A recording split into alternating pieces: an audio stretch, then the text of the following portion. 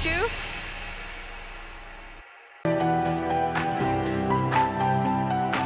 Okay, so let's send a challenge. Here is challenging. Nice graphics, easy to see. What are you thinking about? You're looking how it can be the most painful? Exactly. Okay, fine. That I give up a phone. He wants to be even rude. Hi, I'm Grandmaster Judith Polgar, and I'm here to welcome you in the Chessable classroom. It combines a shared chessboard with live video. Teachers get to interact on the chessboard with their students and even run quizzes and tournaments. I really love what Chessable Classroom can offer. I use it myself all the time. Just invite students to your classroom and start teaching right there. No downloads needed, and it's for free. I'm ahead of the game.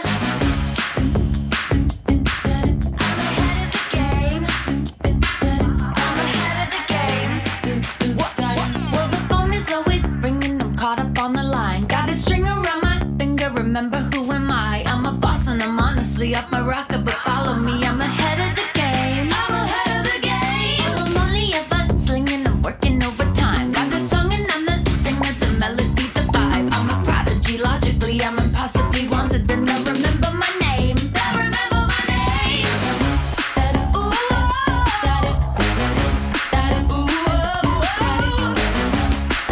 I'm ahead now. I'm ahead of the game. I'm ahead of the game. Ooh,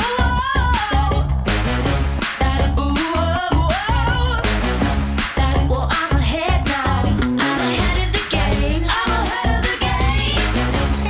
Well, I'm ahead now. Well, I'm ahead now. I'm ahead of the game. I'm ahead of the game.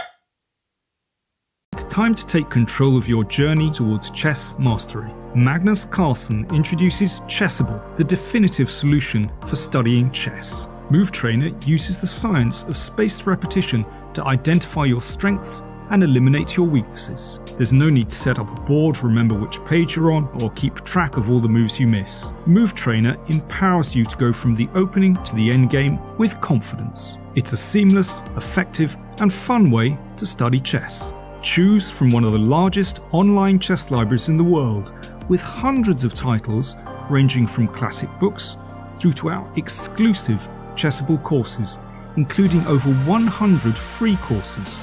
Get expert insights from International Master John Bartholomew, Grandmaster Sam Shankland, International Master Christoph Sulecki, Grandmaster Simon Williams, World Champion Magnus Carlsen, and hundreds of other instructors. Get started now and join our growing community of over 100,000 chess enthusiasts at chessable.com. Chessable, take control of your journey towards chess mastery.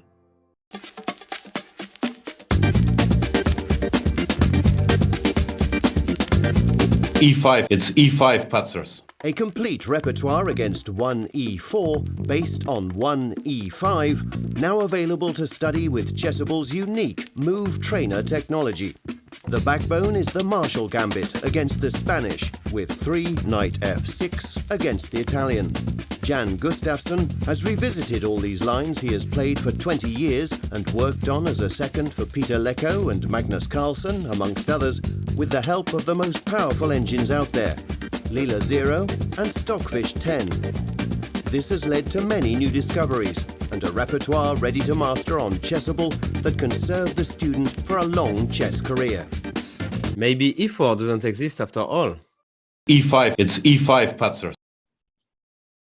Hello everybody, how are you doing? And Chess24 is back with a live broadcast from the FIDE Berlin Grand Prix, the first stage of the 3 tournaments to determine the 2 players who will qualify for the FIDE Candidates Tournament and ultimately pursue the goal to challenge the current reigning world champion Magnus Carlsen. Today is round 4, and your host today will be Women International Master Ellen Nilssen, and I'm Latvian Grandmaster Arturs Neiksans. Ellen.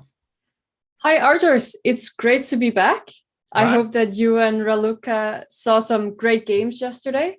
I heard that towards the end might have been a little bit long, but hopefully, we are here for some more very, very exciting games. For sure, we have some very nice pairings today. I think we will have them brought up here in just a second. Yes, there we see them. So in the A group, we have an all-Russian matchup between Alexander Grishuk and Andrei Yesipenko. And this is a pairing that I'm very, very much looking forward to, seeing if the old school guys, they can teach the new ones some tips and some tricks. Then in Group C, we have Daniel Dubov against Vincent Kamer. Also, this is more of a youth kind of matchup, though I'm not sure if we completely consider Dubov to be one of the young guys. I don't know what you think, Arturs.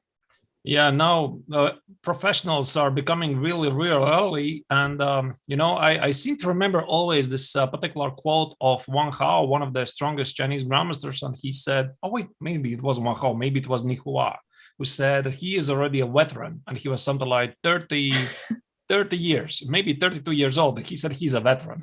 So that was quite unbelievable, which used to be the golden age for chess players, like, I don't know, 20 years ago. Now he's a veteran suddenly. So yeah, competitive chess is becoming younger and younger with every passing year. And Dubov already is a man with a lot of experience.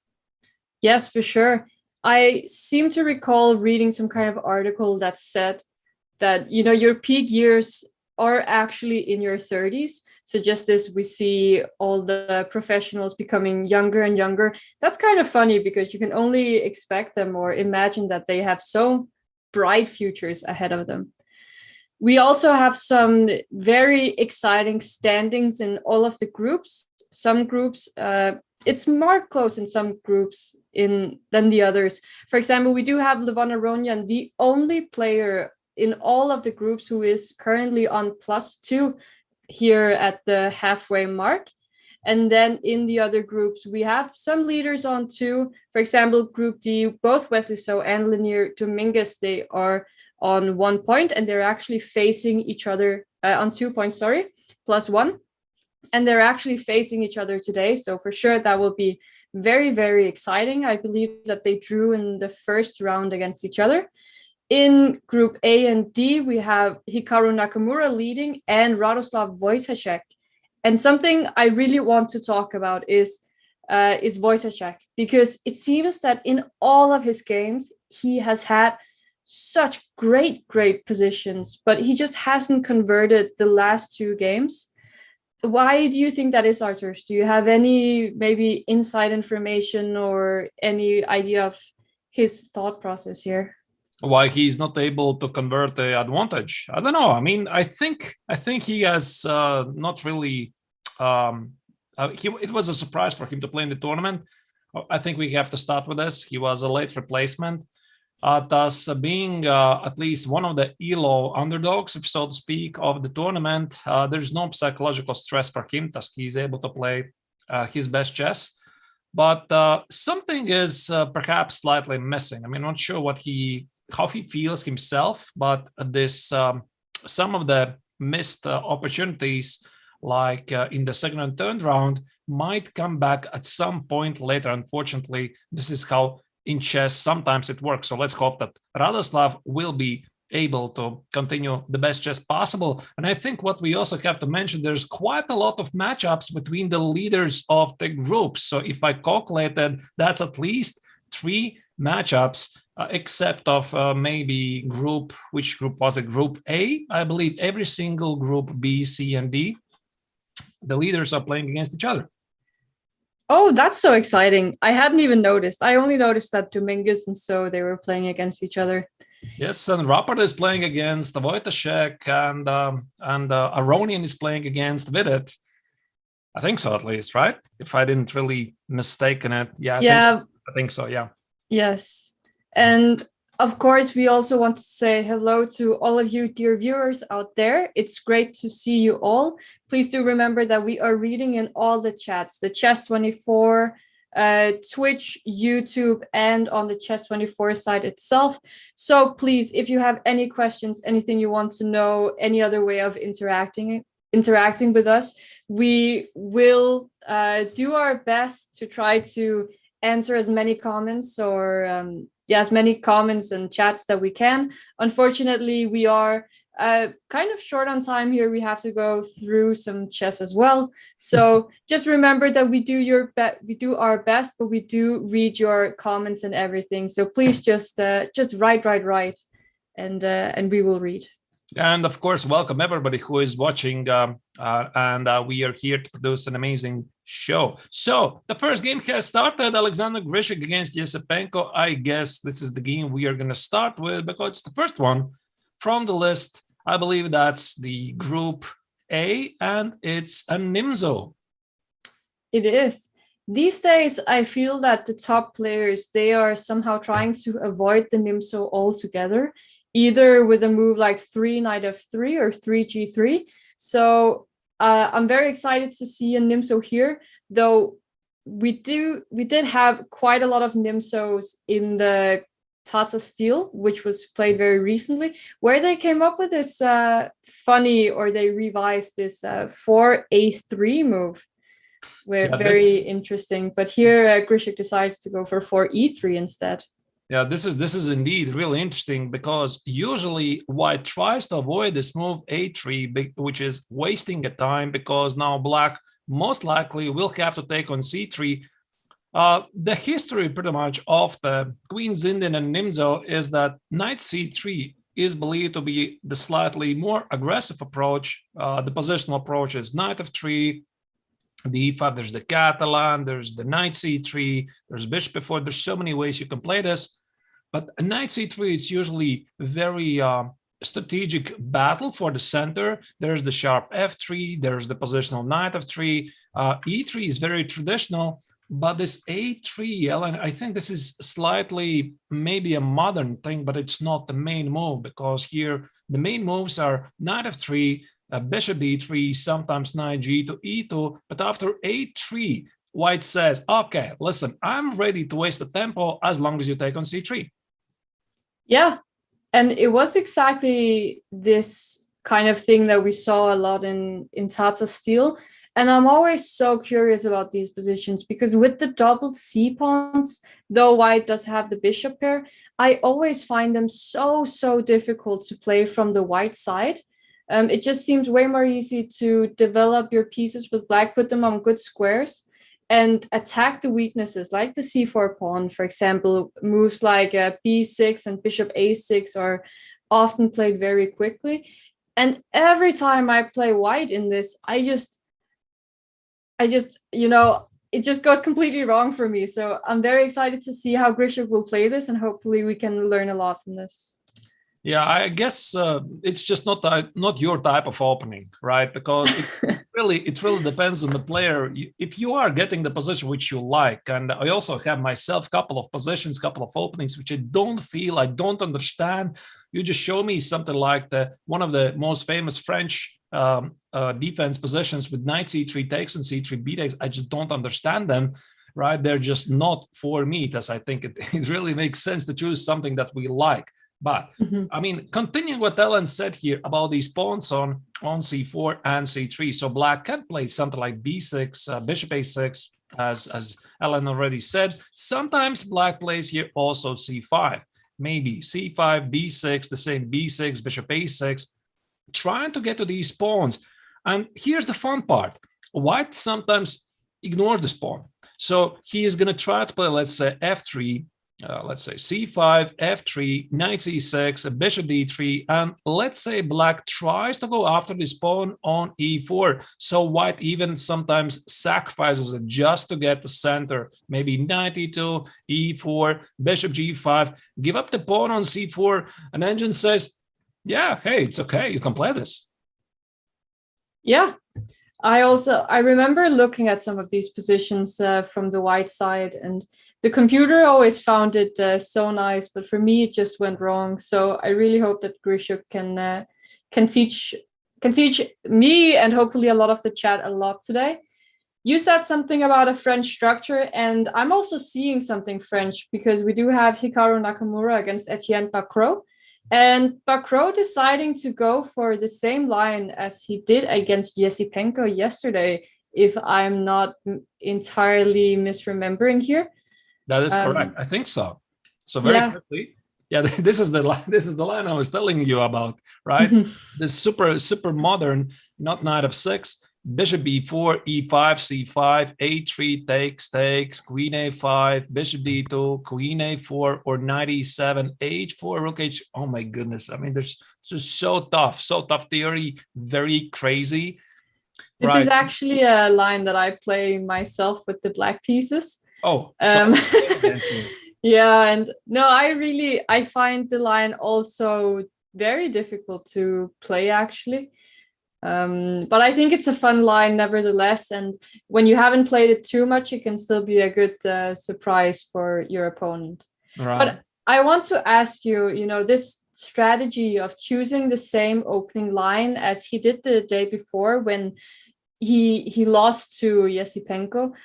The psychology in this, how do you think it works here? Because he must have been quite down after the loss, but still he decides to go for the same opening. Well, if we look back at the game against Yesipenko, yeah, they had the same line. Nakamura is revisiting what Yesipenko played against him, but still, this is something that you trust your openings or you do not. And in yesterday's game against Yesipenko, I think Bacrot had a good position after the opening. Yesipenko lashed forward with this very weird b2, b4 at a queen side, provoking his opponent try to attack and essentially imprisoning this light square bishop on c8. I'm sure that Bacrot, at his time in the hotel after the game, maybe consulted with his seconds, he found an idea how to improve this, and thus he is ready to play this. You're not easily getting scared after just one unfortunate loss, I believe so. And as you said, he's not scared to play this, and he's not scared to push his g-pawn either. Because after bishop c5, queen d2, he did play g5. This is a very thematic pawn push in the French. I often hear people say that French is such a boring opening, but in the French, you get to play g5 quite early, and I really like that. So the point here of g5 is that if white takes the e4 pawn, the e5 pawn becomes so weak and so vulnerable. And oftentimes, black gets this great center because these central pawns are just very nice. Right, I'm not even sure which knight takes on e5, because then after the other knight, maybe the bishop on c5 is hanging. Okay, it's not really relevant, but yeah, I do agree that g5 is very typical. So one would expect that something like g3 could be the automatic response, but Hikaru is thinking here. I also like the fact that Bacrot, he spent a few minutes. He didn't just blitz all of this out, maybe trying to lure Hikaru into some false sense of security, so that Hikaru would think that he would just repeat the exact same line and not deviate anywhere, but still taking some time. And now it's Hikaru who is thinking, and it's going to be fun to see if Hikaru is prepared for this. Also, we do have some updates because it seems that Mr. Shirov is not at his board just yet. And if you didn't already know, there is a 15-minute default time, meaning that if he arrives 15 minutes later than the start of the round, he will actually lose the game by default. So he's very, very close to being late here. And we will find out what happens in just a few minutes, I guess. Right. And I'm also not getting updates on the game of Dubov against Cameron, Gujarati against Aronian. For whatever reason. You can see actually on the Chess24 website, they're all playing. Some of them are quite deep into theory. So probably it's just here on our side, yeah. Oh wait, no, there's some technical glitch. No, everything is all right. Right. So indeed, let's hope that Sheriff is gonna turn up for the game.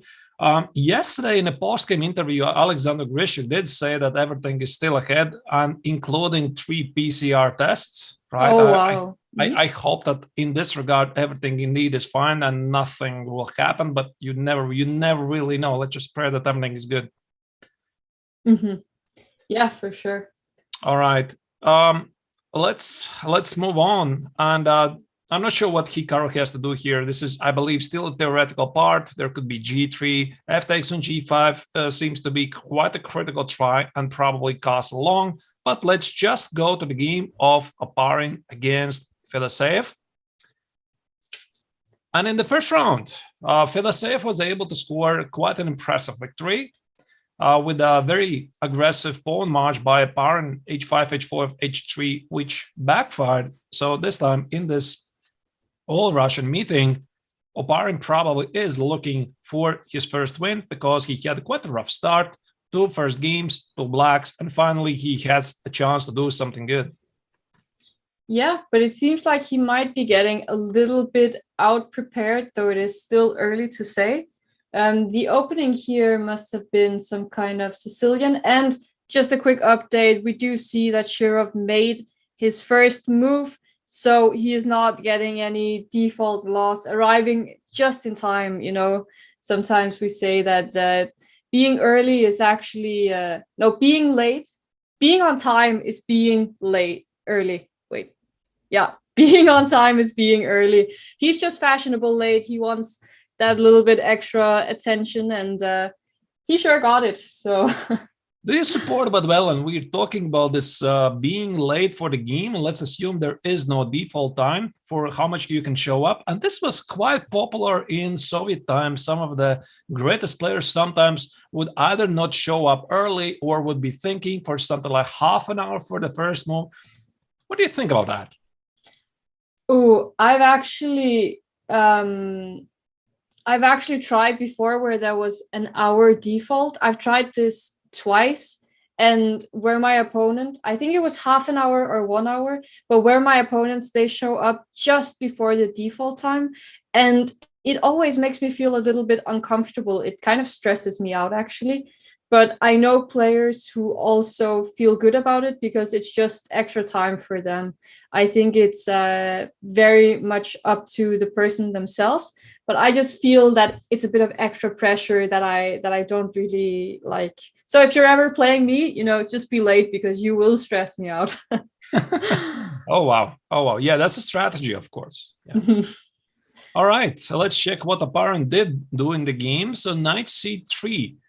I think this knight c3 is a trick to perhaps avoid some of the Sveshnikov systems, because let's say if I'm going for d4, which is one of the most popular continuations here, takes, it could be knight f6, knight c3, e5. I don't know how well Fedoseev plays a Sicilian Sveshnikov, but it has a very good reputation. It's being tested at the highest level. And that's why this order of the moves started with knight c3, because let's say if black plays knight f6, I can already play bishop b5, and this is not the same. So knight e4, e5, and white can actually get very, very interesting and dynamic position.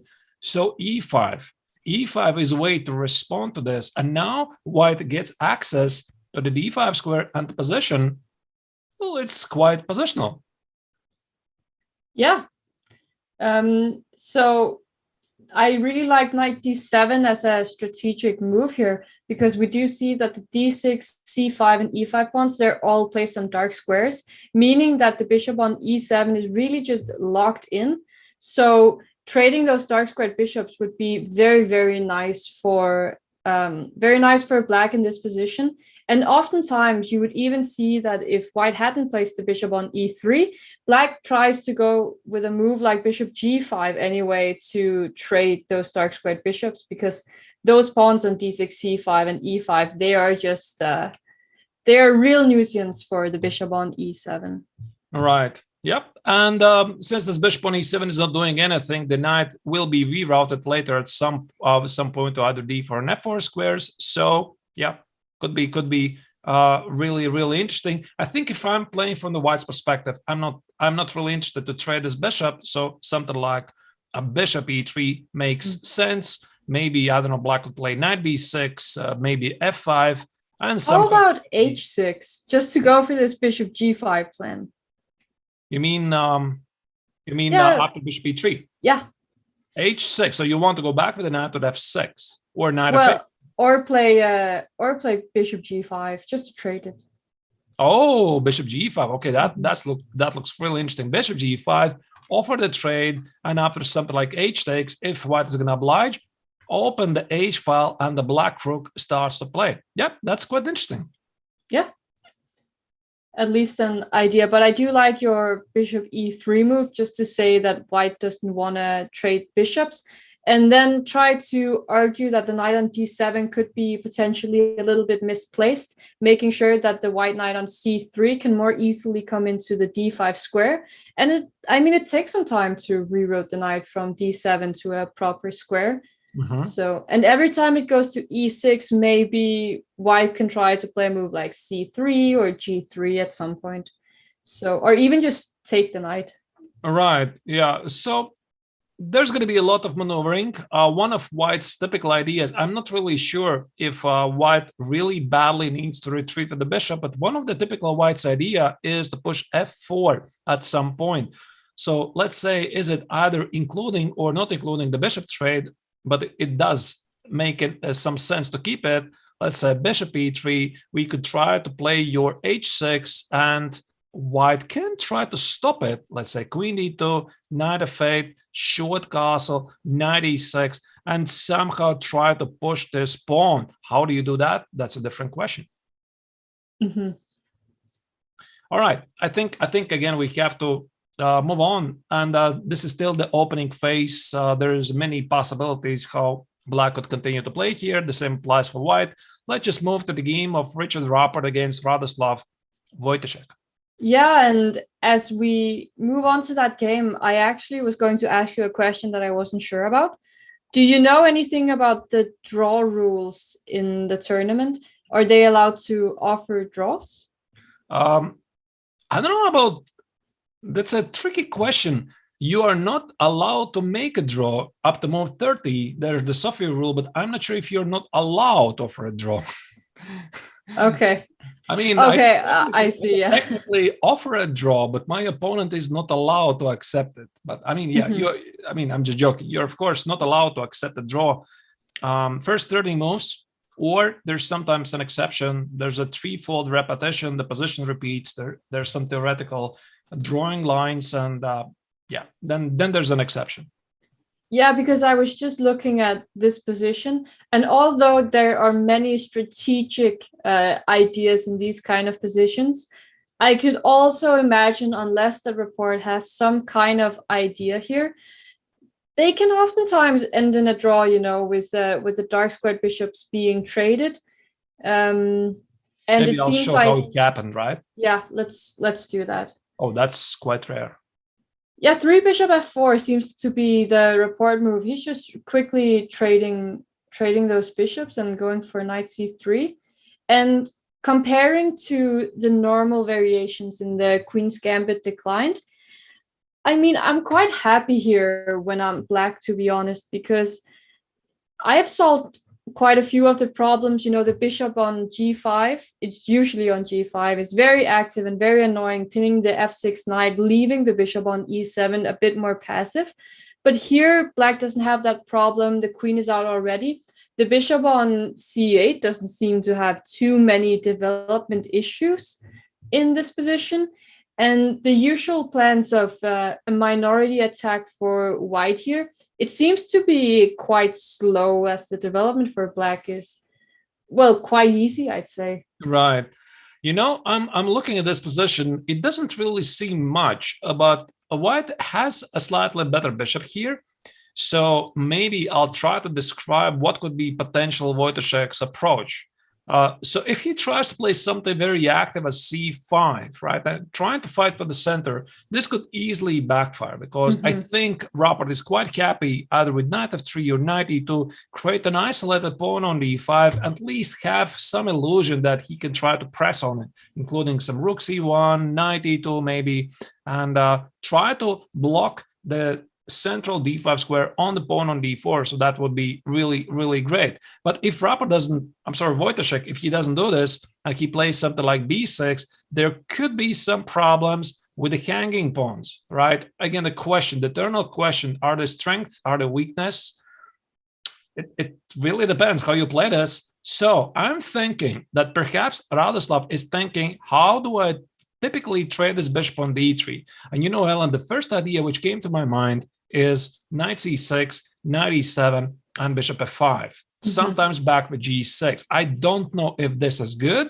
This idea of first early playing knight c6, knight e7 is a known idea. And if I'm trying to really stop it, there could be g6 and bishop f5. So I think Radoslav is looking at this. Maybe I'm wrong.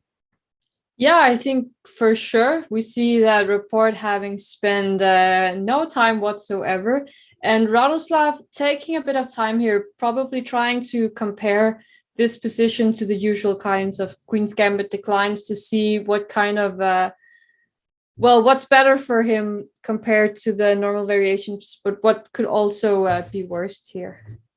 Right. Mm-hmm. Should we try to move on to the next game? Yep, let's move on. And we had a battle between two leaders, Wesley So and Lenier Dominguez here. And this is an Italian, if I'm not entirely mistaken. Both players seems to be probably still in prep. You know, it's quite tricky because it could be as easy also as Ra Lopez because the bishop is on b5. I think you're right. Just a second, let me check it. Because there is a typical variation when sometimes you start as an Italian and the bishop still ends on b5. So let us check it, what this is. Mm-hmm. Yeah, it's Italian, you're right. Yeah, so the modern theory has evolved ever since the Italian game or Gucci Piano has been tested in the modern practice. So a5 is the modern move. Normally, let's say how the old masters used to play this. They would play something like, not sure, let's say starting with a6, we are going to play h3, h6, rook e1, short castle, knight e2, bishop a7, bishop b3, and this is how they usually would start this, right? And then there's the typical maneuver of knight f1, knight g3, and white is trying to play either d4 or expand at the queen side. And then at some point, somebody, I guess, figured out that white can play very early b4, a4, and try to grab a lot of space at the queen side, which should give him slightly better chances. So that's why black even has started to explore such amazing ideas like a5 immediately. And this is what I perhaps mentioned in one of the previous round broadcasts, is that in the modern chess, those aggressive pawn pushes at a king side and at the queen side have become incredibly popular, fighting for the space advantage. Yeah, for me, you know, the Italian and all the Spanish openings, they are just filled with so much theory and so many differences in the move orders that I just don't understand. It's simply too much for me. There's just so much different stuff to remember and to understand. So I'm gonna let you take the wheel completely on this one, because to me there's just too much stuff to remember. I mean, Ellen, thank you, because this is one of my absolute favorite topics. The Italian game and the Ra Lopez is where I feel really good. So after bishop e6, again, here's the trick. If we compare this position with the pawn on a6 and let's say the bishop on a7, white would normally take, and something like b4, a4, again, try to grab space. So that's why this a5 in inclusion of bishop e6 is a very nice idea for black, because white cannot no longer do this, and black is very active at the f file, maybe queen e8, queen g6, knight h5, knight f4, and this bishop. It's really, really active. So that's why the modern theory suggests you have to play bishop b5. You avoided the trade, and you want to prepare to play d4 at some point later. It's a loss of a tempo, but this is the modern theory. So knight e7. Can I just ask, you say that white doesn't want to trade on e6, which I think makes so much sense from what you just said, with black getting a lot of counterplay and a lot of activity, and white does not have the same kind of activity on the queen side. But let's say instead of white taking on e6, can you make another move in this position then? If you try to play maybe knight f1, I don't know how the double pawns are going to be, but I've seen positions like this where black takes on c4, or if white just tries to make another developing move, not trading on black's terms, but trying to trade on their own terms. I think so. There is another alternative, which I'm going to show to you. This position, I think it's not really so great from white's perspective, because when we look at this position, white's position is very solid, but there is no pawn breaks. And I think it's very important for any opening to have ability to play active with the pawns. So there is no f4, which makes no sense. There is no b4. There's no counter strikes. g4 is weird since there's no h6, right? So, I mean, okay, white is going to play with pieces, but the position has a risk of being static. So you mentioned this other idea, what white could do. Now there is, I'm not sure if in this particular position, but people have started to explore the move of b3. Okay. Yeah. So b3 is a modern idea. And the point is, after bishop c4, which nobody takes, after b takes, we get some kind of a nimzo position. So again, knight f1, knight e3, maybe knight e5. And the difference with the pawn on b3, and instead of the d3, white can prepare to play d4 and fight either for d4 or maybe the same f4, because this pawn structure allows white to be more elastic in the center. So to be honest, you know, I'm not even sure what is better here. Is it b3? Because I've seen this continuation being one of the critical and the most modern ideas in the Italian game. But okay, I mean, Linier decided to play bishop b5, knight e7, d4, knight g6. So all of this makes a perfect sense. And since black is threatening to play c6, b5, a4, again, expand at a queenside, gain space. Linier retreats, bishop a4. And after knight h5, knight f1, this is the position which we have on the board. Yeah, that makes so much sense. So you're saying that this is probably still in some kind of theory then? Definitely the structure.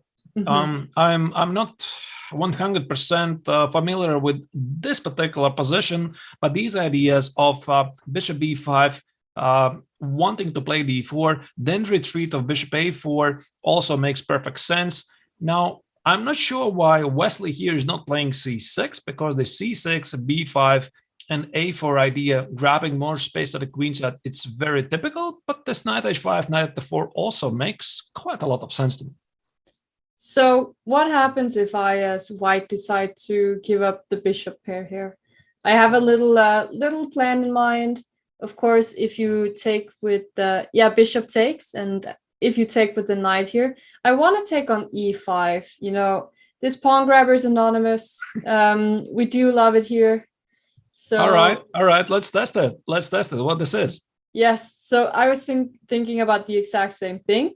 And here I wanted to probably go king h2, and I'm giving away the f2 pawn. Okay. Or maybe not a f4 check even. Oh my goodness. Yeah, okay, maybe. Oh my goodness, do you want to do this? I don't know, it looks very risky. It's 3 pawns, right? Wait, yes. No, wait, 2 pawns. No, 2 pawns. 2 pawns, okay, so let's try to continue the line a little bit. I go queen d2. Queen d2. And if I play, let's say, f5.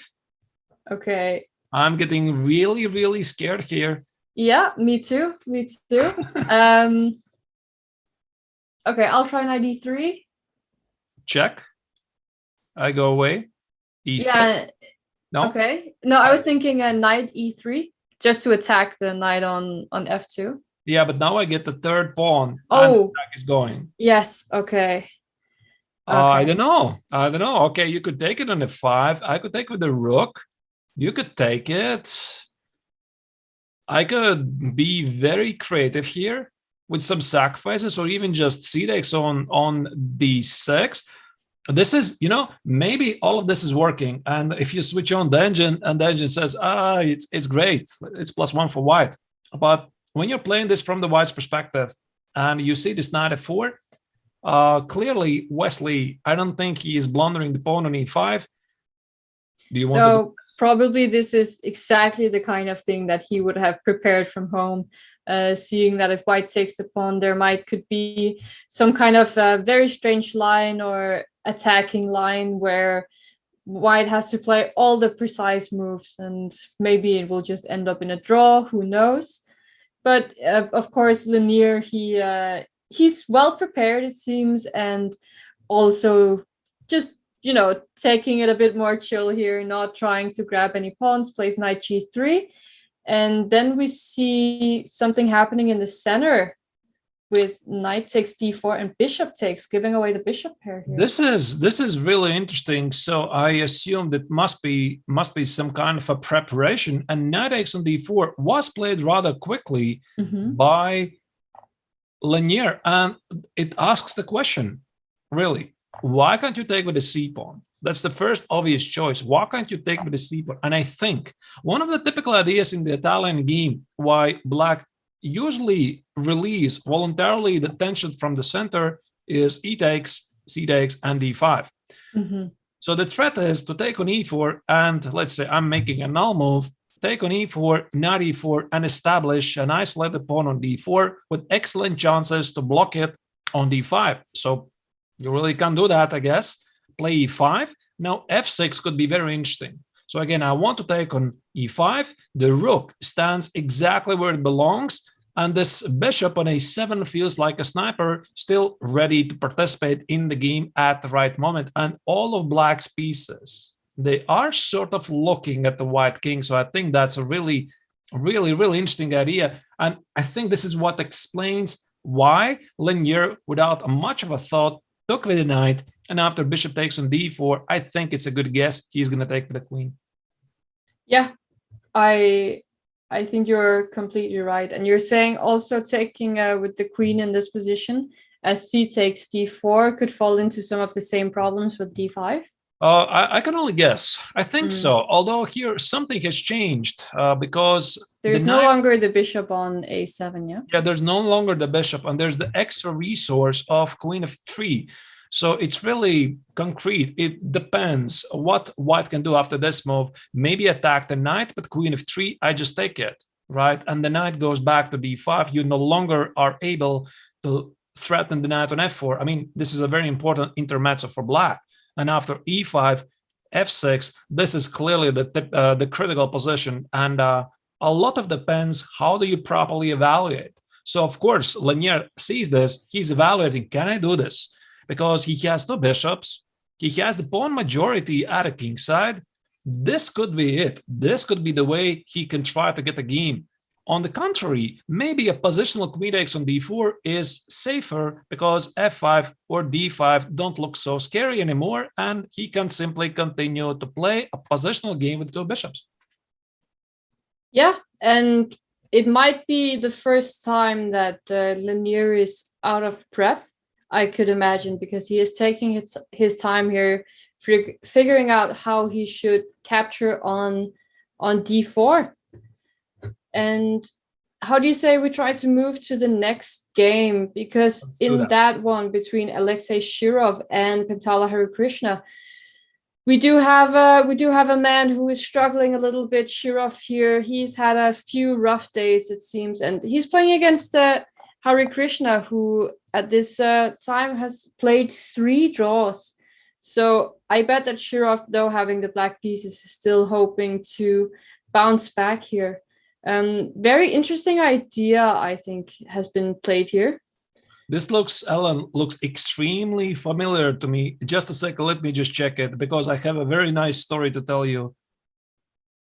So it's Rai Lopez, knight f6, bishop e7, rook e1. Oh, no, it's not the same. It's not the same. So the system of rook e1, the main line of the Rai Lopez, d3, a4, in the World Championship match, Jan Nepomniachtchi against Magnus Carlsen was one of the hot topics.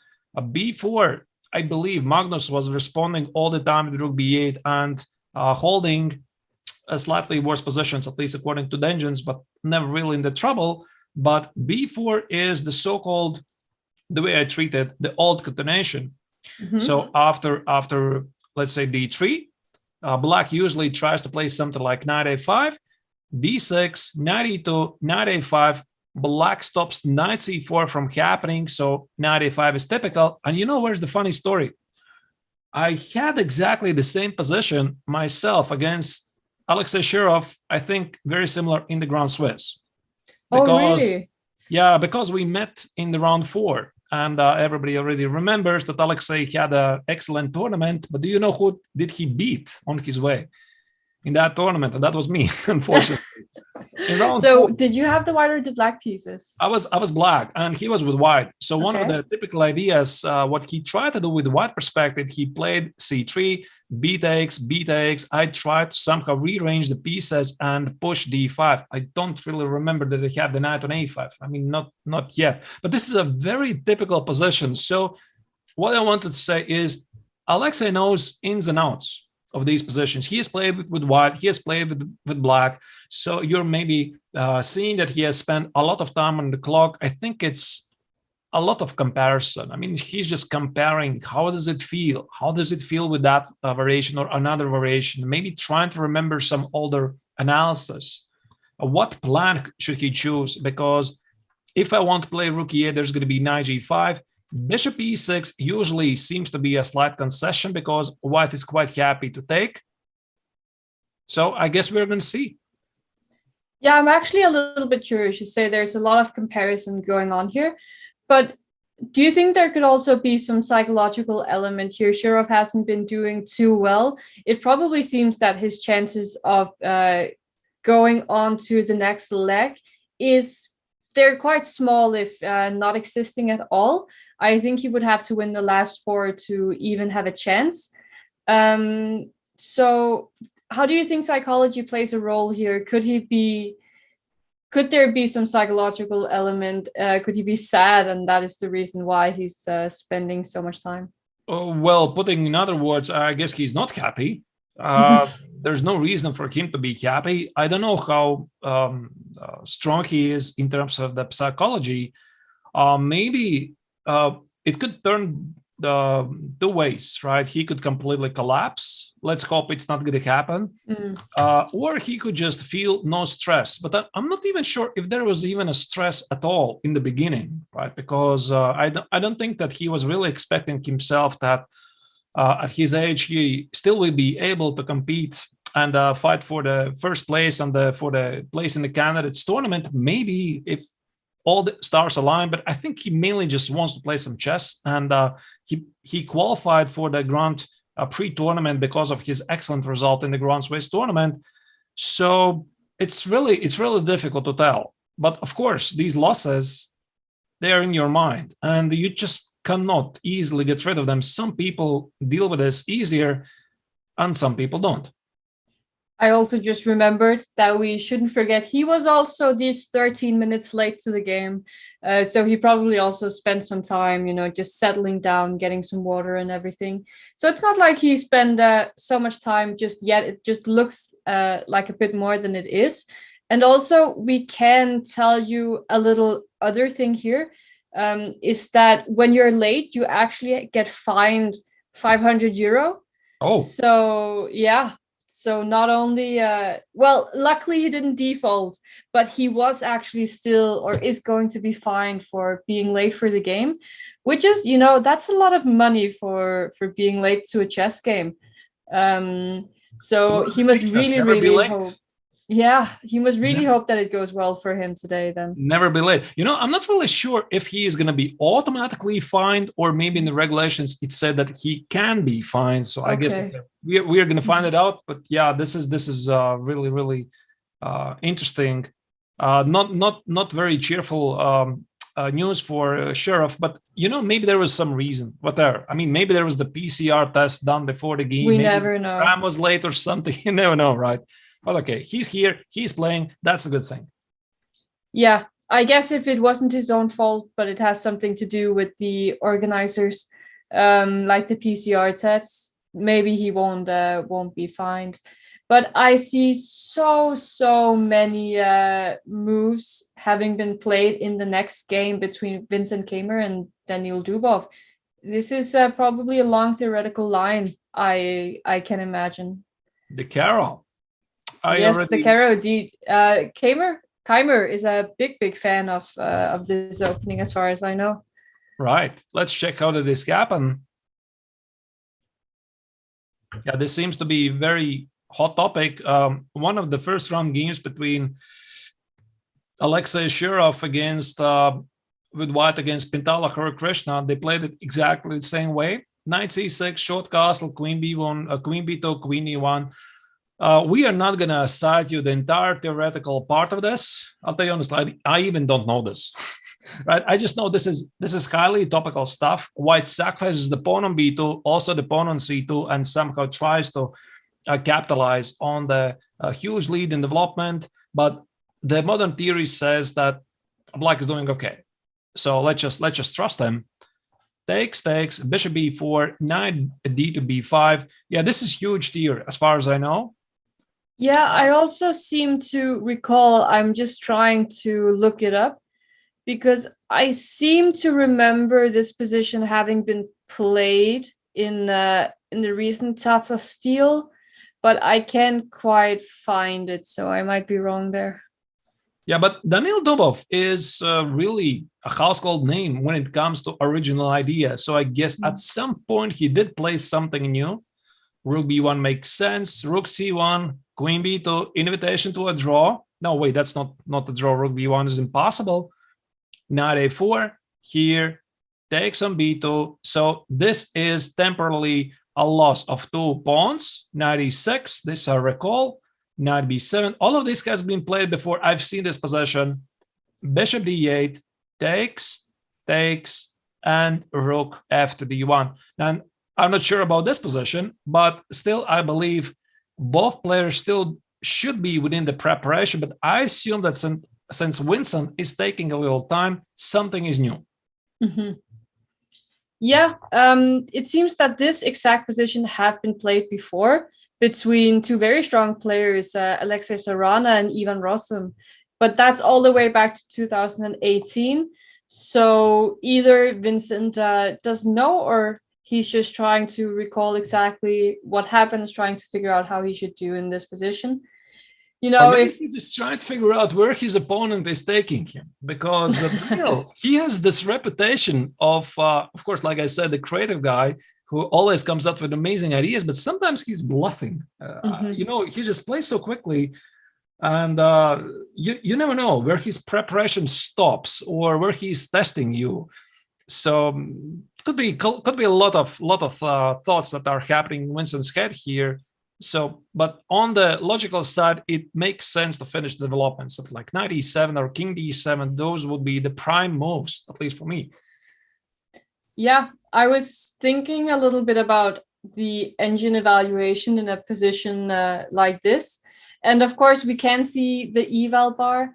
Even though black has an extra pawn, the reason for the evaluation bar being quite in the middle, we can say is that white has a lot of compensation here, more development and more active pieces, while it still takes black some time to get them out in a proper way. Moves like knight e7, king d7, and rook h to c8. These moves, they all take a lot of time to make, and it's not even sure that they're all possible at the same time. Like king d7 can quickly be met by a bishop b5 check. So it's not even easy to develop the knight on g8, because where does your king go after? And you can't castle because the king has already moved. So black has to find out a way to consolidate the position here, while it's very easy for white to just make normal moves.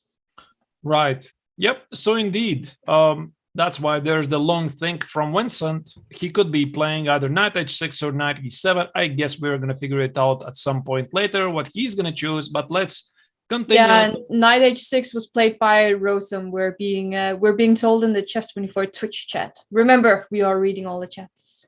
Yeah, thank you. Of course. Yeah, thank you for giving us also important insights.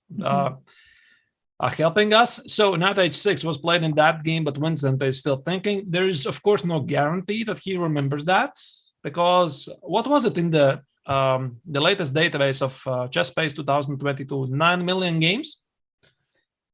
Many games for sure. Yeah, I think it's 9 million games. It's a lot of games. And of course, you don't have to memorize all of them, but to remember some very specific variations somebody played, let's say something like 5 years ago, that could be difficult. I mean, I tell you this honestly. All right, let's move on. Yeah, and this is, of course, the game between Vidit and Levon Aronian, with Levon Aronian being the only player so far on 2.5 out of 3, and Vidit winning a nice game against Dubov yesterday. And this position, first thought, seems like a mess. Bishop takes e5. You have to regain the piece for the time being, I guess. I just tried to figure out what kind of opening is this. I mean, Yes. I could not. Impossible to say. So I gave up. Yes. All right.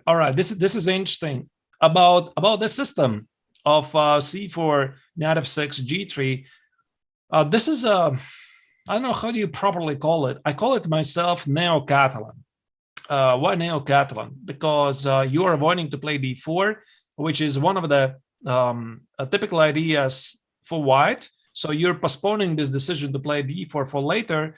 And also, like in a Catalan, one of the major ideas for black is to manage to play, I'm not sure if a6, but b6 and bishop b7. So if you manage to put your light square bishop on b7, this bishop is, doing all right. So queen a4, knight e7, a6. So here you see Aronian is already preparing to play b5 and bishop b7. That's why queen c2 is a retreat. With the idea that after b5, I think it's, I don't remember, was it either knight e5 or knight e4, with the idea to play knight c6 and the rook is ganging. So that's why it's not so simple to do it. So there you go. It's some sort of a Catalan now. b5, d4 has been included. Now knight e5, I guess, is no longer a problem. There's going to be bishop b7. So fast forwarding. Well, this is definitely a theoretical debate. Mm-hmm. And d5 is a very interesting move. At first sight, it seems like it sacrifices a pawn, but if black takes with the knight, as was actually also played, the bishop on g2 gets a lot of scope and a lot of pressure towards the center. First, Vidit played a4, just threatening to play a takes b5. But also just creating some pressure on the queen side, because if black plays a move like b4, the pawns, they could get weak at some point, and still in this position, knight e5 is a move to consider, but also maybe e4, yeah. This I like slightly more, but maybe you're right. Maybe knight e5 is also a playable move, but yeah, e4, and there could be some problems with the queen's side weaknesses. Mm-hmm. And yeah, so Levon, he played bishop e7. Let's just show that you actually cannot take back on b5, because a takes b5, a takes b5 is met by rook takes a7. That would be a shame to end the game like that. So queen b6, still not threatening to play a takes b5, but queen takes b5 is in the air. So Vidit tries to do something quickly, goes for knight e5, creating pressure towards the center. I guess the reason why he's thinking is in this position is that bishop takes d5 could also be a possible move instead of recapturing the piece right away.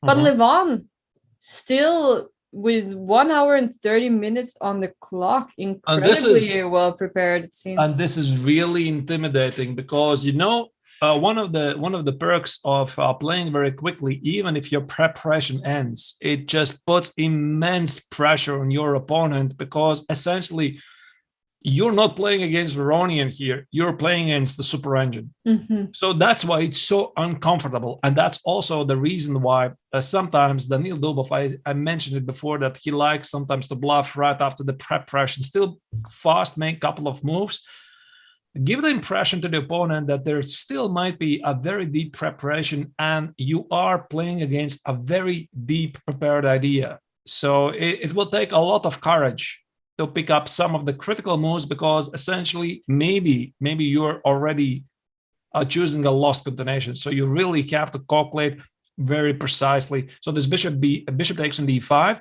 The question is what happens now? If I play here, I guess the idea is to play queen e4. queen e4. And if the trade happens, this is still a double attack. And also what you said about even if your prep ends, well, then you also have so much more time on the clock compared to your opponent. So even when your preparation ends with that much more time, you can still keep on putting pressure on your opponent. Maybe not with stockfish moves, but with your own ideas and finding a way to complicate things. Right, right. So indeed, maybe we didn't explain in detail this idea why Aronian also played queen b6. This is how usually the best players in the world are playing. They're more focusing on development of their pieces, in the integrity of their position. So if he would play something like b4, then e4 could be indeed a problem. So Aronian better gives up the extra pawn so that he can continue development. I mean, not even to mention that's probably still a preparation. So that's why they have this position. And here Vidit is thinking. Mm-hmm. And if it was me who was playing in this position with white, you know, I'd also be thinking, because bishop takes d5, it just looks so tempting. Yeah, bishop takes d5 looks very tempting, but you are also just so scared of falling into anything your opponent has prepped beforehand. Yeah, but you know, essentially you have to calculate. And one of my absolute favorite examples, and I've shown this example many times for my students, is one of the best games from the previous FIDE candidate cycle, when Jan Nepomniachtchi was playing with the black color against, I think it was Anish Giri. So Giri in the first round of the candidates tournament prepared this very interesting, tricky idea and played it very fast, very quick, applying immense pressure to his opponent. And you know what Nepomniachtchi did? He trusted his calculation. Mm-hmm. He decided to test it. He went for the most critical continuation. He even sacrificed a piece, although there was a great chance that he's playing against a preparation. And we know how the game ended. Nepomniachtchi won. Right, so I think Giri mixed up the preparation at some point later. So that was a great choice. So the bottom line of this is it's okay to accept critical continuations, even if your opponent seemingly is under the preparation, but the cost of the mistake is very high. So you have to be able to calculate this. And that's why they are the best players in the world. They have to be able to calculate this without any mistakes. So yeah, they're probably, I think Vidit is concerned to make a mistake here, but he knows this is a critical moment. And maybe bishop takes on d5 is exactly what he needs to do. So he's not going to guess, he's going to calculate, and he plays it. I really like what you said there. I also always get told to trust my own calculation, and not just in chess, but not just in the opening, but sometimes your opponent can make a move and you don't quite understand it. Maybe you see that you can take a pawn, gain a nice square for your knight, or gain a piece or something like this, a massive kingside attack. But you shouldn't be afraid. You should believe that you can calculate this better than your opponent, because sometimes the opponent simply just miscalculates. Or misremembers, and this is very important to always trust what you calculate and not what your opponent has calculated, of course. Right, exactly. So this is on the board. By the way, what we analyzed, queen e4, bishop d5, queen d5 is on the board. Aronian still is very fast with his moves. Short castle looks very natural here. I guess he is quite happy. He is not bluffing here. I mean, there's no way he is bluffing. But, you know, the fun part about Aronian, I heard his interview, I think it was maybe yesterday or the day before yesterday. Do you know which kind of opening he would never play? I didn't hear the interview, no. The Bankcloud. Yeah, he confessed in an interview he's never going to play the Bankcloud because he's too classical player, and yeah, he doesn't treat it as something serious. So we have this position. Queen takes on b5 is necessary because a takes drops the rook on a8. Queen takes on b5. I think this is going to be rather quick draw, to be honest. Okay. Why is this? Because you have to castle at some point. I want to trade the dogs with bishops. I'm not sure at which point. So let's imagine a scenario. I mean, I'm just going to be very, very fast forward. Let's say I don't have to do this, but let's say I'm going to do this. Takes. Let's say rook c1, rook b8, rook c5, queen b2. And even if at some scenario white trades the queens or wins the pawn on a6, we already had this discussion, I think, in one of the broadcasts. 4 pawns versus 3 against 3 double pawns normally should pretty much comfortably hold for black, right? Because one of the ideas for white is to create a passed pawn, and with the double pawns, it's much more difficult. But to be honest, I don't think that's even necessary. There's bishop f6, but if black eliminates this pawn on b2, maybe something like rook e8, bishop f8, g6, bishop g7, trades the c pawn for the e pawn, it's just good for black. Mm-hmm. Something which is not very close to a draw is that I see the Chess24 chat. They are talking a lot about the game between Hikaru Nakamura and Etienne Bacrot. Last time we left it, Bacrot, he played this very sharp g5 move. And it seems there has been quite a few developments, and I'm just dying to know what happened. And so is the Chess24 chat, it seems. Right. So after g5, Nakamura played knight f3, and I sort of understand this move because he invites the bishop trade. Let's say bishop e3, queen e3, g takes, queen takes on f4. Now this pawn on e5 is slightly weak, but let's say after queen c7, probably Nakamura's idea was to play some sort of a gambit. Let's say long castle, knight d to e5, not to miss the check on d3 because the queen is under attack. And let's say something like king b1 and rook e1. So the spin could be quite unpleasant. I'm not even sure how do you deal with this spin. Maybe something like queen d6, knight c4, or queen b8. I don't know. Tell you honest, I don't know. But the fun part is Bacrot played d4. Must be a preparation, right? I mean, this is just getting more and more sharp. This is the kind of French that I love to see. And I feel like this is the hidden French that no one knows about because they all just think about the exchange French when they're thinking about the French. Can we go back a little bit, take it slowly? Because just even this knight f3 move is a little bit weird to me because I'm always taught that when the opponent attacks the center like this, you should try to keep the center together. But after knight f3, you know, Bacrot, he was allowed to take on f4 or take on e3 and take on f4, this variation that you just showed. All right. And to me, the center just seems so weak. I mean, yeah, I'd play a move like queen c7 and long castles, but then I wouldn't take on e5. Then let's say I go b5 instead. Mm-hmm. I guess the problem is that it's very difficult for black to develop as the f7 pawn is hanging. There's sometimes some knight g5 ideas, but I mean, can't I find another way to put pressure on the white center here? Well, there's a lot of ways to be creative. There's bishop b5. Yeah. Rook b5. So instead of, okay, let's say we go a little bit back.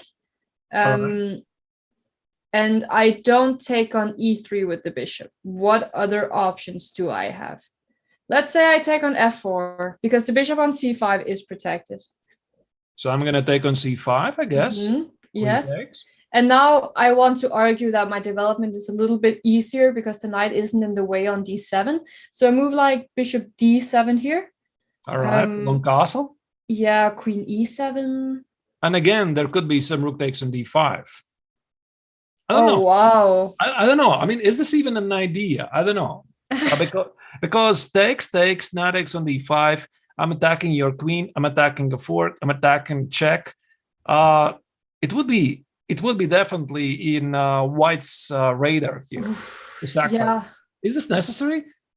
No. I mean, probably it's not even necessary. I can play something positional like bishop e2, rook f1, press this pawn, knight e4, something like this. It really depends, I guess, on the player. I imagine you are a French player. You like yes from the black. Yes, but I love the French. Yeah, I also find something to cheer for white. Yeah, no, I completely understand. I feel like also this position would be very much in Naka's territory. This is the kind of position where he would just completely thrive. And I mean d4. Could it get better? Yeah. So sharp. So d4 is of course attacking both the bishop and the knight. So white has to take it somehow. He did take with the bishop, but yeah, let's look at the knight takes d4. I guess the simpler doesn't work because you cannot take it with the bishop. The knight ganks, and knight c6 is something good for black. Something extra, like an extra piece. So you cannot really do that. And bishop takes really is the only choice, right? Otherwise, this is simply a fork. So you have to take. This is all forced. This seemingly is forced. You have to take. And now there's this trick, knight e5, with intentions to play either bishop e4 or queen d4. So let's say queen e5 feels really good. But the funny thing is, this bishop on d4 not only attacks the queen, it also defends the rook. Quite amazing. I actually don't know what this kind of tactic is called when you attack something but defend what's behind. Do you I mean, it's kind of X-ray, but it's not quite X-ray. Yeah, it's sort of an X-ray. But I think from the white's perspective, I want to keep the attack going. So the first thing which Nakamura immediately discarded is the idea of, at least I think so, queen e5. Let's say something like this. This makes no sense for Nakamura because black is going to play bishop g7, king d7, bishop d7, have two very powerful bishops and the pawn center. I mean, there's 3 pawns against 2 pawns at a king side, so black is simply better. Instead, Nakamura is thinking, how can I continue, keep the attack going and keep the queens on the board? So there's just one move really which jumps to my attention. Oh, wait, there's also knight takes an e6. That's what he's thinking about. Oh, knight takes e6. Wow. That's why he's thinking about. It's not automatic short, a long castle. It's also knight takes an e6. So this is what makes him busy here. And he's calculating in 48 minutes. But, you know, we actually spoke about this just before because Bakro, he's just blitzed this out. 8 minutes to get to this position. That is surely prep. I wouldn't believe anything else. And we arrive at a point again where Naka, he has to trust his own calculation, and he actually has to calculate this knight takes e6 to see if it works. So can you just take me through what's your point with this knight takes e6? So surely if bishop takes on e6, queen takes e5, we have the same position as before. No, it's an extra pawn, right? But yeah, the same position as before, but the difference is that white has an extra pawn, though black does still have a bishop pair here, like bishop d4. I don't know if so white moves the queen somewhere, h5, g3. g3, I guess, to defend. And queen f6. Queen f6. So you want to sacrifice the pawn and go something like a long castle and claim some compensation. Yeah. Just, you know, bishop pair, open g file, though a very open king also. So I'm not entirely sure. Right.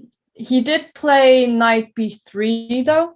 So he wasn't interested in this move. This is just not in Nakamura's style. I believe he's a very dynamic, very energetical player. So something like even let's say knight x on e6 works, right? So the idea is to remove the knight from the attack, win the pawn. There could be some intermezzo moves for all I know. Maybe there's queen e7, maybe there's queen d6. You still need to calculate this. By the way, queen d6. This is also necessary to calculate. Now, with some knight d3 ideas. Wow. Yeah. Okay, maybe knight x and c5 this somehow calls, because after knight e3 there's knight x and d3 and the queen is protected, but this is just not very maybe not very practical. So knight b3, okay, maybe this is not the best move in the position, but it keeps the initiative maybe available for white because he keeps the queen on the board, wants it somehow castle long and try to go after the black king. Yeah, so okay, when you're black here, you have to make a move. I would say bishop d6, just make a threat. and Bishop say D6. to white, now you have to make a move. And if you castle queenside, I still have knight d3 check, so that wouldn't be possible. Yeah, but I guess. Oh, maybe there's rook takes d3. No, bishop takes f4 comes with a check. Sorry. All right. So you still wanted to castle long. No, but let's say if I do something like, let's say queen d4.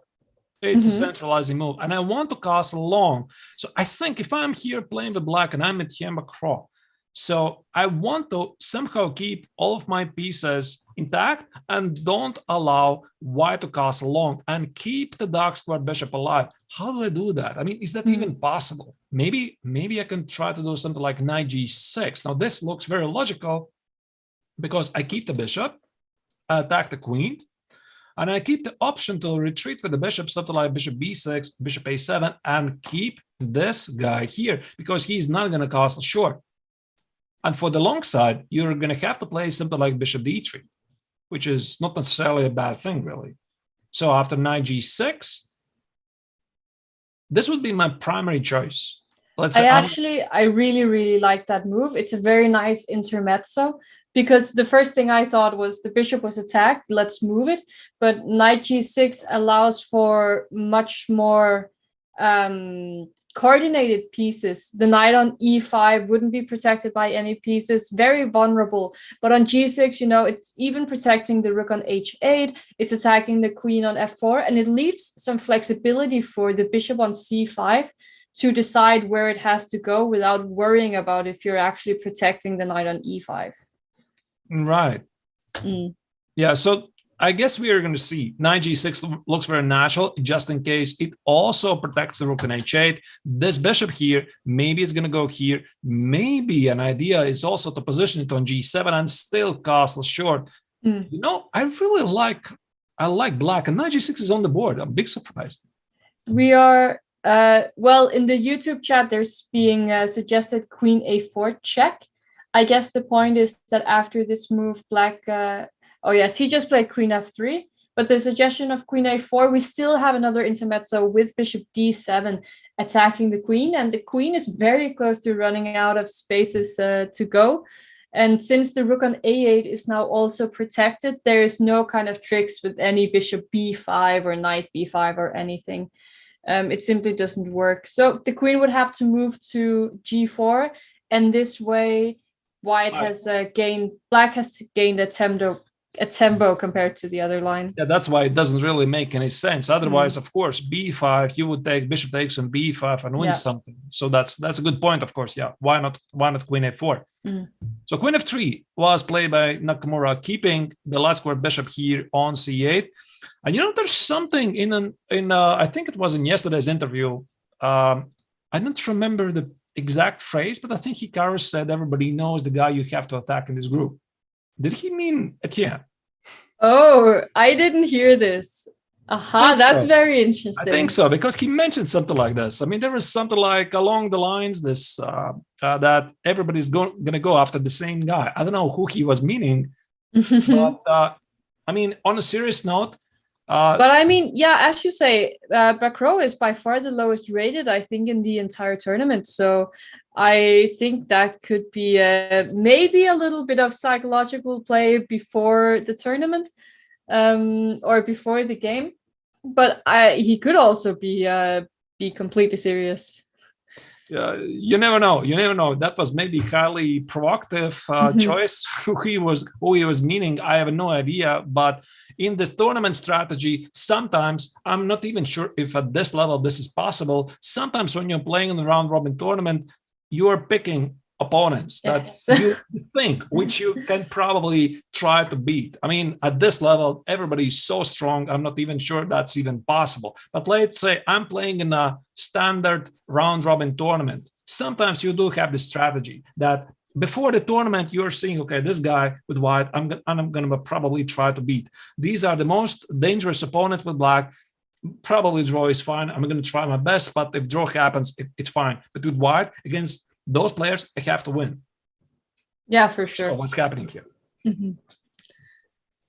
This is for sure going to be an interesting game. We see some unbalances both in the pawn structure and in the pieces here. Black has a bishop pair, but white's position perhaps a little bit more solid.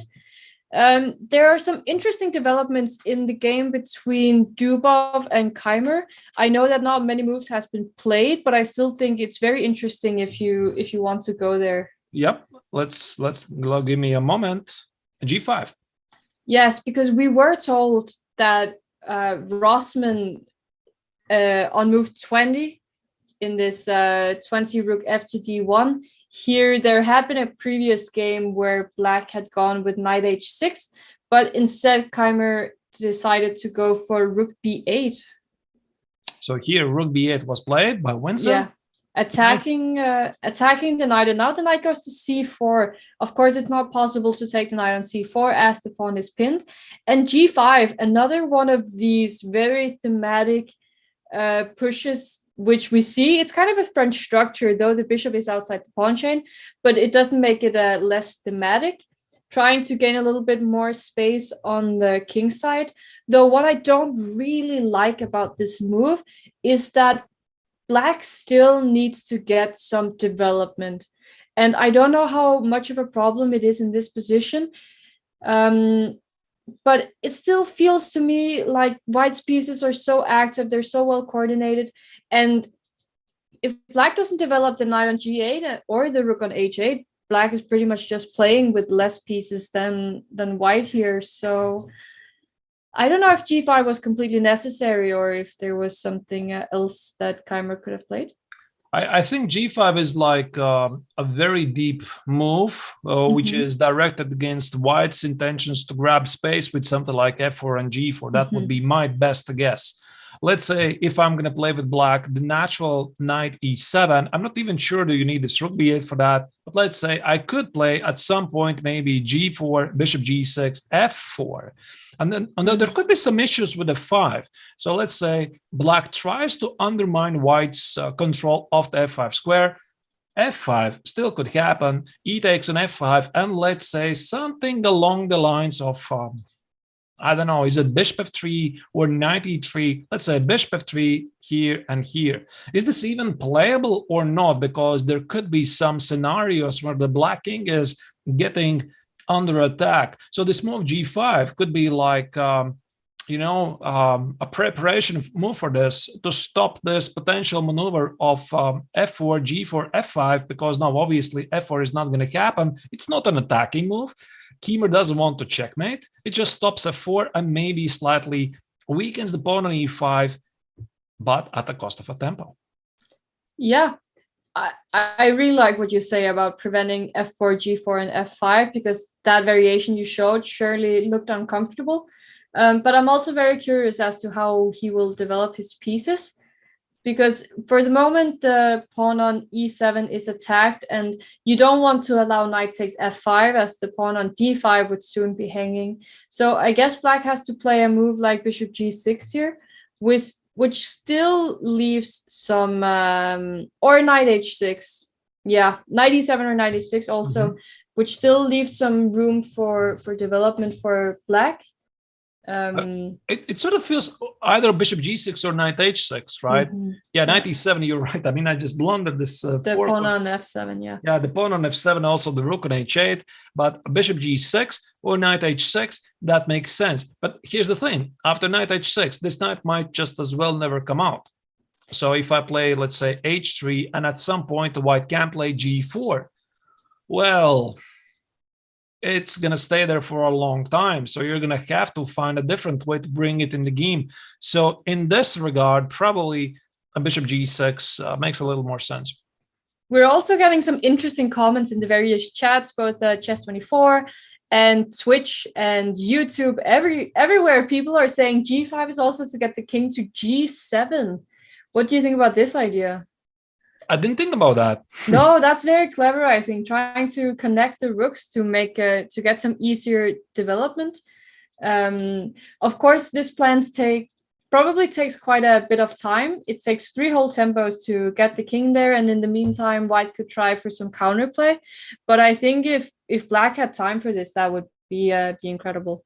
Yeah, that would be quite something, such a deep move. I mean, of course, Vincent knows what he's doing. Maybe, I'm not sure what the engines are saying. Are they saying this is a good continuation or not? But yeah, I mean, why not connect the rooks, continue development, maybe drop the pawn on a7.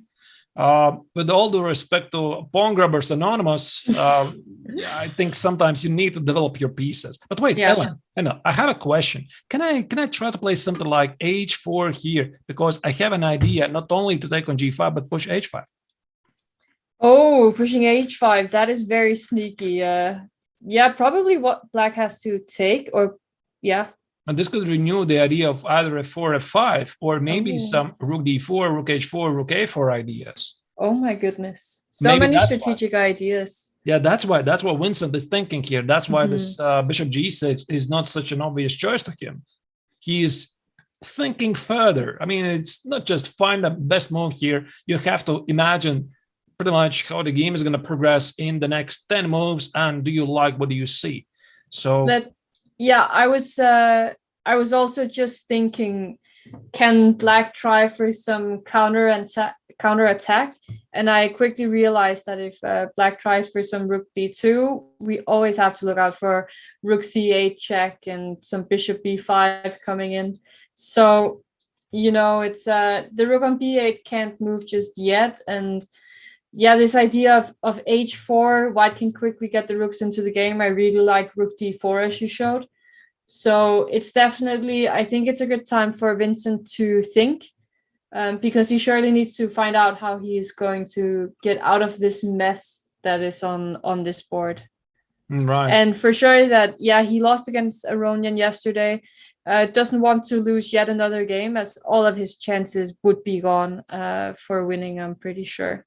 And this is also something that we are going to see how well can Vincent handle the stress at the highest level, because we still sort of don't know that, right? I mean, of course, he is young, he's rising star, he has already played his fair share of very strong tournaments, but still, this is maybe something else. He has played Owing Ranked Chess Classic a couple of times, I think, at least.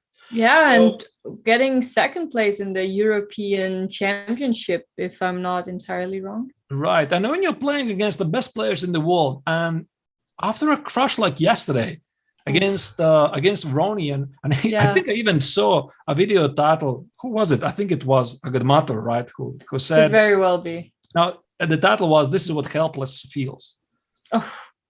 Oh, that hurts. That hurts. Perfect. That's perfect, because this is exactly how helpless feels. I mean, that yesterday's game, and it can deliver really damage the psyche. I hope everything is going to be fine, because I'm rooting for Vincent. I want him to play really well at the best, but this is really a big psychological moment, because the tournament seemingly has not started. Great for him. He had two whites. He was pressing. At least in the first one, he was pressing for the win, missed, then he got crushed in yesterday's game. Now another black, another novelty. This is very tough. And I see a funny question, and the question says, why is Grishuk up on time? And this is surely something that I also really want to know, because in the game between Alexander Grishuk and Andrei Yesipenko, Grishuk is up a whole 20 minutes on the clock. And I mean, it's not every day we see this. Sometimes this happens, some weird things sometimes happen, like Grishuk being up on clock. I guess he is just very, very familiar with the position. So let's just check, how did I get here? He actually, he spent 8 minutes and counting on his move right now. So I don't know, maybe he could be spending another 40 minutes or so. You could easily do that. Yes. Here, what's interesting is Grishuk played knight f3, and not sure exactly why knight f3, how it compares with knight e to f3, e4 ideas, which I slightly mentioned before. Maybe he's getting ready against all of the whites, all of the black setups like d6, b6, bishop a6. So Yesipenko plays d5, and this is a slightly paradoxical choice. because he is ready to trade one of the so-called weaknesses for white. But after, let's say, c takes on d5, I would imagine at some point black can consider to take, let's say, with the e pawn, free up the bishop. So a short castle was played, and he took on c4 himself and queen c7. And this seems very familiar to me. This is one of the major ideas in one of the other Nilssen variations. So black applies some pressure at the c file, wants to play e5, which actually happened in the game. b6, bishop e2. You know, when you look at this position, Ellen, and you see this bishop on b2, I mean, it's probably like, what is this Dark-square bishop doing on b2? I mean, just staring at 2 pawns. But it's going to come back to life at some point. C takes, e4, d5, and suddenly this is a monster. Yeah, and if you can get that bishop on b2 to lighten up, it could very close to being game over for black, actually. So that is probably also why we're seeing e5, trying to, close down a little bit in the center, because if white doesn't take here, if white makes a normal move like trying to develop one of the rooks, black could also consider playing the move e4, and some trickeries may be coming, or simply just leaving the pawn on e5, making sure that white doesn't try for anything. Because if white also decides to go for d5 in this position, and a move like knight e7, not knight e7, knight a5, sorry, knight e7, or rook d8, then the pawn on c3, it has to move to c4 before the bishop on b2 can open up, and the pawn on e5 also really blocks the bishop from coming back into life. So e5 is actually very interesting, if you ask me. Yeah, I do agree. About d5, I'm not sure if white really wants to play d5. I think what Grishik is going to do here, he's not going to touch anything at all. He's going to make some developing moves. I don't know what. One of the reasons why a d takes on c5 doesn't make any sense, that this bishop is still imprisoned. So there could be like an intermezzo move, knight a5, which is very characteristic for some the ground floor positions. But usually the dark square bishop is on g7, g6, bishop g7. So this is a very common idea, and he's not really interested to take on e5 if he cannot bring this bishop to life, right? So if this bishop stays here, there's no way Grishik is going to do this. Maybe Grishik could consider to play d5 with such a possibility that there's going to be c4. If there's no c4, he's not going to do it. So I think what he could do is make some kind of preparation move. So I'm looking at something like rook c1. Rook c1, maybe queen e2, and in white, black to take on d4 himself. And of course, he's not going to do it because this is going to activate white's dark square bishop. And let's say if black indeed plays e4, which does make sense, now after knight e2, maybe bishop a2, maybe c4, d5, there is still hope for this bishop on b2. Yeah, keeping some tension in the center is almost always a good idea. And yeah, I like rook c1. Also keeping the option of the queen on d1 for a little bit. I would guess that it goes to e2 at some point. Also because that leaves ideas for bishop a6, which are very thematic ideas, trying to trade off black's light squared bishop, as it is a really good bishop, and that could also be very strong on the a8 h1 diagonal. But since there's so much tension in the center, black has an easy play with rook to d8. It's not easy to see what you're supposed to do here as white, and I like Grishik taking his time here, because there are so many options and so many ways that the game could develop. So it seems like it's the right point to figure out how he wants to steer the game in a certain way. Right.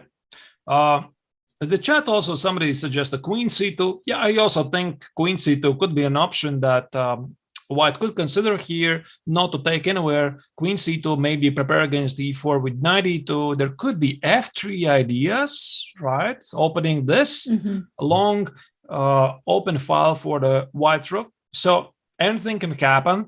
But we have to move on to the next game because something has happened in Nakamura's Yes, game indeed. against Bacro. Where's the pawn? Yeah, where is the pawn? It was just standing on a6. And check this out. So queen f3. This begs the question, ladies and gentlemen, is this a blunder? I mean,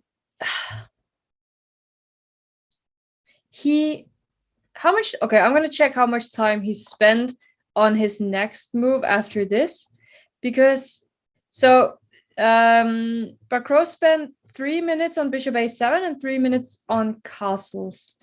So I'm not sure it's... This is the point, right? Yeah, that is the point. You cannot take back. But I'm not sure if it's a blunder or if Bacro is trying to recall. Well, I mean, it's a long line. I would be positively surprised if he was still in prep. But I'll tell you honestly, bishop a7, bishop a6, it can be easily missed. I'm not saying this is a blunder. I mean, it was like a provocative move. Is this a blunder, right? It's like a rhetorical question. I have no idea. Maybe this is intentional from black, because also after short castle, bishop d3, black wins something. He wins two tempos. But it also sort of forces him to do something right away. And I just look at this position. I try to understand, is this really necessary for black?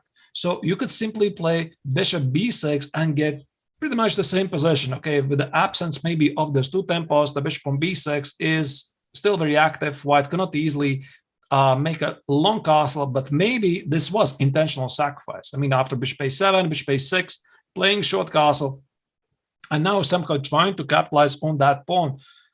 I have no idea, really.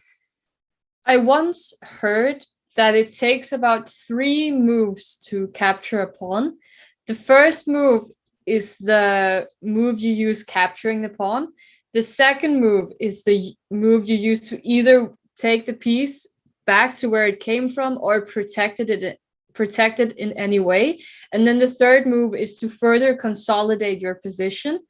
And that's also what we see here, because Naka spending 1 move to take the pawn, 1 move to move the bishop back, and then because Bacro has gotten so much more time, because of the 2 moves he spent, he probably needs another move to further consolidate his position here.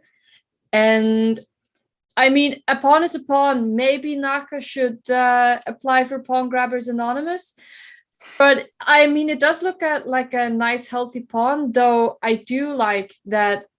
Well, white can castle king side, so surely he'll probably castle queen side. And now the a file is actually open for the rook on a8. So you don't have to make any moves actually developing the rook, because the rook is automatically developed now. And I think that's kind of funny. Yeah, I guess we're going to see. I can, of course, imagine Bacro playing something like f5, e5, but white wants to castle. So he needs to show something very, very fast. And queen h4 is played on the board. I guess the idea is to wait. I think he wants to play knight e5 next, because immediate knight e5, that would be great. There's queen g3. There's also this trick, takes, queen h5 check, winning another pawn grabber.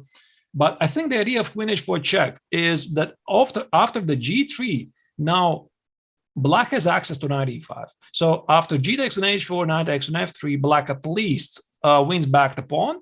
And let's say, what else can white do here? Let's say queen e4, at least take on d3. So we have a superior 2-bishop advantage. And maybe this already compensates the missing pawn. So if Nakamura doesn't do this, what can he do? Because maybe the alternative is queen g3, which looks by the way, very normal. Yeah, and then what would you suggest here? Because when I'm looking at the position and I'm trying to figure out if I should trade the queens or not, I start to look at the position of the kings, and I have to figure out which king is the weakest. And yeah, queen h6 I think is very nice because it stops the white king from castling, and then it seems like it is actually the white king which is a bit more vulnerable in this position. There could be ideas of bishop e3 to f4, getting the bishop back into play somehow, and trying to take control over the dark squares as it is there where white is weak. Because the king on g8, it could be potentially weak, but because white is without a dark squared bishop, it is a little bit more difficult to actually attack it. So, and if black decided to take on g3 instead of moving the queen to h6, then I mean, it is an extra pawn for white, and even though the pawns, they are doubled, I feel like black is definitely the one who has to prove anything here. Yep, I think you're right. I think you're right. So this is not how you usually play it. You need to show something, especially taking into account that the white king is stuck in the center. You want to keep the threats alive. So queen h4, if queen g3, I do expect that queen h6 is going to follow. So at the moment, Nakamura is just evaluating. He's evaluating how does it compare. So again, queen g3, queen h6, what am I going to do after that? I still obviously need to castle and castle pronto, very quickly, right? Before it's too late.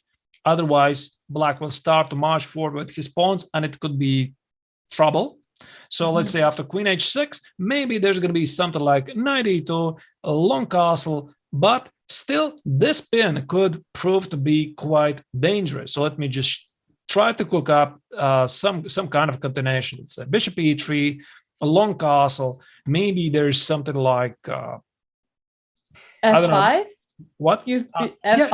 By the way, f5 You've been looking at this move for some time. I was looking at b5 for some reason, open completely the queen side. The king cannot go. There's this knight on d2. So I would imagine that this is looking a bit scary. So you need to calculate this precisely. And the alternative for you is to play g3.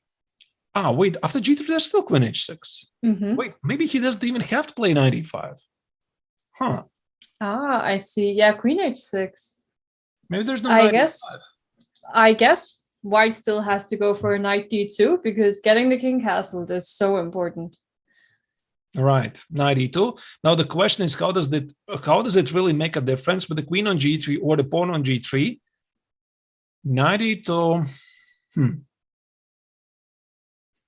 Yeah, knight d2, bishop e. Wait, maybe maybe after f5 now, the rook on f8 can get into play much more easily because when we play f4, we immediately attack the pawn on g3.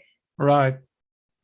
But I don't know if it weakens a bit too much. It's like a give and take. There's probably bishop e3 is necessary, pinning this.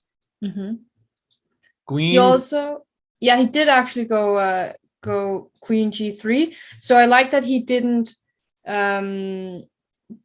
weaken these light squares. Also, if the bishop on c8 was activated more, then the rook on h1 could come in trouble. Ellen, do I look Norwegian? Well, I saw the comment. Well, if you ask me, I'm Danish myself, so I'm kind of in the Scandinavian sphere. I wouldn't necessarily say that you look Norwegian, no. Okay, I just wanted to find out, you know. I mean, no, I'm pure Latvian 100%. All right. Queen h6, right? It's probably going to be. Yeah, I like that move. And also, I'm really sorry. I'm really, really sorry. But I accidentally had the Chess24 engine on, and I can see that queen h6 is the best move.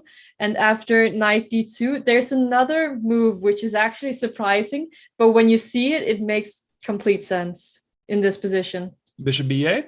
Yes. That's nice. Sense.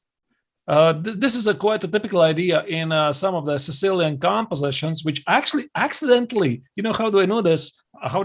I'm at the moment writing a course with another grandmaster on the Sicilian con for the chessable. And this is one of the ideas with the pawns on a6, pawns on d7. Sometimes you play this bishop b8 to attack at the king side, to go after these pawns here. Yeah, this is really interesting, but great stuff. So yes, for sure. Queen f2, and then I guess bishop f4, right?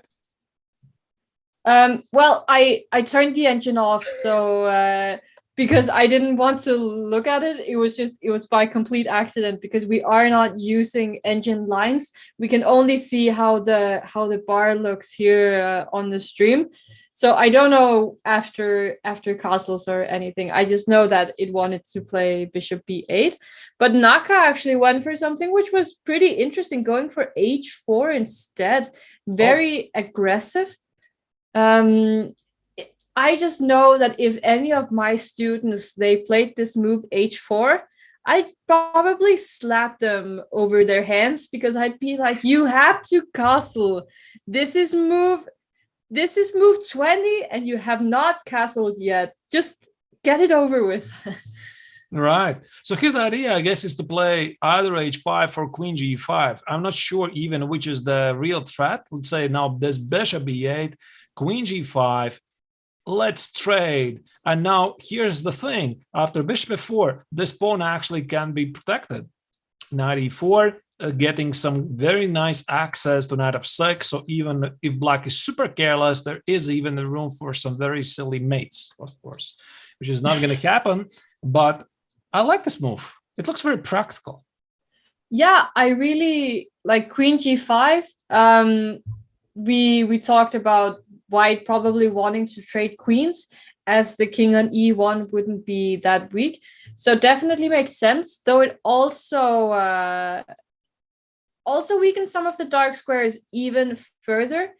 And let's try with this bishop b8 idea again, maybe. All right, let's go. I'm not sure it's necessary, but okay. Queen g5, and you want to take, right? Or Yeah, probably. Also, let me just be clear. I would never slap anyone. It was a figure of speech to say that I wouldn't allow them to play a move like h4, because I wanted them to get castled. So just making that clear. You wouldn't make any trouble, right? No. Here in Denmark, we don't do that sort of thing, no. Yeah, queen g5, probably queen g7. Queen g7, okay. I don't know if I'm being too fancy here. Probably maybe that one as well. But then I was thinking that you'd have to go and move like h5. h5, and now I try to play very active, something like knight f4. Yeah. Take, and bishop e4. Now this looks rather normal for white, because there's something not happening. Something is not right. I mean, f5, e5. Yeah, probably bishop b8 wasn't prophylactic enough. I just allowed this queen g5 plan, but Crow just blitzing out f5. Ooh, no, I think that this is getting more and more interesting by the move. So if we say queen g5. No, I think we have to test first. Oh, we have to, yes, of course. I have to test h5. And there could be a number of moves, by the way. It's not only bishop b8, it's also f4. Yeah, I like f4, because queen g4 is e5, attacking the queen once again. And now when the queen moves, there's no longer a pin on the knight. So the knight would be free to move after. Bishop c4, we could move the king to h8. What is this? I'm trying to understand. Looks extremely risky for white, but we have to make sure. Maybe this somehow works, Okay, but it seems like, it's a pawn, but it seems like excellent compensation for black. Yeah. Black has an excellent compensation. You're absolutely right, but maybe it's just simpler just to play bishop b8, and white is unable to keep the queen here. And there's no h takes on g6, nothing. So knight f4 goes back, or even knight e5, and white just wasted time for h4, h5. It's a brilliant move, f5. So maybe you're right. Maybe this is going to be something like queen g5, but wait. Can you play now queen g5 because you have no access to knight e4 anymore? It definitely makes white's counterplay not as visible, and maybe we just pick up the pawn on g5, yeah. And rook h5, I think that's too much. A move like even knight f4, also attacking the rook and the pawn on g2 would be too much. Right. Very sharp, very sharp. All right, very exciting games once again. So the initial prognosis of whoever said that the Grand Prix games can be boring, they're not at least in this tournament. Very exciting, and maybe something has to do with the improvised format, that there's 4 pools, only 1 player from every pool of 4 players qualifies for the semifinal. And this was pretty much confirmed by Grisho, who said in one of the interviews that you have to take more risks, and the players are taking more risks, and those who are taking the risks probably are just I guess trying to fight for the first place and a place in the semifinals. But let's move on, right? One of the games we haven't seen much. Arturs, I was actually thinking it is getting closer and closer to 5. So how do you say that we take a small break now, and then when we get back, we could take a quick look at or we could also take a quick look at the VIDE Aronian game for the time being, because it does seem like it might fizzle out sooner rather than later. And then maybe afterwards we can go on a break. Yeah, so this is the VIDE against Aronian. Everything looks rather peaceful, so difficult to imagine that the Indian Grandmaster would try to press for something here. Aronian had very good preparation, and this means he would probably cement his chances to finish in the first place in the group and thus qualify for the semifinal. But I think this is a good idea. We could indeed make a break of something like 5 minutes. Maybe, Ellen, you could mention once again what was about that discount code. Oh, I'm very happy you asked, because of course there is a discount code here for the FIDE Grand Prix. You can use the code Grand Prix 2022 for 40% off your premium membership on Chess24. So don't forget. And if you have used that one, then please do let us know in the chat. It will be very nice to see who uses it. And don't go anywhere, because we will be right back. See you very soon.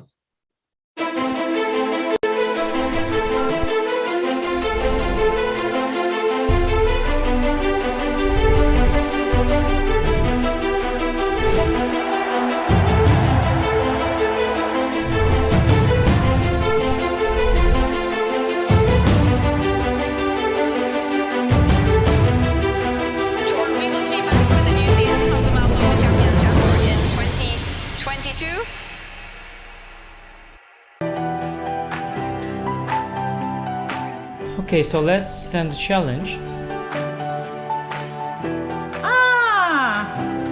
Here is challenging. Nice graphics, easy to see. What are you thinking about? You're looking how it can be the most painful? Exactly. Okay, fine. That I give him up a phone. He wants to be even rude. Hi, I'm Grandmaster Judith Polgar, and I'm here to welcome you in the Chessable classroom. It combines a shared chessboard with live video. Teachers get to interact on the chessboard with their students and even run quizzes and tournaments. I really love what Chessable Classroom can offer. I use it myself all the time. Just invite students to your classroom and start teaching right there. No downloads needed, and it's for free. I'm ahead of the game.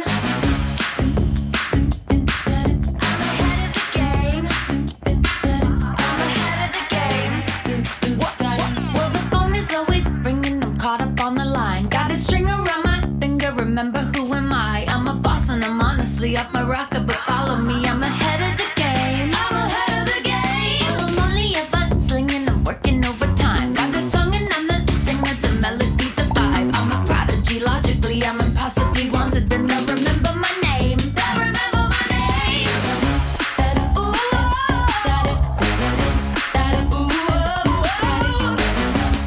well, I'm ahead now. I'm ahead of the game. I'm ahead of the game. Ooh,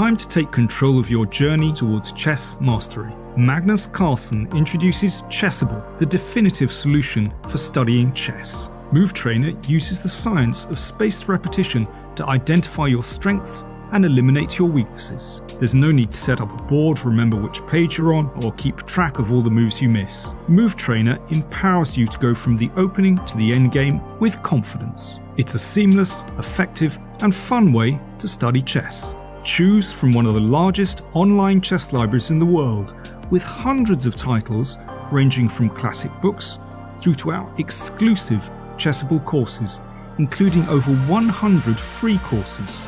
Get expert insights from International Master John Bartholomew, Grandmaster Sam Shankland, International Master Christoph Silecki, Grandmaster Simon Williams, World Champion Magnus Carlsen, and hundreds of other instructors. Get started now and join our growing community of over 100,000 chess enthusiasts at chessable.com. Chessable, take control of your journey towards chess mastery.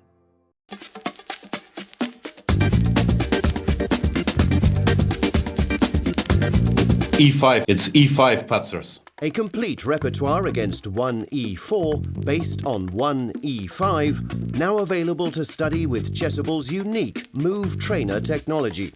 The backbone is the Marshall Gambit against the Spanish, with 3 Knight f6 against the Italian. Jan Gustafsson has revisited all these lines he has played for 20 years and worked on as a second for Peter Lecko and Magnus Carlsen, amongst others, with the help of the most powerful engines out there, Leela 0 and Stockfish 10. This has led to many new discoveries and a repertoire ready to master on Chessable that can serve the student for a long chess career. Maybe E4 doesn't exist after all. E5, it's E5 Patzers.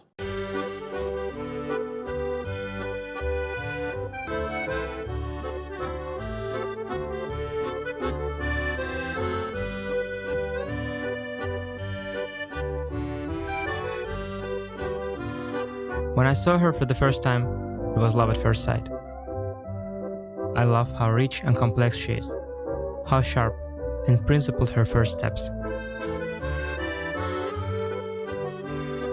how graceful her movement.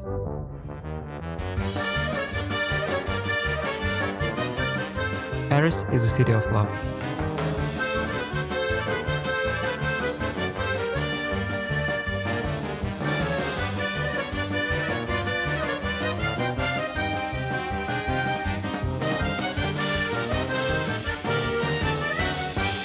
I've come to find my love for the French defense.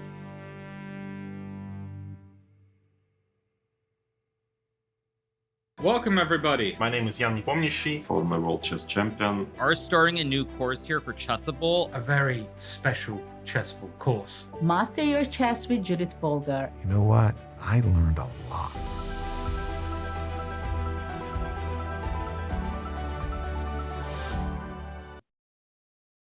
And welcome back to the FIDE Grand Prix from Berlin, the first stage of 3 tournaments to determine the 2 qualifiers for the remaining places in the FIDE Candidates Tournament.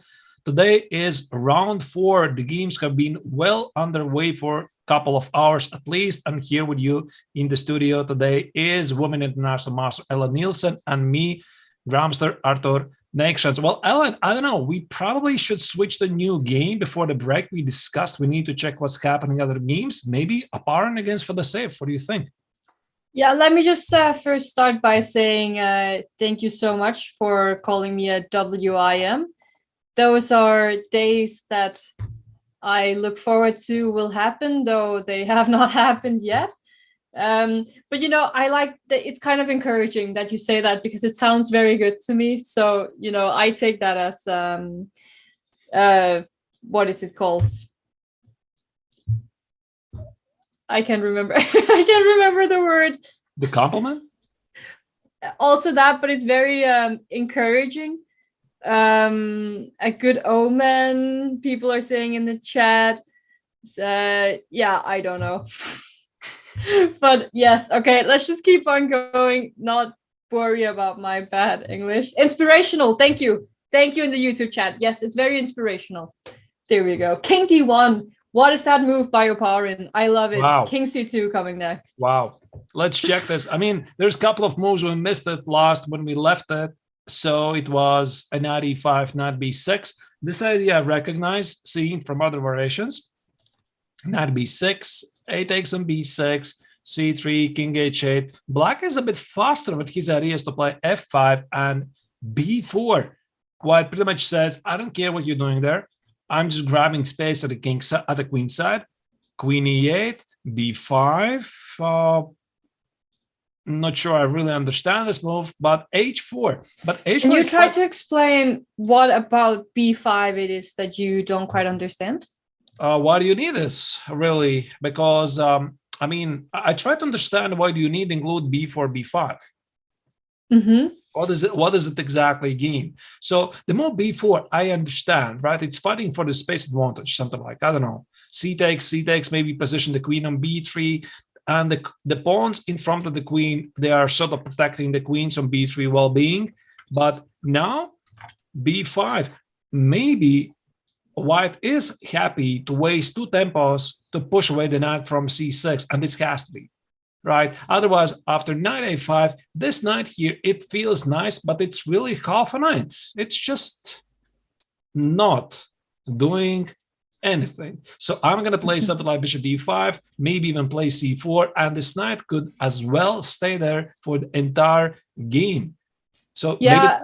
And if you can just quickly take that position back on the board, because I just wanted to say that this exact space between the knight and the bishop, where there's exactly 2 squares between them, that is the golden space that you want to have with between the bishop and the knight. Sometimes it can be the knight controlling the bishop, sometimes the other way around. But if we try to look at it visually, I mean, this position of further, I'm sorry. The position with b5 and knight a5 instead. And then bishop d5. Oh, yeah. Knight a5 and bishop d5. All right. Because when we look at this with the 2 squares in between them, this is exactly the squares where the bishop can stop the knight from coming out, or in some other positions, it could be the knight controlling the bishop. So always remember these two squares between. Right. All right, but 98 was played. I just quickly want to make another comment, so sorry, because it seems like Grishuk has spent 38 minutes on his last move. And, I called this. I said when we talked about it, I said he spent 8 minutes and he might as well just spend 40 minutes. Well, so that's funny. If Grishuk has a time advantage on the clock, don't worry. He's going to fix that. He will use it, yeah? He'll use it. He'll find a way to spend the time. Mm-hmm. All right, h5. This is very, very inspired game. I guess something like either h6 or knight h4, knight g6 could be an idea. With, let's say, I'm again making a lot of null moves. There could be possibility at some point find. Oh, that's nice. The black king. So this is interesting. I like this idea. Bishop e6. Now knight h4 sort of loses the purpose, and now comes this amazing move, king d1. And I guess white pretty much says, listen, I'm going to play at the king side anyway, right? So I'm going to position my king on c2, maybe consider play moves like rook g1, maybe takes on f5, maybe g4. Everything goes at the king side. I like this, actually. Although the bar says, no, black is okay.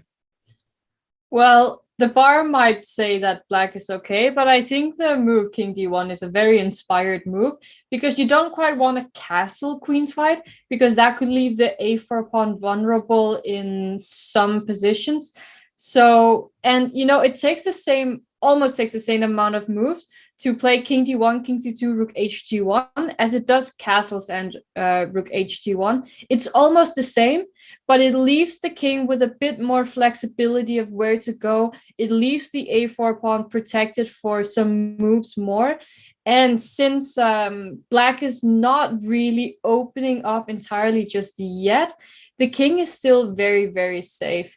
So actually, as the king went to d1, Fedoseev decided to take on e4, saying that since the king isn't quite safe yet, he'll try to open up the position to see if he can maybe start some attack or try to stop the king on its way to c2, because we did see bishop takes c4, queen takes c4, and queen g4, showing maybe a little bit of discoordination between the white pieces. We see the difference now that if white had actually castled, rook h to c1 could rook h to g1, sorry, could actually defend the pawn on g2, but now it doesn't seem so easy. Does Oparin have to play a move like rook h2 here? You know, I have a feeling that Fedoseev has found the pretty much the minus of white's plan. So this idea of king d1, king c2, it was a very inspired idea, but I mean, it does take some time. So here, immediately, white is experiencing some issues to defend the pawn on g2. And the thing is, you cannot simply protect it, because rook h2 is going to be rook takes on f3 and queen g1 check. So I missed this one. Yeah, so this loses. And the same applies also against rook g1. Takes on f3, maybe there's some resources with queen e2 making the pin, but at least rook f4, black is up something. I don't know, do you trade it? Do you take on f4? But this is not the kind of position you want to get for white, having two minor pieces against the rook. So I think my best bet is this was sort of missed by Oparin, because do you really go here? Let's say if I'm going to play something like king c2, continuing my plan, then after queen takes on g2, the knight is under attack, this pawn is under attack, there's also rook takes on f2, and white's threats, where exactly are they again? Yeah, I don't know. King d1 at first sight, it seems so inspired, but I also can't quite imagine that you play king d1 seeing that you will go into this position, because I don't know, the pawn seems to be hanging, and g3 drops the knight on f3, so g3 drops. So maybe indeed it was necessary to play this long cast. I like the idea, but maybe the execution was not right. So maybe indeed it was necessary to play the long cast, because the pawn on a4 is still protected. And now this idea of f takes, d takes, bishop c4, queen c4, queen g4 comes with no threat, because I can play either rook g1 or just rook h2. And this inclusion of the tempo here seems to be quite important for white. Yeah, I completely agree. Sometimes we talked a bit about this the day before yesterday. Then sometimes when you fall in love with a move, or if you play a move that's very inspired, it can be difficult to see the drawbacks of it, because you're just in love with the move, and love makes blind. Yeah, this might as well happen here. Yeah. All right, let's move on, because I think we don't want to miss the action which is happening on some of the most critical games. I think we are going to be coming back at the game of Nakamura against Bakro more and more and more, but let's still do a roundup and let's check what is happening, for example, in the game of Rapport against Wojtaszek. And I'm genuinely surprised. I'm surprised to see this position, because I thought this is exactly what Rapport wants, and yet we had it. So we left it here. I was proposing this idea of, I'm not sure if it's a good one, knight c6, knight e7, try to play bishop f5 and g6, eliminate this bishop here. Instead, Wojtaszek decided to go for a very fast development. So I guess something like queen takes on b7, at that level, you simply don't play that, because this activates the black rook. So you cannot take that. Knight f3, c5, very energetical.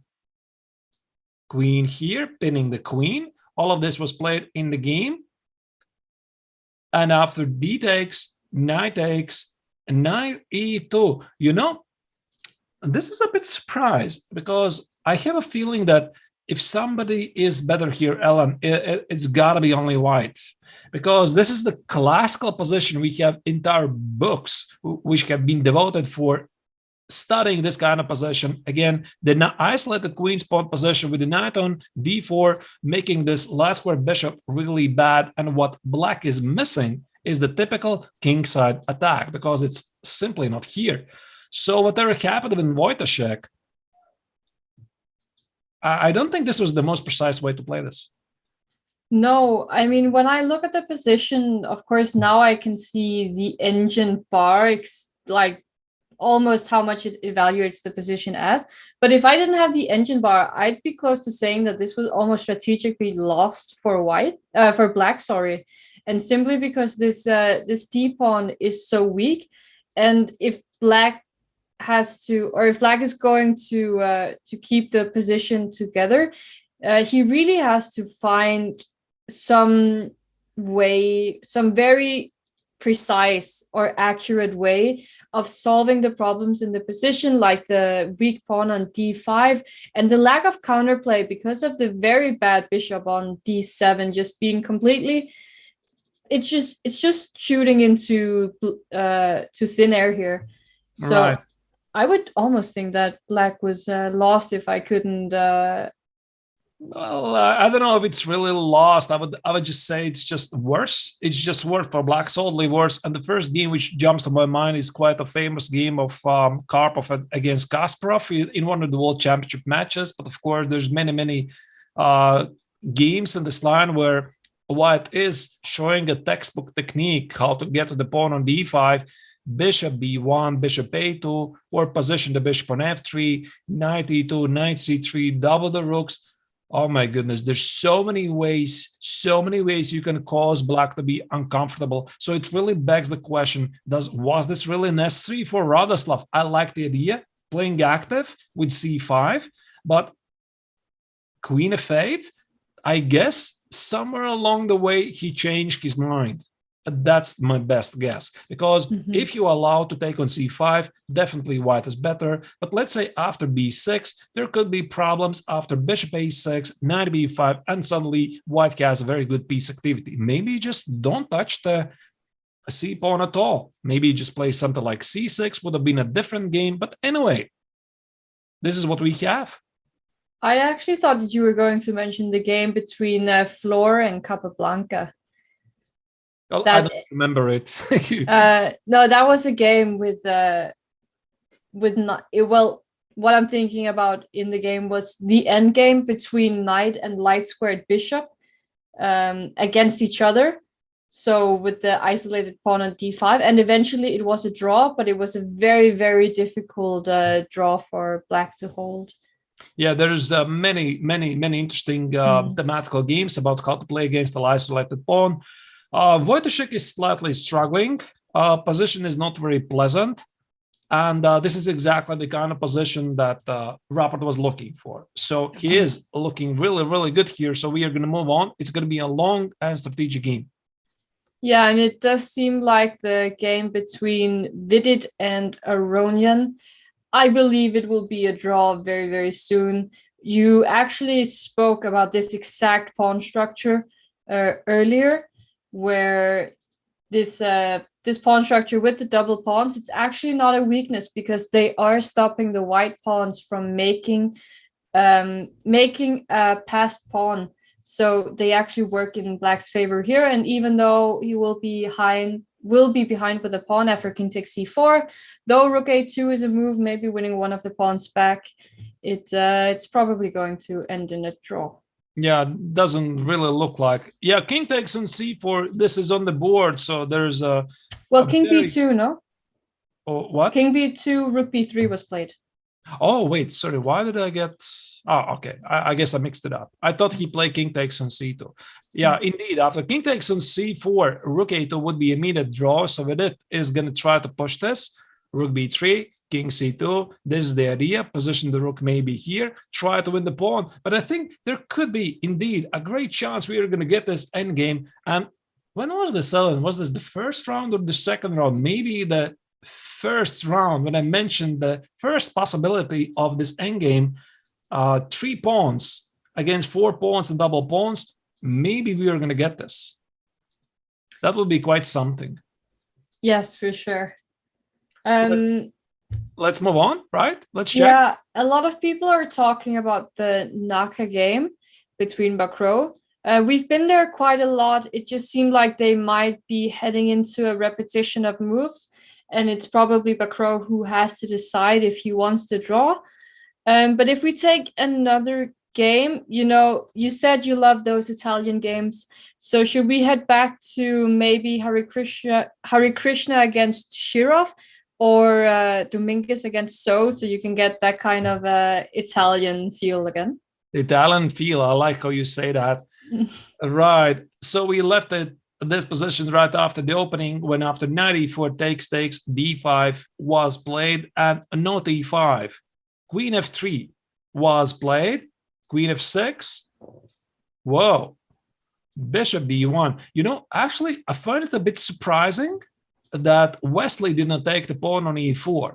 I mean, this was my original idea, because let's say after d takes on e4, a knight takes on e4, you do get the knight on d5 for a perfect blockade, but maybe there's more than meets the eye. So you could play something like knight g5, maybe threaten to play queen h5, and this knight on g5 is perhaps the reason why Wesley didn't like this position.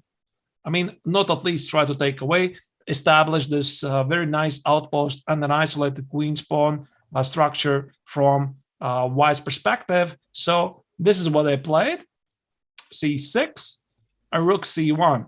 So I think Wesley keeps the idea to take on e4 at some point. He invites White to play e5 so that he has access to f6.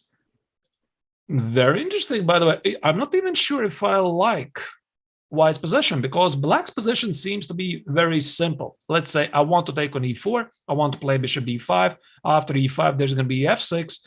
At the same time, White might be slightly, do I dare to say, struggling with the plan? Well, it could very well be, if we are also looking at the time advantage for Wesley here. Dominguez is, of course, a very strong blitz player, but he has spent a lot of time getting to this position, and they haven't made that many moves since we left it the last time. I really like your f6 move, trying to open up for the rook in case White ever goes e5. I know I just teased you about getting an Italian game, but people are saying that opponent blundered and is losing. So maybe we should quickly go to the game between those two just to see the latest developments, and then we can go back. So Parent played queen d3 with the idea to meet queen takes on g2 with king d2. That was his idea, to protect the knight on f3, pawn on f2, and go for a counterattack. And did he blunder c4? Because how are you going to protect both the knight and the rook now?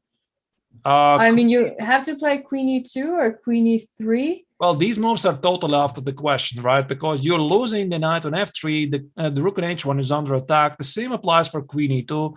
So queen f1 just collapses the entire position. So it's got to be queen e3. Why is it so bad again? Queen e3, let's say queen takes g2. Don't you have the same problems? Both the rook and the knight hanging? Yes. Yeah, now the question is what happens next. But even this position, let's say if I play something like, I'm not sure if this is necessary or not. Oh, wait. He did play queen e3, and I think Fedoseev has just showed us the answer. As Vidit and Aronian, they have made a draw. Fedoseev played knight e6. Looking for a knight f4, which comes with a check. Knight f4, so there's no king e2. So the problem with king c2 is now Black is going to play queen takes on g2. This definitely must have been missed. So I think you very nicely nailed it. Something like 10 minutes ago, you said sometimes you fall in love with an idea. So king d1, it's a nice idea. It's a beautiful idea. It's a very romantic idea, dare to say, but it specifically fails against this queen g4. And I think this is one of those moments when, unfortunately, for opponent, mistakes come in pairs.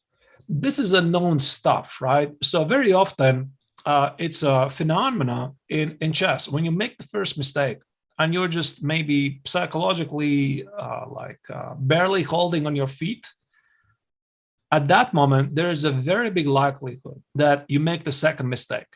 So already the position is not really good. It's not very obvious how you should play. Maybe king c2, drop the 2 pawns and go for some positional sacrifice.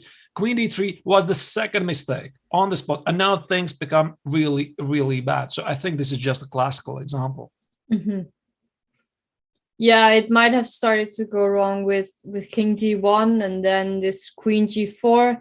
It was difficult to it was difficult to keep the position together and to find a correct defense, not easy to see. And now the black activity and all the black threats, they are so difficult for white to deal with the lack of development and all the weaknesses in the position.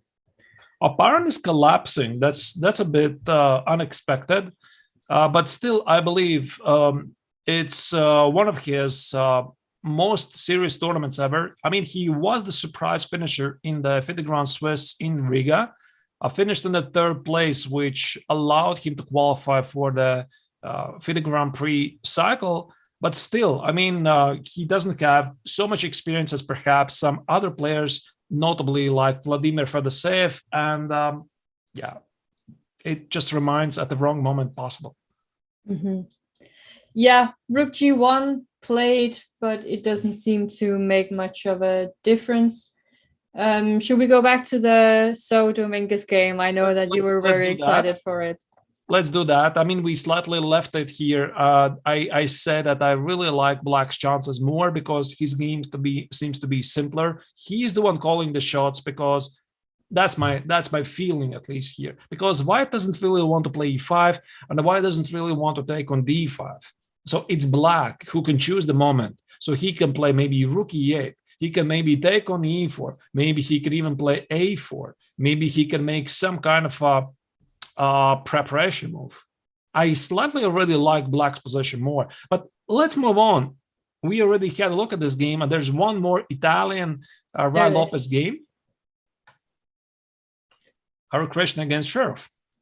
The pawn structure seems to be very similar here.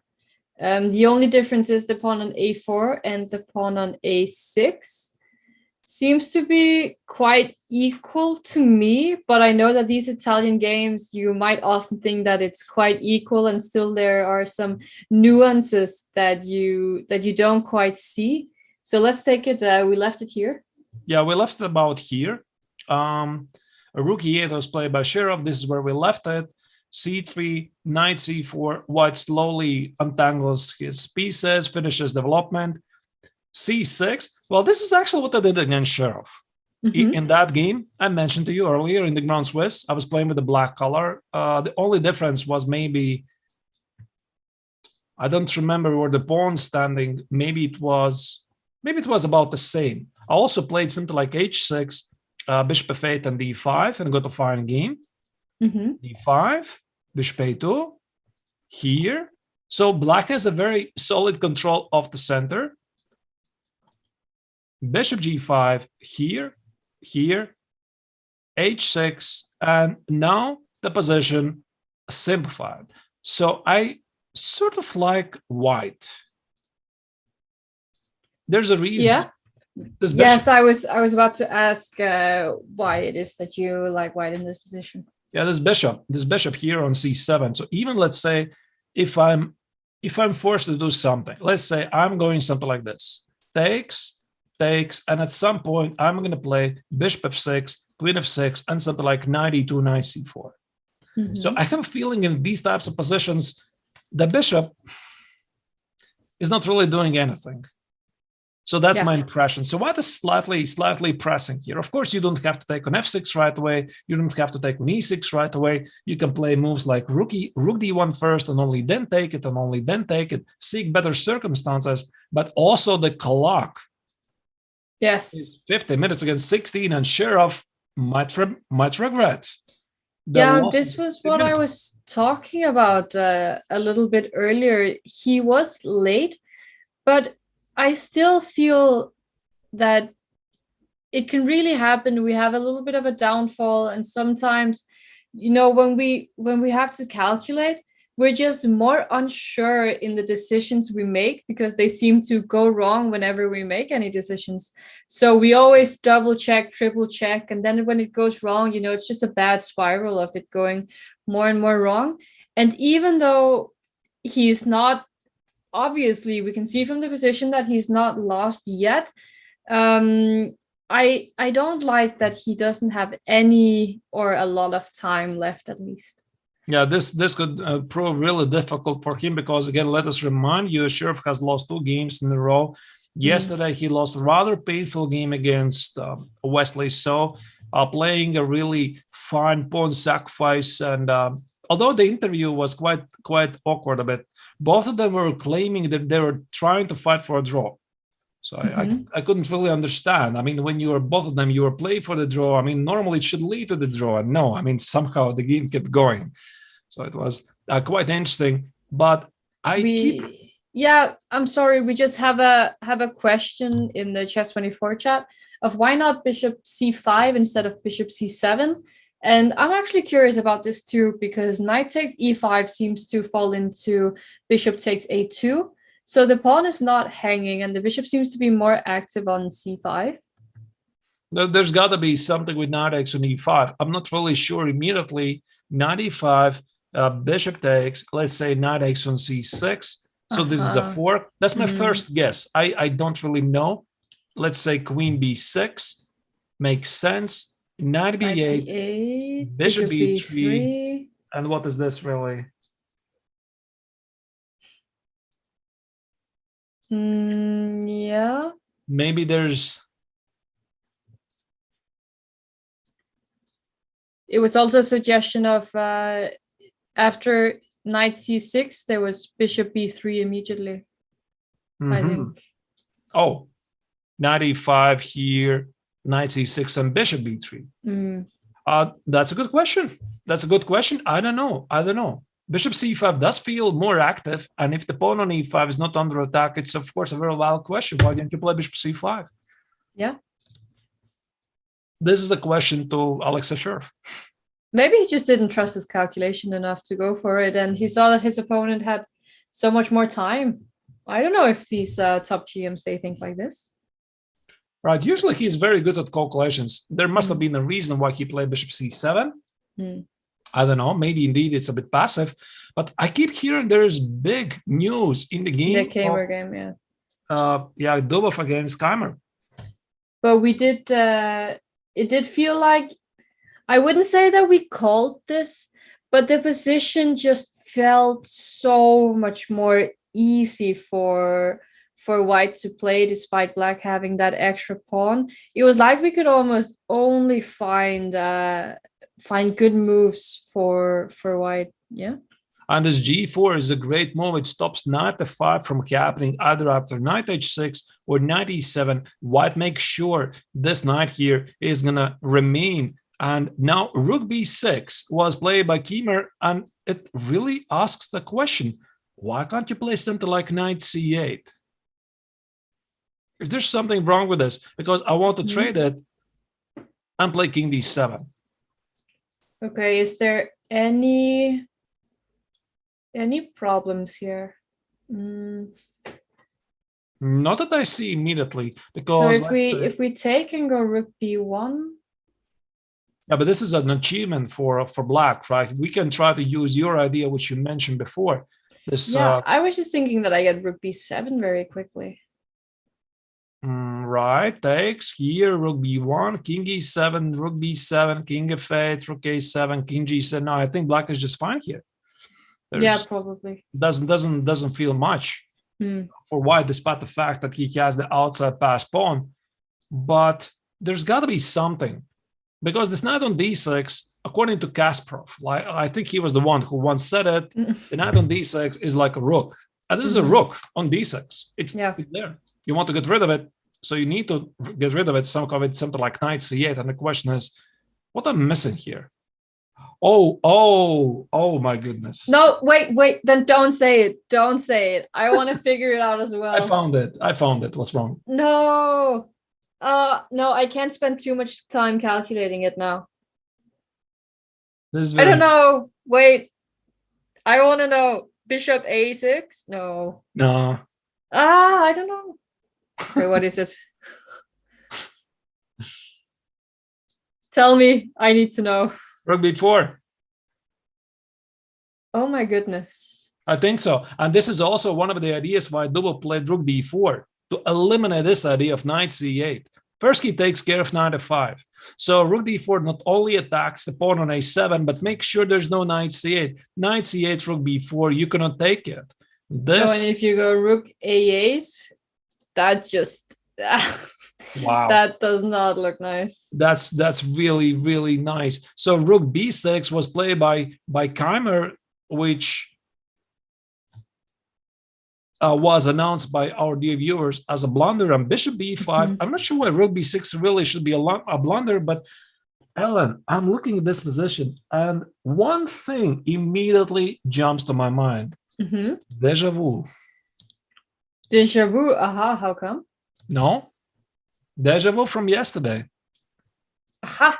Okay, then I have to think about the games yesterday, because I just took a brief look at them. So let me see. Which game could that be? Because there was definitely a Caro-Kann. Keimer's Caro-Kann yesterday, no? The Aronian squeeze, where he was feeling helpless. Oh, that was such a great game by Aronian, though. That was a masterpiece. And this is feeling exactly the same. I mean, there's again the squeeze. In the game of Aronian against Keimer, Aronian had... Wait, it also was a knight, right? No, wait, it was the bishop. It was the bishop on d6. Yeah, it was the bishop on d6. Yeah, here's the knight. And again, the king is stuck in the center. So somehow a different opening, but the same kind of problems. And again, the king is on d8. Black is just paralyzed. I mean, I don't really see normal moves here. So again, do you want to play like f6? Because in the game against Aronian, f6 was not working. I guess, again, here, there's going to be a reason why this is going to fail. I mean, maybe I have to play f6, because this must have been Winston's idea. He played rook b6 to play f6 to get rid of the knight. I mean, this has got to be, because the knight on d6 is just annoying you big time. How do you get rid of this knight? So knight c doesn't work due to rook b4. You need to get rid of this. So I guess rook b6 has to be with f6, since white has no access to f4. So, but there's something wrong with this. And let's check what happens after f6. So there should be some kind of a tactics.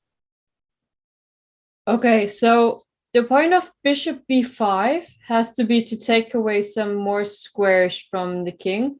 If we try to look at the forcing line first with e takes f6, and then I guess black has to go rook d6, pawn takes e7, and then rook c7 check. Where does the king go? To f6, and this might not. But this is okay for black. I mean, it's okay. Yeah, it's not so it bad. might not be a lot for white, so there should be something better. I think it's rook a4. F takes rook a7. Oh wow! And takes on d6. There's rook a8 check, and everything falls like a domino. Yeah, everything falls. First the knight, then the rook, and the entire game. So yeah, this must be the idea. Although I'm not really 100% sure. Why do you need bishop b5 for that? Ah, wait, it stops knight c6 as well. So not only Vincent was threatening to play f6, he was also threatening to play knight c6. Maybe this is the idea. So Dubov makes sure there's no knight c6. And now he's threatening rook a4. I mean, this is not very obvious from the first sight. No, why do you not play at bishop all. b5? And that's a very easy move to miss. We also see that he's under 15 minutes now. This is what I was unfortunately telling you, Ellen, at the beginning of the broadcast, is that I'm not sure how Vincent is mentally fit for the tournament. He has already a lot of experience, many high-level tournaments under this belt, but when you're getting something like 2,700 players every single game, there was this crush yesterday, and I know this from the personal experience. Such crushes can do just damage. I mean, on your feeling, how you're feeling in this tournament, and when you feel that your gaming is not really going, you missed this maybe a potential win in the first round against Dubov. Then there was the second game with white, also not a success, a draw. And then the crush against Aronian, and your mood just drops dramatically. I know this feeling too well. I'm not saying this is... Tell me about it. I'm not saying this is what happened here, but I just know this all too well, right? And then again, you're playing again black, and again, your opponent plays a very deep preparation. Chess is tough. Yeah, no, I know this feeling all too well. I've had my fair share of bad tournaments and just bad moves in general. So yeah, it must be tough for him. Though I did hear that not very long ago he finished his high school exams. So there's also a good chance that he is not as prepared for the game as he could be. And of course, it's very unfortunate when you're playing such a big tournament that, you know, you have to focus on your exams and doing well.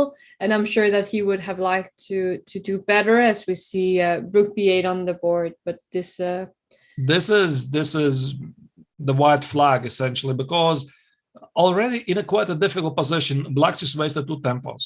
Rook B6, Rook B8. And this is like a complete deja vu with yesterday. He was also completely pinned down against Aronian. He was playing this Rook C6, Rook, what was it? I already forgot. Rook C6, Rook C8, Rook C6, Rook C8, and the position just collapses. And today is exactly the same, all over again. So again, his pieces are completely tied. This time he has this useless extra pawn on d5, which doesn't help him, and there's just no easy way to untie. So I don't know what he's going to do after something like Rook A4. Rook A8? I mean, you have to protect the pawn on A7, no? And you can't go Knight C8? Oh, Knight C8. Oh, I keep missing this threat all the time. But I guess this might be different in this position. No, okay. I mean, Knight C8, Knight C8, Rook C8, Rook C8, King C8, Rook A7. There's still King B8. Yeah, that is by the way fine again for Black. Yeah. Takes, Rook A7, King B8. By the way, in the other news, Nakamura drew against Bakro. We are going to check this. There is this repetition. We are going to go there. Don't worry. Knight B7 is a checkmate. Oh my goodness. Where's Knight B7? There's no checkmate. No, Knight B7 is a check. Wait, where's checkmate? Yeah, I don't know. No, maybe there's something here. Wait. Rook A7. Why are people saying Knight B7 checkmate? I'm very confused. Checkmate. No. Knight C8 loses. Knight C8 loses. You just take with the rook. Oh, no. After Rook A8. Though the first move was wrong. What? In this position. Knight B7 is just Rook A8, Knight B7. Oh my goodness. I'm not seeing this. Yeah, you're right. Knight B7 is mid on the board. Okay. But that was not the Knight C8 that we were looking at. That's why we got confused. Yeah. Knight B7, so that loses, and Knight C8 is another checkmate. Takes, Rook A7. That's it. That's a checkmate. Yeah. Rook A7 drops something. Yes. Maybe some. No, there's no chances, because after taking the rook, there's still the checkmate. You have no time to push the pawn. That's it. Winston is losing this one. No chances whatsoever. I mean, quite paradoxical, right? I mean, he has the extra pawn, seemingly healthy position, but it's the king. It's the king, right? If the king was standing here, Black is just doing great. She just plays King G7. That's it. It's just great. Give up the pawn on A7. Everything is good. King on D8. You can't checkmate without the queen, and this is a perfect example. What a game by Dubov. Yeah, for sure. I think also showing some very nice prep. I think he chose a nice line here, seeing that Keimer didn't do so well with the Caro-Kann yesterday, and trying to find a line where he thought he could try to exploit some of Keimer's weaknesses. Right. And let's go back to the Nakamura against Bakro. They had this position, and after H45, 92, Bishop B8, this is where the opponents find the repetition. How accurate is this? I don't know. So let's say 92 feels normal. A Bishop B8, Ellen already mentioned, also feels normal because Queen G5 takes. Maybe Bishop F4, Knight F3, E5 is a complete mess. I don't know what this is really. There's E4 incoming. So what can Nakamura do, right? After Bishop A7, maybe continuing to play is very risky. Queen F1, there's just no squares. So Queen G3, if he doesn't want to continue, Queen F2 is the way to go. And also for Bakro, maybe Bakro didn't have to play bishop a7, but then again, maybe he could have continued to play this. Let's say to play something like e5 or bishop f4. Yeah, I have to say it does feel like it was Bakro who was deciding whether to go for the draw or not, more than it was Nakamura in that position. So yeah, I'm actually a bit curious as to why he didn't keep on playing, because he is on -1 at the time being, a whole half point behind Nakamura. So if you wanted any chance of qualifying, then he had to play this for a win. But maybe he is not. Maybe he wasn't feeling it. I don't know. Well, what can I say? Of course, I think he should have played. Right, since there's only one place which qualifies, but it could be a once in a lifetime opportunity, maybe. Right. But okay, he decided draw is fine. So draw it is. Quite a sharp, interesting, sharp game. And we are going to continue to move on. From the remaining games, we haven't really seen much. Bishop. I wanted to suggest exactly that game. All right. Because it did seem like a lot of interesting things had happened. And so my eyes did deceive me. I thought the king was on b8. But okay, still some things happened. We left it at e5, and it seemed that the bishop on b2 got opened up, but the pawn on e5 still shuts the bishop down just a little bit. We talked about this, that if the pawn had been back on e6, the bishop on b2 could have been a real monster. Now, the pawn structure is very similar, but the fact that the pawn is on the white pawn is on e3 and the black pawn is on e5 actually makes quite a significant difference in this position. Also, white with the bishop pair. I don't know if I would call this position open. I guess it's a semi-open position, no? Yeah, but at the same time, if somebody can be better here, it's only white. Despite the fact that this is a very active pawn on e5, I would say it's more a liability. I mean, it's only creating problems to black because it's constantly something that needs to be defended. And I would also like to point this phenomena is that Grishuk is still ahead in clock. Oh my goodness. So you're telling me Grishuk took a 38-minute think. Wait, let me just check this.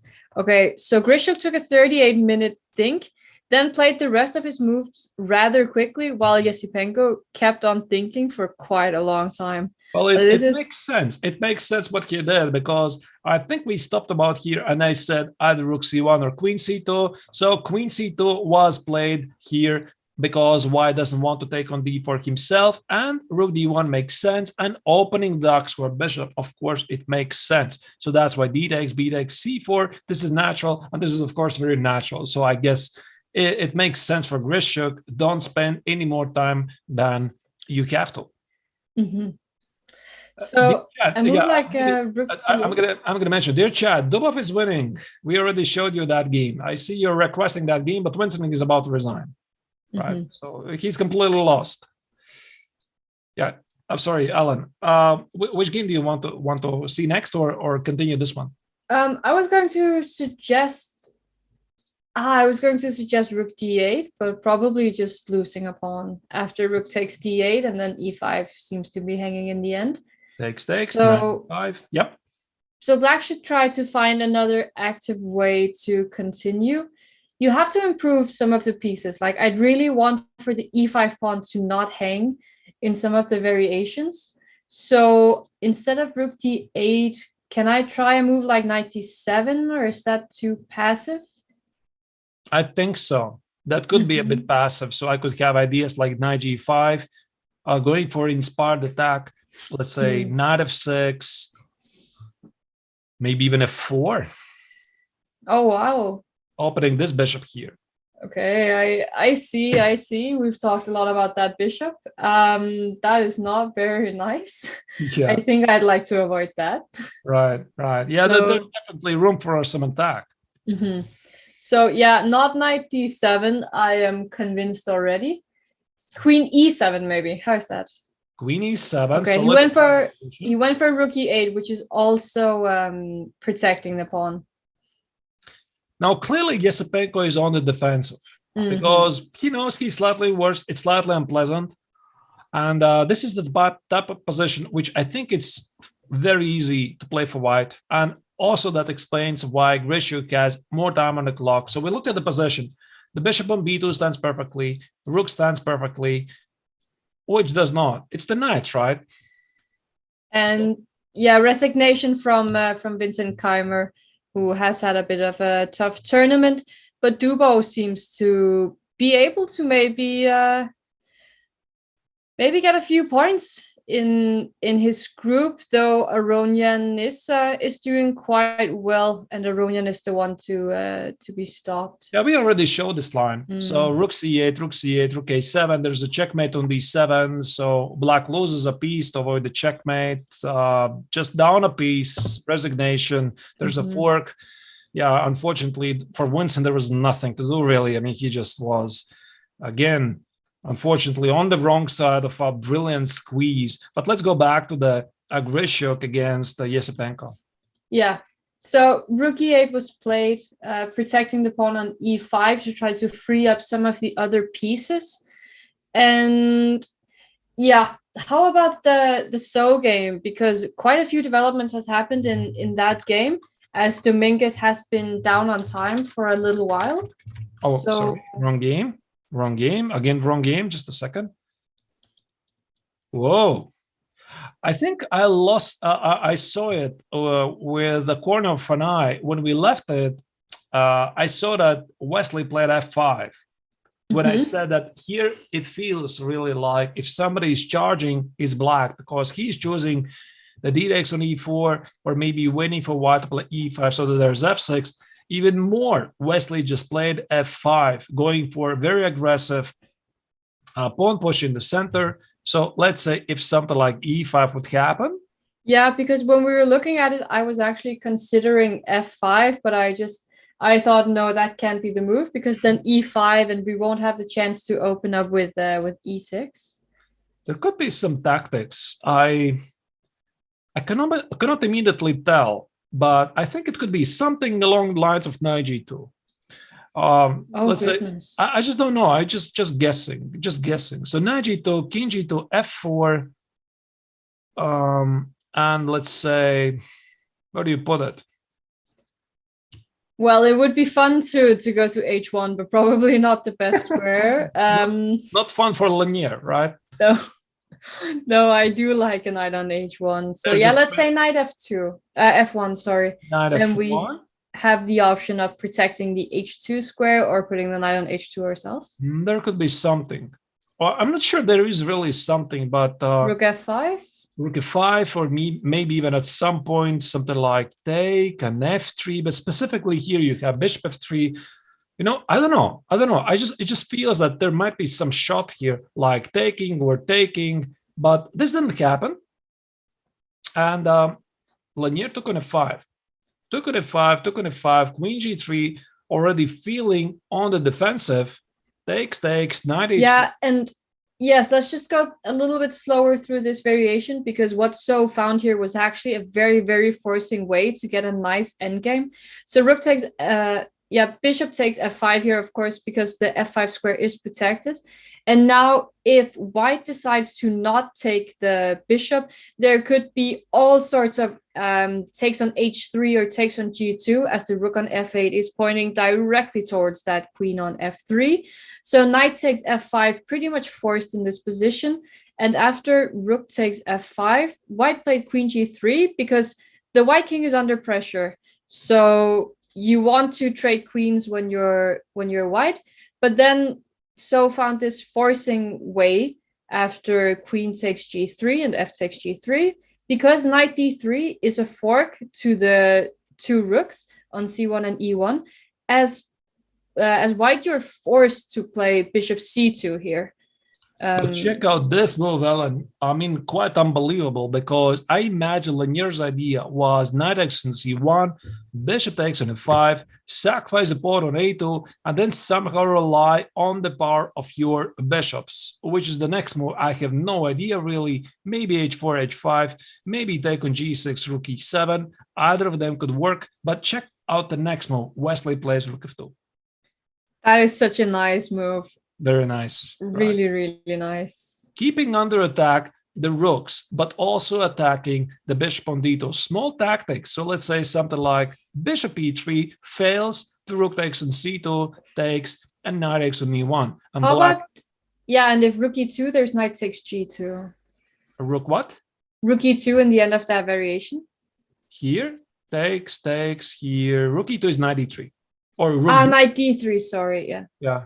Rook d2, I have a good feeling this knight is going to stay. Something like rook e8. And if nothing else, you always have knight takes g2 with a very nice endgame.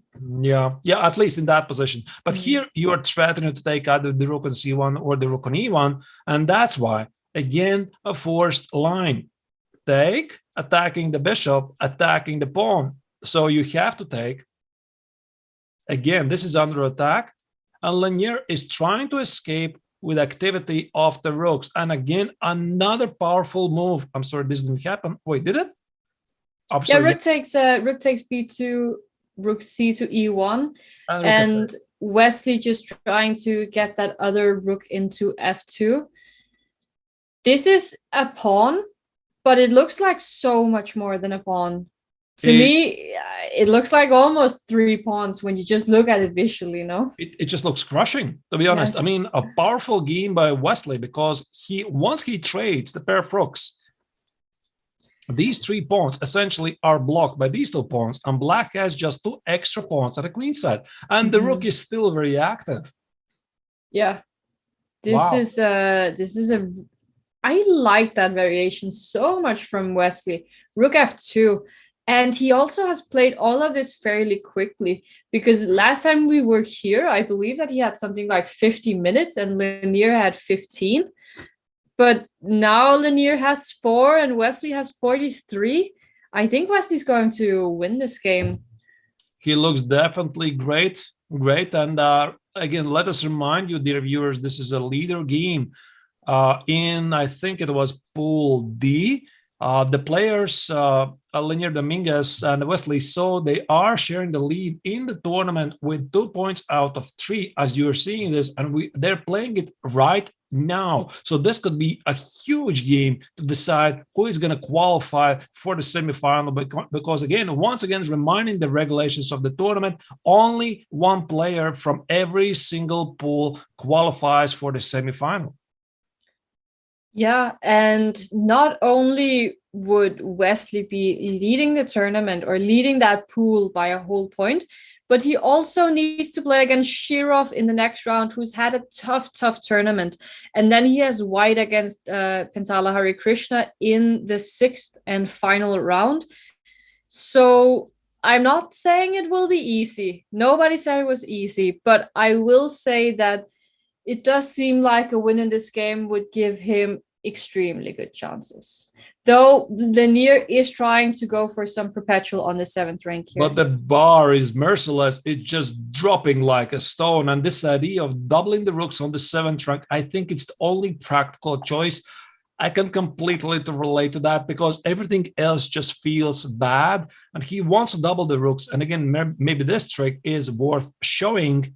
Check here, and black just wasted the tempo. So you cannot play this idea of rook f7 and then go rook f8. So this followed very quickly. Wesley saw this. Of course, he saw this. He had to calculate this. Rook e7 takes here, king f1, and now Wesley has a choice. Of course, white is threatening with the perpetual check, so at least black can give a check here, and I don't know, do what next? Maybe take on a2, maybe play b5. There's many moves. Yeah, and this is a tactic which is actually very easy to miss sometimes. I've tried before where I was certain that I'd get the perpetual on the 7th rank, but because the opponent's rooks were active, they were stopping my rooks from giving the perpetual check. Right. So, and also, you said this was the only practical chance, and I completely agree, but I don't know how practical it is when your opponent has 40 minutes more than you. So I think Wesley should have this easily winning position, and the bar pretty much confirms it. The white king is in a mating net, and this is going to help him. So he needs to figure out two things. First, how to avoid the perpetual check, or maybe creating mating threats for his king. And second, maybe force the rook trade. How do you do that? I have not yet any idea. Let's say we can try to give a check here. And this is not a good idea, right? Because this is going to be perpetual check. Yes. So how do I keep my, maybe something like king of fate? King of fate. King of fate, you say. And when the rook moves, you want to go rook h2. Well, not in this position, not in this maybe position. Something like check, check. Something like... We can at least include rook takes a2. You're absolutely right. And then I don't know if you can just put the rook on b2 again and just run with the a pawn. Check and a4. I also like what he did here. He played king h7, trying to run after rook takes g7. That's it. That's even simpler. So rook g7, king h6, h4, king h5. And now the white king is even running to h3 here. I think this is equaling resignation from white. What a game by Wesley. And I have a feeling that Lanier simply collapsed very quickly. Quite surprising. So we go back to this position. I really didn't like this position at this moment from white. The bar was saying it's equal, but I saw that from the white's perspective, this position is rather unpleasant because this d takes on e4 is a threat. E takes f6 is an annoyance. So he played rook c1, and Wesley just bombed away this move, f5, going for the initiative, and something went terribly wrong here for Lanier. I don't know what he should have done. Maybe e5, maybe this entire approach of knight f5, queen g3, this was probably the final mistake, because after this seems to be quite forced. Yeah, but that whole variation with rook takes f2 in the end also very difficult to see. And I'm just trying to check some times here, seeing how much time they spend on each move. And I can see that it did seem like queen g3 was played very quickly. So I suspect that Dominguez, he missed this. But he spent a whole 37 minutes on move 19 on bishop d2, and this just tells me that he was uncomfortable from the beginning, and being low on time and does not make it better. All right. Well, I have a theory, because I was watching one of the interviews with Wesley, and he said that during the first game he was not feeling really well because he had the jet lag. Mm-hmm. Maybe this has something to do with the jet lag. So what's a jet lag? Once you cross the Atlantic Ocean or a lot of time zones, it's difficult to adjust, right? And maybe this also has something to do with the American players, because they essentially had to come from the United States. And usually I think the rule of the jet lag, the most difficult days are days 7 and 9. I mean, this I've heard somewhere in some theory. Really? I've never heard that. I think so. I mean, days 7 and 9, at some point your biological clock starts to do wonders. I'm not sure really, because I usually suffer myself just first couple of days and that's it. But Wesley said himself, first day, it was quite tough for him, but then he was feeling better and better. Mm-hmm. No, that's very interesting. I have never heard about day 7 and 9 before. You never had the jet lag, had you? Well, I had, but I've only had one serious jet lag, and that was when I was traveling to India, and I was traveling during night. So when I arrived there, it was pretty much just during the day, and I was completely wrecked. I slept the entire day, which was not very good for my jet lag, but since it was chess, you're so tired anyway, so it doesn't make much difference. Right. All right, let's move on. So a huge victory this is going to be for Wesley. So I think he is going to do the job until the end. So we should go back to another game. So I propose to check the game of Oparin against Fedoseev. Yeah, I've been looking forward to this game as well. Right. King C1. Not out of good life.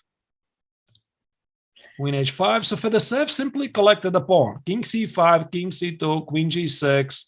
White is trying to normalize the position, minimizing the damage. But it seems to be the damage is done. Because not only Black is up a pawn, his king is more safe. And the knight on D3, once again. Yeah, the knight on... I'm sorry, I just accidentally closed the tab here, but I got it back. So I'm with you again. Knight D3. Yeah, that knight is so strong. This also, I find it actually to be quite funny. This has to do something with maybe either the tennis tournament schedule or psychology or nerves or something. I don't know, but we are seeing quite a lot of collapses, right? Oh yes. So Dominguez collapsed today against Wesley. So just got completely destroyed with Black. Same again for Keimer. The second day in a row, complete collapse with Black. Here is the save for Oparin. He's playing with White, made a mistake, and that's it. Fedoseev is mercilessly punishing his opponent. Yeah, but how are you? Okay, so if we look at the position now, the position looks very, very nice for Black, but you also have to find some way to keep on going. So what's the move for Black here? See, I know it's completely unnecessary, but I would be so tempted to just play rook takes f5. Okay, it's played. Let's go. He heard you. It's totally unnecessary. So he must have heard you. And a rook takes an f5, queen f5. But this is even like a normal trade because exchange for a pawn. What is it? It's just how do you rate it, by the way, Ellen? It's half a pawn, I used to say. Yeah, well, I just thought that the knight on f5 was actually White's most active piece and probably also White's only good piece.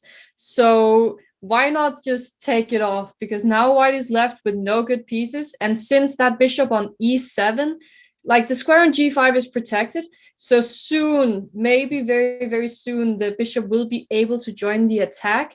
And there are threats of moving the knight right now. So Black can play queen g6 here, keeping the threat of moving the knight with check. And then the king has to move, and it can only really move in between the two rooks to d1 probably, which will... Like the rooks won't be connected anymore, and the coordination in the white position, it's just not there. So Black is the one with all the play here. All right, and speaking about this, maybe there's even a possibility to do a immediate shot, something like knight b4 double check. I mean, this is something you have to check. Knight b4, queen c2 check. So again, this is double check from the knight, from the queen, right? You cannot take it. So king d1, I guess something like queen c2 check. Where do you put this? Because there could be knight e5, knight x and c3, bishop g5. Oh my goodness. King d1, knight e3 check. Here. d5. No, this is it.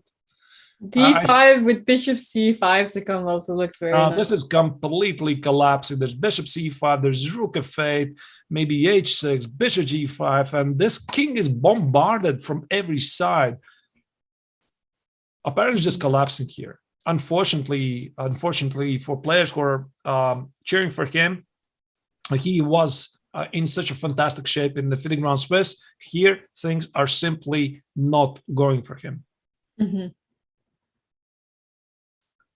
I think knight b4, this is quite straightforward, right? So this would be my priority, but I think you're right, actually. Queen g6, perhaps it's just simpler. It's just simpler, but knight b4 is very forcing move.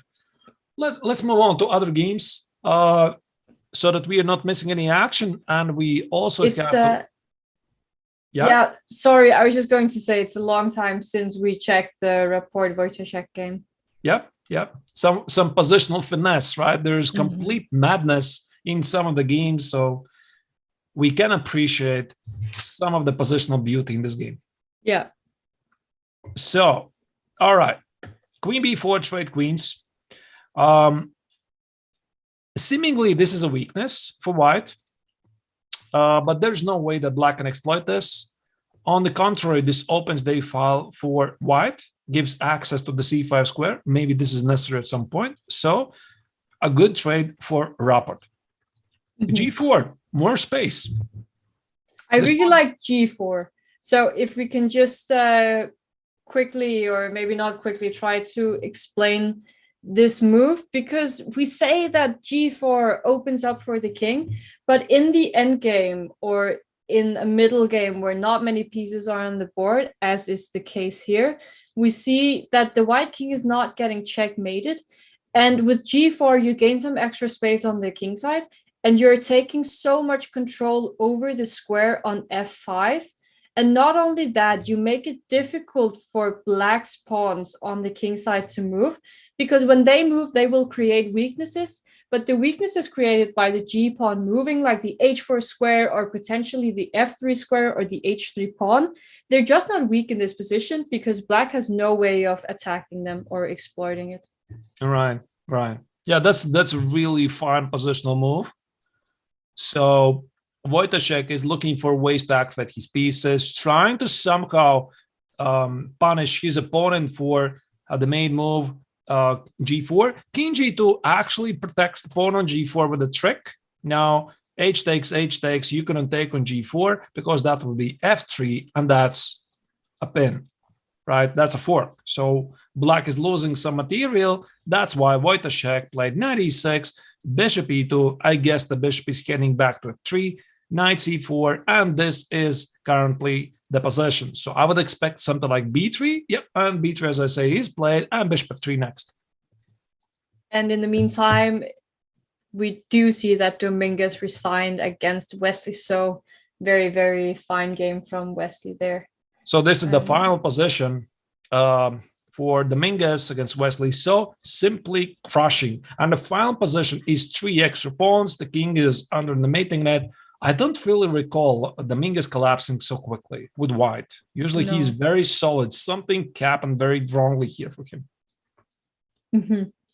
Yeah, it's not every day that you see a strong player like Dominguez just losing like this. But we also have to give massive credit to Wesley, because strategically that game was just so fine. And I think it all started with this move, bishop takes d4. And I think when you're preparing, this can be a move which is very easy to miss, and trying to find your way out of it when you're sitting at the board and you're playing against a well-prepared opponent can be very difficult. Maybe, now that looking at how the game progressed, maybe a peaceful choice was to play queen takes on d4. Like you suggested, actually. Yeah, but I mean, I didn't expect to have such a crush in the end. So maybe queen takes on d4 with a more positional approach, but still, then the queen on d4 is not attacking the knight on f4, because he took with the pawn and played queen f3. Here with the queen on d4, it would be more difficult for him to challenge the knight here. So maybe there could be some annoying continuation, which I don't see yet, by the way. Maybe something like, I don't know, queen c8. Rather with bishop h3. There could be something, right? Some tricks which he didn't like. That's why he felt that maybe there's something else. Maybe not queen c8. Maybe there's knight x on g2 and knight h4 check. Well, yeah, that could be something. Oh my goodness! So you cannot go here, knight f3, bishop h3. Oh, this must be the reason. Yeah, this must be the reason maybe why he didn't like it, why he played c takes on d4. But okay, that would be in a different game, really. So, Ellen, which game we have to see now? Do you think we left the Wojciech game early, or should we just try to, because we don't have too many games left. It's been a while since the Hare Krishna Shirov game, though. There's not really much to talk about this game at the moment. What is clear is Robert is pressing. He is trying to press to the pawn on d5. He's trying to grab space, and he's just playing in the best traditions of Arturs Neiksans, right? Arturs Neiksans, one of the greats of the earliest 20th century. He was the first one in his book, My System, who wrote that you need to create two weaknesses, right? One weakness your opponent already has on d5. You need to create another weakness. So this is exactly what Rapport is doing, relying on some 100-year-old knowledge, creating a second weakness so that it's possible to target them at the same time. Mm-hmm. Yeah, but let's move on. There's not much to see. Maybe indeed Hare Krishna against Sheriff. Because we do have a trade of some pawns here. So Shirov got the C pawn while Hare Krishna got the A6 pawn. But how did this exactly happen? Because we left it around bishop C7, and then taking over the D file, the queen moves, and this is exactly what I told you, which is going to happen. Exactly, yeah, that White is going to be using the good knight against the bad bishop. And whoever said it in the chat earlier, this bishop c5 earlier from Shirov was definitely a better idea. Mm-hmm. White is slightly pressing. I like this position. I really like the power of the knight here, because the bishop on c7, it doesn't make a good impression to me. No, it does not. It's just a sad bishop. Mm. Doesn't do anything. Now, I'm not sure if this was really necessary for Shirov, what he did here. So he's trying to activate his pieces, queen b3, rook d1. I guess queen takes on a4 was not a good decision due to rook d7, and something is about to happen at the 7th rank.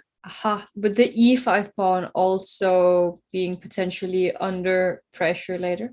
Yeah, maybe something even along the lines of this. Here, queen d2, and there's the trick of rook c7, queen d3. Oh, that's nice. Maybe knight. And if you go queen a5?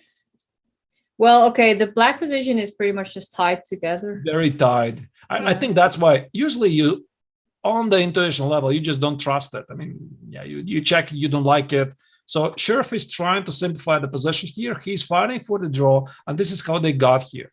So every single pawn trade is bringing a black closer to the equality. But what's the difference here? Not only his bishop is worse, White has an outside pass pawn. Mm-hmm. Yeah, because it is the more outside pass pawn that White has in this position. It doesn't seem too easy for me to find a way how to push the pawn exactly, because the bishop and the rooks and the queen, they're all protecting all the squares very nicely. If we had to find a plan for White in this position, how would it be here? Let's say black makes a normal move. Now, I'm not sure what a normal move is here, but... An active move, I guess. An active move, yes. Now, which is an active move? That's a different question. I was going to suggest rook b4, but I'm a little bit worried that there are some tricks. There should be tricks. Yeah, king h7. Ooh. g6. Okay. No. This is trouble. You're gonna do that. Rook b4 maybe backfire. But g6 was played immediately, maybe with the plan of going rook b4 so that the king is a little bit more safe on g7, perhaps. I think so. That's a good idea. It also takes care of the f5 square, maybe from some checks in the future, maybe some ideas against the knight h4, knight f5. It's just a good move to secure more space for the king and protect it on g7. Mm-hmm. And Shirov has 6 moves. What move was this, g6? This is move number 30. 30. Okay, so it's not too much time trouble just yet, but it's still a bit uncomfortable here when you only have 6 minutes. Yeah, it looks definitely something I would play with White. Absolutely. Maybe there's even a move with something like h4. h4 with the idea to play h5. This is nice. Yeah, black plays king g7, h5, g takes, weakens the f5 square. Mm-hmm. And if you play g5, one of the typical ideas is knight f2, knight h2, knight f1, knight e3, knight g3, knight f5. Once again, occupying the light squares. All right. Of course, you don't have to do that. But the question is, how do you react? Because h5 gives away the g5 square. So now you have to do something really, really active. Either you have to decide that the g5 square is not something that white really wants to use, that the knight maybe looks more active than it is on g5, or black has to make a really active move, perhaps like rook b4. Now rook b4. Mm-hmm. Well, you're asking for it. Okay, check here. Yep, king g7, rook d. Oh my goodness. Okay, I take it. I'll try you. You're not only pawn grabbers anonymous, but exchange grabbers. Queen c1. Queen c1. Here, check. Queen f4. Rook b1. Are you checkmating? So you're saying there's no mates, right? That's what I'm trying to. Maybe you're right. Check. King f6. I think you might also be running out of checks very soon. That is a very good probability. I won't deny. I had some ideas with rook g6, but it's, oh my goodness, it's best at perpetual. No, it's nothing. Yeah, maybe it's too much. Maybe it's too much. But this is something that you need to calculate all the time. Yeah, you need to pay attention to this queen c8, rook d8, something on the last rank. And even if this works, imagine yourself from the black's perspective. I mean, you are low on the clock. Can you easily play rook b4, not seeing what exactly happens after queen c8, rook b8? That looks very scary. Well, I mean, how easily can you allow white to just play h5 also? Maybe it's not a big deal. I don't know. h5, knight g5, and the knight is beautiful, but that's what it is. It didn't happen. Something else happened. Queen e2. That seems a little bit more passive to me. It's also consolidating the position. I think he wants to keep the same idea of h4, h5. Also, rook c2. Maybe at some point he is going to be ready to trade these pawns, let's say, reach completely symmetrical position, and then still, with all of those pieces on the board, play for the weakened black king. So let's say I'm going to try to imagine, let's say, how can I even do that? Let's say here, and somehow in some scenario, I'm winning this pawn. So if white gets this position, despite the fact that he has 4 pawns versus 4 at the king side, white is much more active, and this is not a draw. I mean, this is not a draw. This is not, are you? No, you're not telling me this is not a draw. No, this is not a draw. You still have to work for this. You have to work for this because there's. I mean, I have to work, but not a draw? No. Wow. No, okay. I mean, it's worse. I would say it's solidly worse. So black needs to hold this very carefully. The bishop is bad. Rook b1. What? Rook rook takes g6. I was. Rook takes. Oh my! You're seeing faster than I do. I mean. I was trying to trick you and trade some more pieces. But you have to agree, right? This h5 is very annoying, and h5, knight g5. Now this knight is annoying, and yeah, the knight is annoying. But can I move my rook? Like, what are you actually threatening after knight g5? Okay, but I play h5, and you go knight g5, and I ask, what is your threat? And then I move my rook to d7. I'm gonna figure it out. Maybe there's nothing. Maybe there's nothing really, you know. I'm just trying to get a game here. I don't know. Well, I can understand the part about white being better. Also, because even if we trade queens and rooks, it's still uncomfortable to play for black. But I just have a difficult time believing that this is exactly what you want with white from. No, I mean, okay, if I can try to keep the pawn on a4, fine. I'm not arguing, but I'm saying that even this position, with doubling the rooks, taking the pawn on c7, it's not an obvious draw. That's all I'm saying. That's all I'm saying, right? That you can still push this, but of course, Harry is going to try to keep rooks on the board. He did play rook a2 here, trying to get rook behind the passed pawn, so it makes so it's easier to push. That makes perfect sense. Is there somebody else who is still? Well, Grishuk, Yesipenko, they're down to 10 and 4 minutes each on move 22. So it definitely seems like we have a drama on our hands in that game, because to me, this actually seems a little bit more tricky than it might be. So, well, it seems a little bit tricky to me, at least. I was wondering, how do you think about a small 5-minute break, and then we arrive back at the game just in time for all the action here? Yep. Okay, let's do that. And we'll be just in time to see the time trouble from all the players. See you very soon in 5 minutes. And we'll be back with a live broadcast of the FIDE Berlin Grand Prix.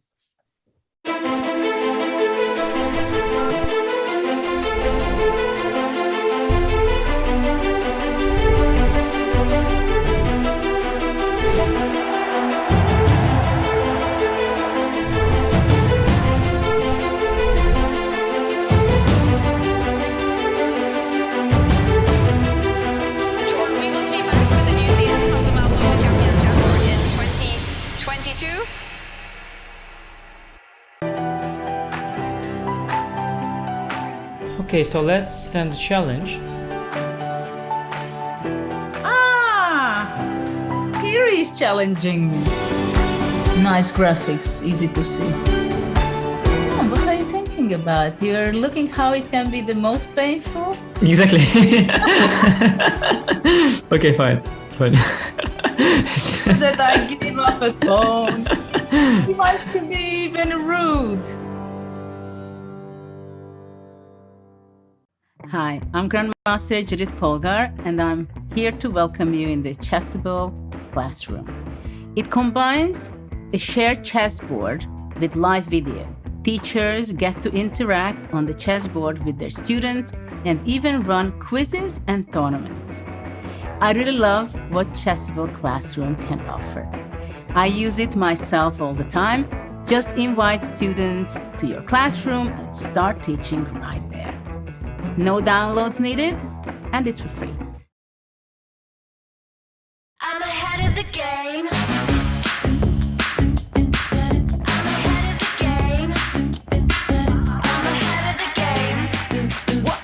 Well, the phone is always ringing, I'm caught up on the line. Got a string around my finger, remember who am I? I'm a boss and I'm honestly off my rocker, but follow me, I'm ahead of the game. I'm ahead of the game. I'm only ever slinging, I'm working overtime. Got a song and I'm the singer, the melody, the vibe. I'm a prodigy, logically, I'm impossibly wanted, and they'll remember my name. They'll remember my name. Ooh,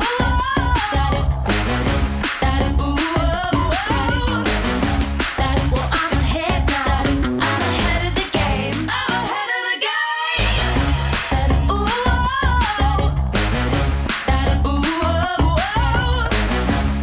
well, I'm ahead now. I'm ahead of the game. I'm ahead of the game. Well, I'm ahead now. Well, I'm ahead now. I'm ahead of the game. I'm ahead of the game. It's time to take control of your journey towards chess mastery. Magnus Carlsen introduces Chessable, the definitive solution for studying chess. Move Trainer uses the science of spaced repetition to identify your strengths and eliminate your weaknesses. There's no need to set up a board, remember which page you're on, or keep track of all the moves you miss. Move Trainer empowers you to go from the opening to the end game with confidence. It's a seamless, effective, and fun way to study chess. Choose from one of the largest online chess libraries in the world, with hundreds of titles ranging from classic books through to our exclusive Chessable courses, including over 100 free courses.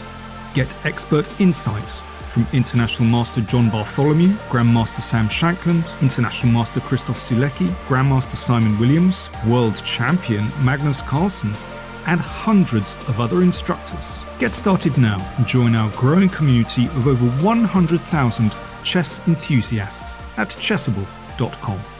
Chessable, take control of your journey towards chess mastery.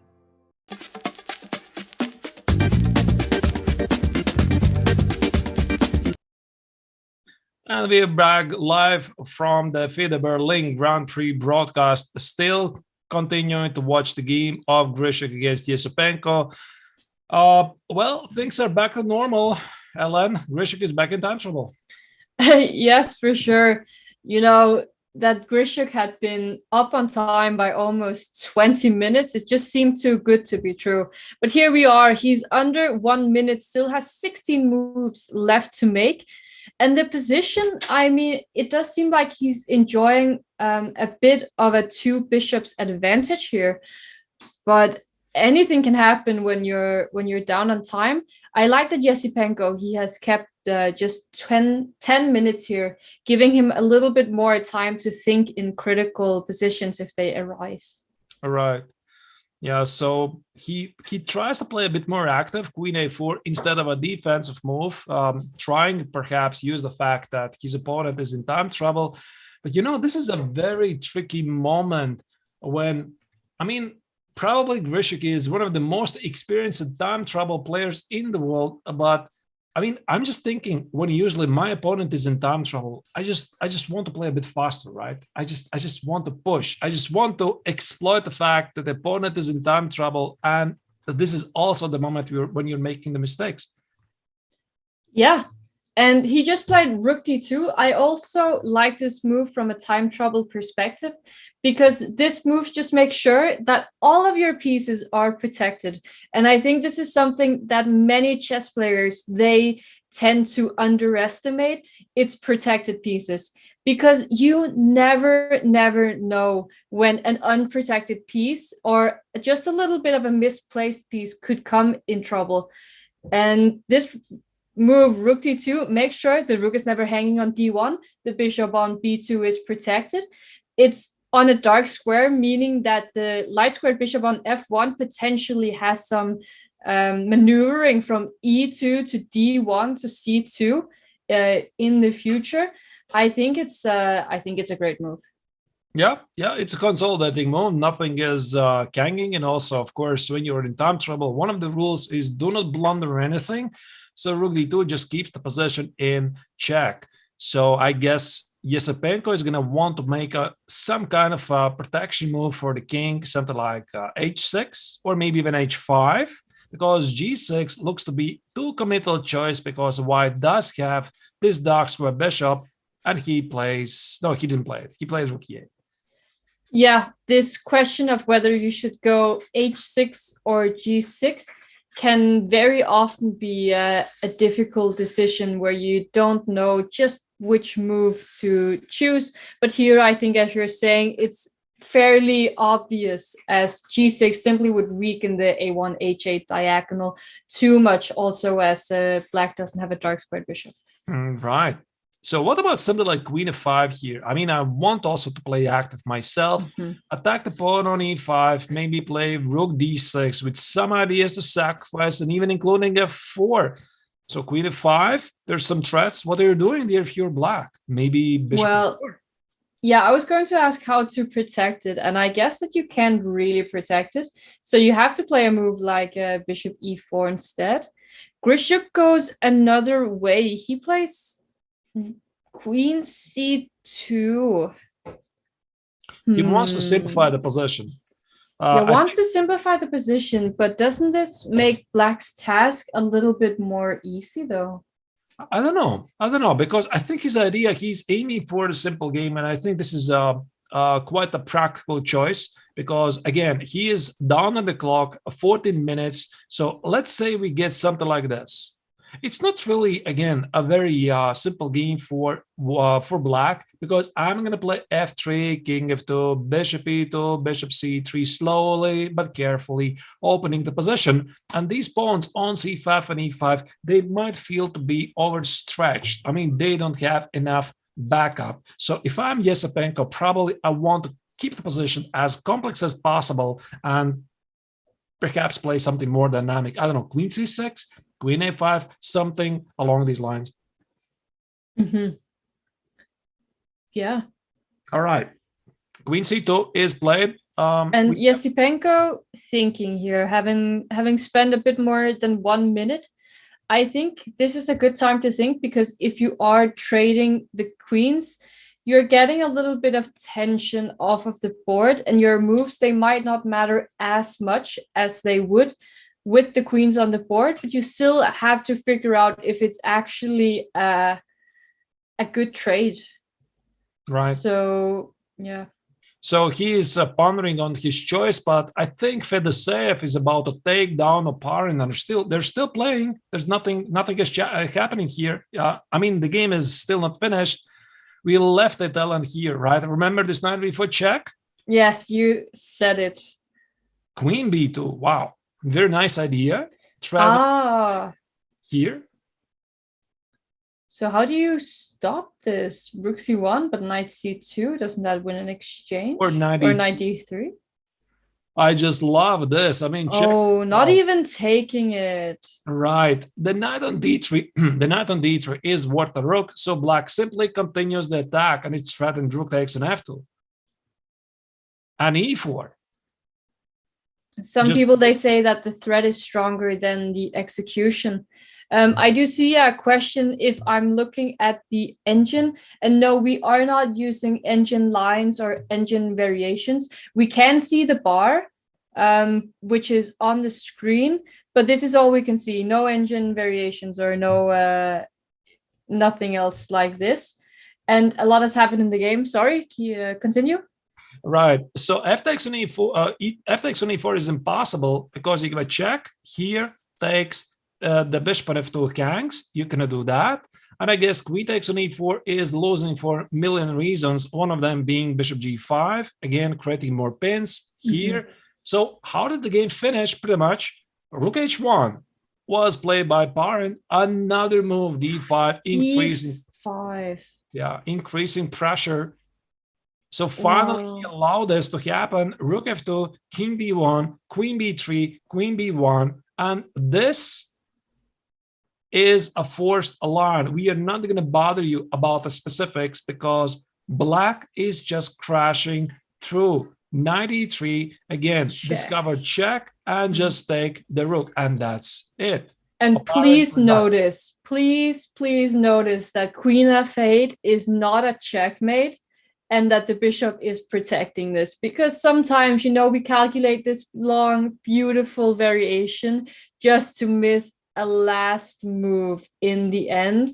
And it would have been devastating, if there had been queen takes or queen f8 mate. Right. So the bishop on e7 protects it. Now white is down a piece. Queen takes on e4 is a threat. The queen on f2 is under attack, so Oparin resigns. And this means that Fedoseev has scored 2 points out of 2 against Oparin because he also beat him in a crushing style in their very first game, in the very first round of the pool tournament. Yeah, I really think Fedoseev, he has played some very nice games against Oparin. Oparin having a little bit of a tough tournament here. I'd say he's out of the running for winning their group, the B group, as he's only on 1 out of 4. And Fedoseev is currently on 2.5 out of 4. Wojciech still playing against Rapport, but Wojciech currently on 2 points out of 3. Right. I'm not even sure which game we should check next, because there seems to be some action. Something has happened in the game of Rapport against Wojciech. Maybe we can do this. Oh my goodness. Wojciech has a pawn more? Yeah, somehow. I did not expect this. Somehow, maybe that was a pawn sacrifice. It could have been, it could be a sacrifice. I think so. Maybe to give a quick round of what is happening in other games, Grishuk is still in time trouble. I believe the position is not going to change too much because it's so simple for Grishuk to play that he can easily find the move in 30 seconds, then again make another move in 30 seconds. So it's quite positional. And Hare Krishna here, this is Hare Krishna's position. He still appears to be slightly pressing, and Shirov is the one in time trouble. So I propose to go to Wojciech's game against Rapport. Yes. Also, just quickly mentioning that Yesipenko, he did follow your advice of not trading the queens. All right. Yeah, but this position is some of the more interesting that we have at the current time, because Wojciech up a pawn, but it seems that white has very good compensation because of the much better bishop here. How did that happen, by the way? So it was a sacrifice. Check this out. B5. Okay. Rook a7. I just want to activate my pieces. The knight on d4 is looking great. And this is why Wojciech is trying to trade it. Knight c6, attacking the rook on a7, the knight on d4.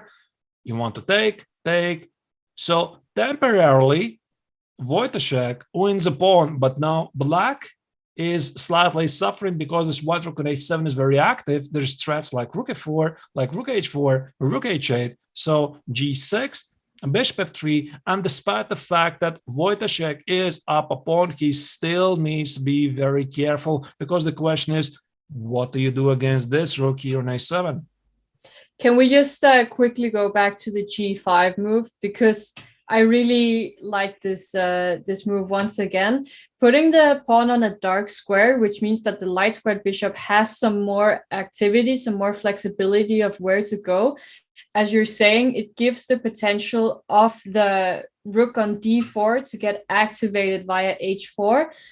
It stops any kind of black pawn pushes, because I could imagine that had white not gone g5, then black would be the one to go g5 instead. Right. Yeah. So from a practical point of view, it seems that indeed white's threats are quite serious. Although black can always play something like bishop e8, right? If he feels really threatened after g6, bishop f3, if he feels, okay, this is too much, probably he can play, let's say, something like rook here, bishop d5, rook d5, and even enter this endgame 3 versus 2, which still should be a theoretical draw, but white is the one who is pressing. White is definitely one who's pressing, and I feel like I've seen this kind of rook endgame in one of the recent online tournaments where I don't know if it was Vidit or someone who either did it correctly or wrong, but there's definitely ways to go wrong here, and you shouldn't just believe that this is a stone cold draw. All right. So, all right, let's make one more final switch to Hare Krishna's game against Shirov, because Shirov, despite the fact the position is seemingly rather equal, he is in time trouble. And in contrary to Grishuk's abilities to perform well in time trouble, I'm not so sure this is the case here.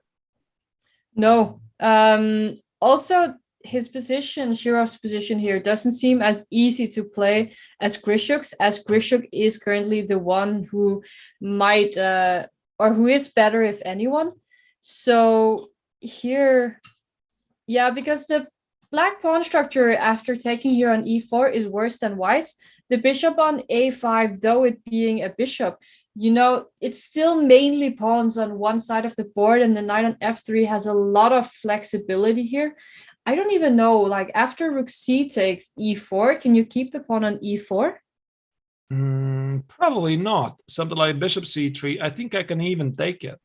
Take it. And I think this is what Sheriff wants. He wants to go for this endgame, not very happy, but not out of good life. White can definitely press this forever. But you know, Ellen, I'm looking at this position. But there could be something else. Yeah, but this f5, I don't understand it. Why did you do this? Because f5 just creates targets. f5, rook e2. I mean, check how the game dynamics change very quickly. f5 here, f takes, rook e4, and now you're already dropping the pawn on e5. Why? This actually reminds me of something very funny that I once heard, and that is in the Dutch. Well, the only problem with the Dutch is that you want to take the pawn on f5 and put it back on f7. Just, yeah.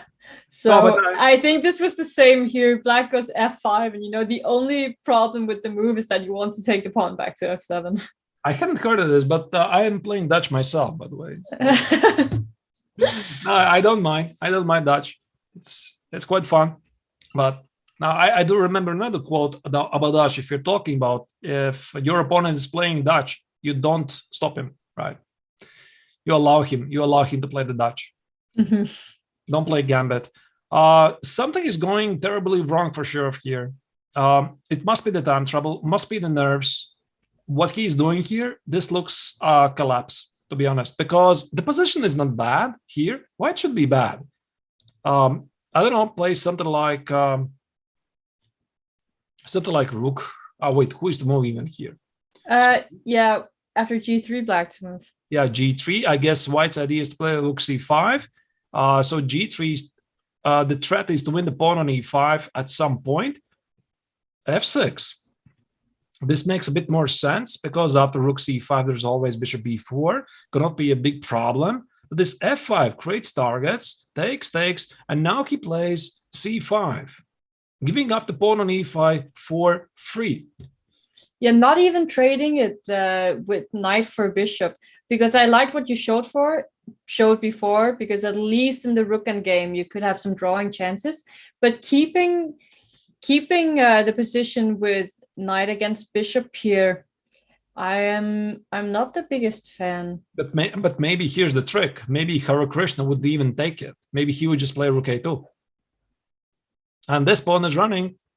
And when you go back, if you go back to a5, the pawn on e5 is still hanging. Yeah, so maybe he realized that this is. And just, if rook d5, can I be tricky? Yeah, you can be tricky. That's a very good idea, actually. Rook d5. Then my idea doesn't work. So but maybe you have some other move here. Rook c4. Rook c4. Nah, I don't know. No, this is okay. I mean, the pawn is still there. I mean, we are true members of the Pawn Grabbers Anonymous, right? We respect pawns. We like pawns. Mm-hmm. I mean, I did say one day that grandmasters don't care about the pawns. Not in simple endgames. Pawn is a pawn. Mm. Right? So if you can take it, take it.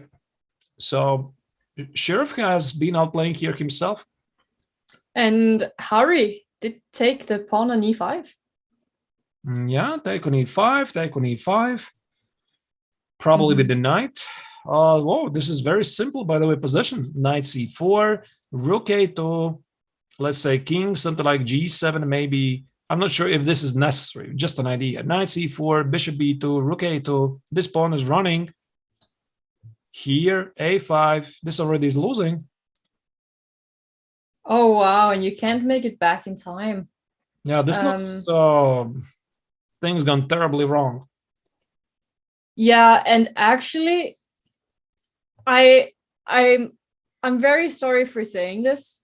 I really am, because Shirov, an amazing player. I also have Fire on board in my chessbook library. But Harry winning this game would really create some tension and some drama in pool D, because Wesley currently, if this game is only a draw, then Wesley will be a full point ahead with 2 rounds to go, and that is so difficult to overcome. But if Harry won, Harry is playing Wesley in the last round, though with the black pieces.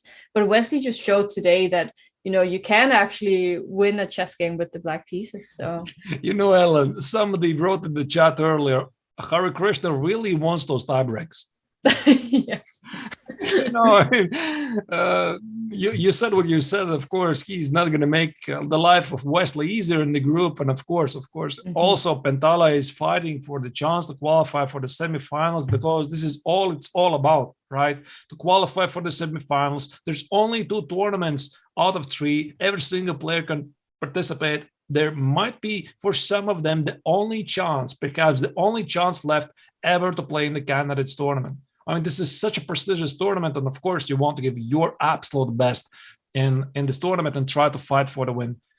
And you've made it this far. You don't want to give it up just yet, because even qualifying for the FIDE Grand Prix here, so difficult, yeah? Yeah. There were a few ways to qualify, but it wasn't easy for sure. There are so many strong players in the world, and when you're there, you don't want to give up hope. I just switched to the next game because I realized that time trouble is over, and that's it. That's why I was stopping looking at that position anymore. So here's still a time trouble. Move 38 for Grishuk. Is that even a time trouble? Less than 30 seconds is not a time trouble, according to Grishuk. He said it apparently in some interview.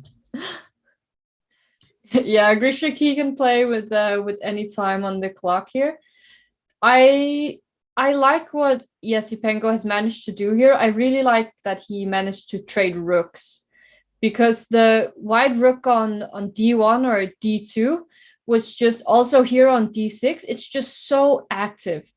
And it's really like it's a new nuisance in the black position. So this, and look at this, king f8 to e7 to play rook d8. What a maneuver. Right, but I think actually things were looking quite scary for Yesipenko, right? Mm-hmm. So this rook on d6, queen d2, knight e7, bishop a5, I would be really, really scared here. So indeed, this maneuver, as you mentioned, this king e7, rook d8, and there's just no way for white to continue. This rook on d6 is beautiful, but now it's get traded. Yeah, that was very well found with not a lot of time on the clock. And here, Grishuk deciding to not trade queens despite having offered a queen trade earlier. Queen b1, keeping the pin on the knight. I think so. He wants to keep at least one pair of heavy pieces on the board. So we did mention here, Ellen, and we slightly mentioned that white wants to trade queens, but not queens and the rooks at the same time. And why is this? Because it would make the position too solid. For example, I'm going to trade the queens, I'm going to trade the rooks, black is going to play knight e7, bishop c6, and say, come and get me. So even if you're going to trade the knight on d7, a win pawn on e5, there's a big likelihood that the opposing colored bishop endgame is going to be a draw. So what Grishuk wants, he wants to trade either queens, but keep rooks on the board and keep pressing with those two bishops, or trade rooks, which is exactly what happened in the game. He wanted to push on the very active rook on d6. It did not work. And here, he doesn't want to trade both pieces. And that's why he's going to keep the queen on b1 for as long as he can. Because if he trades it, let's say here, this might be simply not enough. Yeah. The day before yesterday, we were talking a little bit, or I mentioned this concept of helicopter chess, where if you want to find out where one of your pieces should be, just imagine that you lift it up in your head and then you can put it anywhere on the board you want. And then you can try to retrace its steps, see how it could get there. But once again, doing this thing where you imagine, try to look at the board and think, how would the position look if I just removed the queens altogether? Which pieces do I want to trade? These things, they can really help you to figure out what moves you should make, because asking you simple questions as, do I want to trade queens? Do I want to trade rooks? Do I want to trade them both at the same time? It can help you with the moves you're going to make, both in the certain position, but also in the future. Because if you don't think about it, then suddenly you're going to get to a position where you have to make the choice. And then you have to think about it anyway. And that could cost you some dear time in time trouble, for example. Right. Indeed. So the position looks very solid. I don't think we are going to see any action here. Bishop e2, there's going to be some quiet move like queen c7. Black is keeping the position close, but still, this is the kind of position that a white can play forever. He can play, let's say, maybe put the queen on c3, g4, king f4, king f2, h4, g5, open the position and press and press and press. So I think Grishuk should do this, because this is one of the remaining rare games where he has the white color. So he has to do something if he wants to qualify for the semifinal. So I think we're going to use this opportunity once again to switch the game. There's 3 games, 2 other games going? Yes. 3 games in total. Yeah, and Rapport's game against Wojtaszek, you're seeing this bishop on e8 exactly as I predicted. Rapport won the pawn back, bishop d5. He's still pressing, but rook c7 seems to be quite an easy move here for black. Yeah, you really have to protect that pawn on f7. I guess he just has to figure out which rook he wants to take to c7. But as taking the rook on c8 would allow white maybe some counterplay in the future on the 8th rank. Yeah, taking the rook on c3 seems just a little bit easier. That feels a bit more secure. It looks really drawish, to be honest. Let's say something like takes. I mean, black has the outside passed pawn, which might feel strong. And if black could somehow trade the light square bishops and put the rook behind the pawn and push it, things could start really dangerous for white. But still, this pawn is not going anywhere. There is no rook b7. Bishop c6 drops the pawn, and essentially this might be something what Radoslav might do. But Rappert is still pressing a little here, pushing those kingside pawns. I just don't know which is going to be the order and moves he's going to do it. Something like, I don't know, something like maybe even don't trade. Maybe even just keep the rooks on the board. Why do you need the trade, by the way? I was thinking maybe if we say the trade and then rook f6. Also, please don't be fooled by Wojciech's time going down here. They have reached move 40, so he hasn't lost on time. He's just thinking here, and the extra time will show once he makes a move. I like this move, by the way, what you suggested. Yeah. Very much, yeah. It's nice. Takes, rook f6 with the idea to play rook b6. I didn't see from afar there's move e4 that you're protecting the bishop on d5. There's no bishop c6, by the way, also quite important. Let's say king e7. Not sure. Maybe rook b6 right away. Maybe king f4, king e5, f4. But white is still pushing this.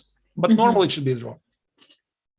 Yeah, I just like the rook on f6, the opportunity and possibility of going to b6. Black doesn't have the option to go behind the passed pawn. And the dark squares, you know, they are a little bit weak. We can try to exploit them somehow. Right. And the third game, which is still running, is Hare Krishna's game against Shirov.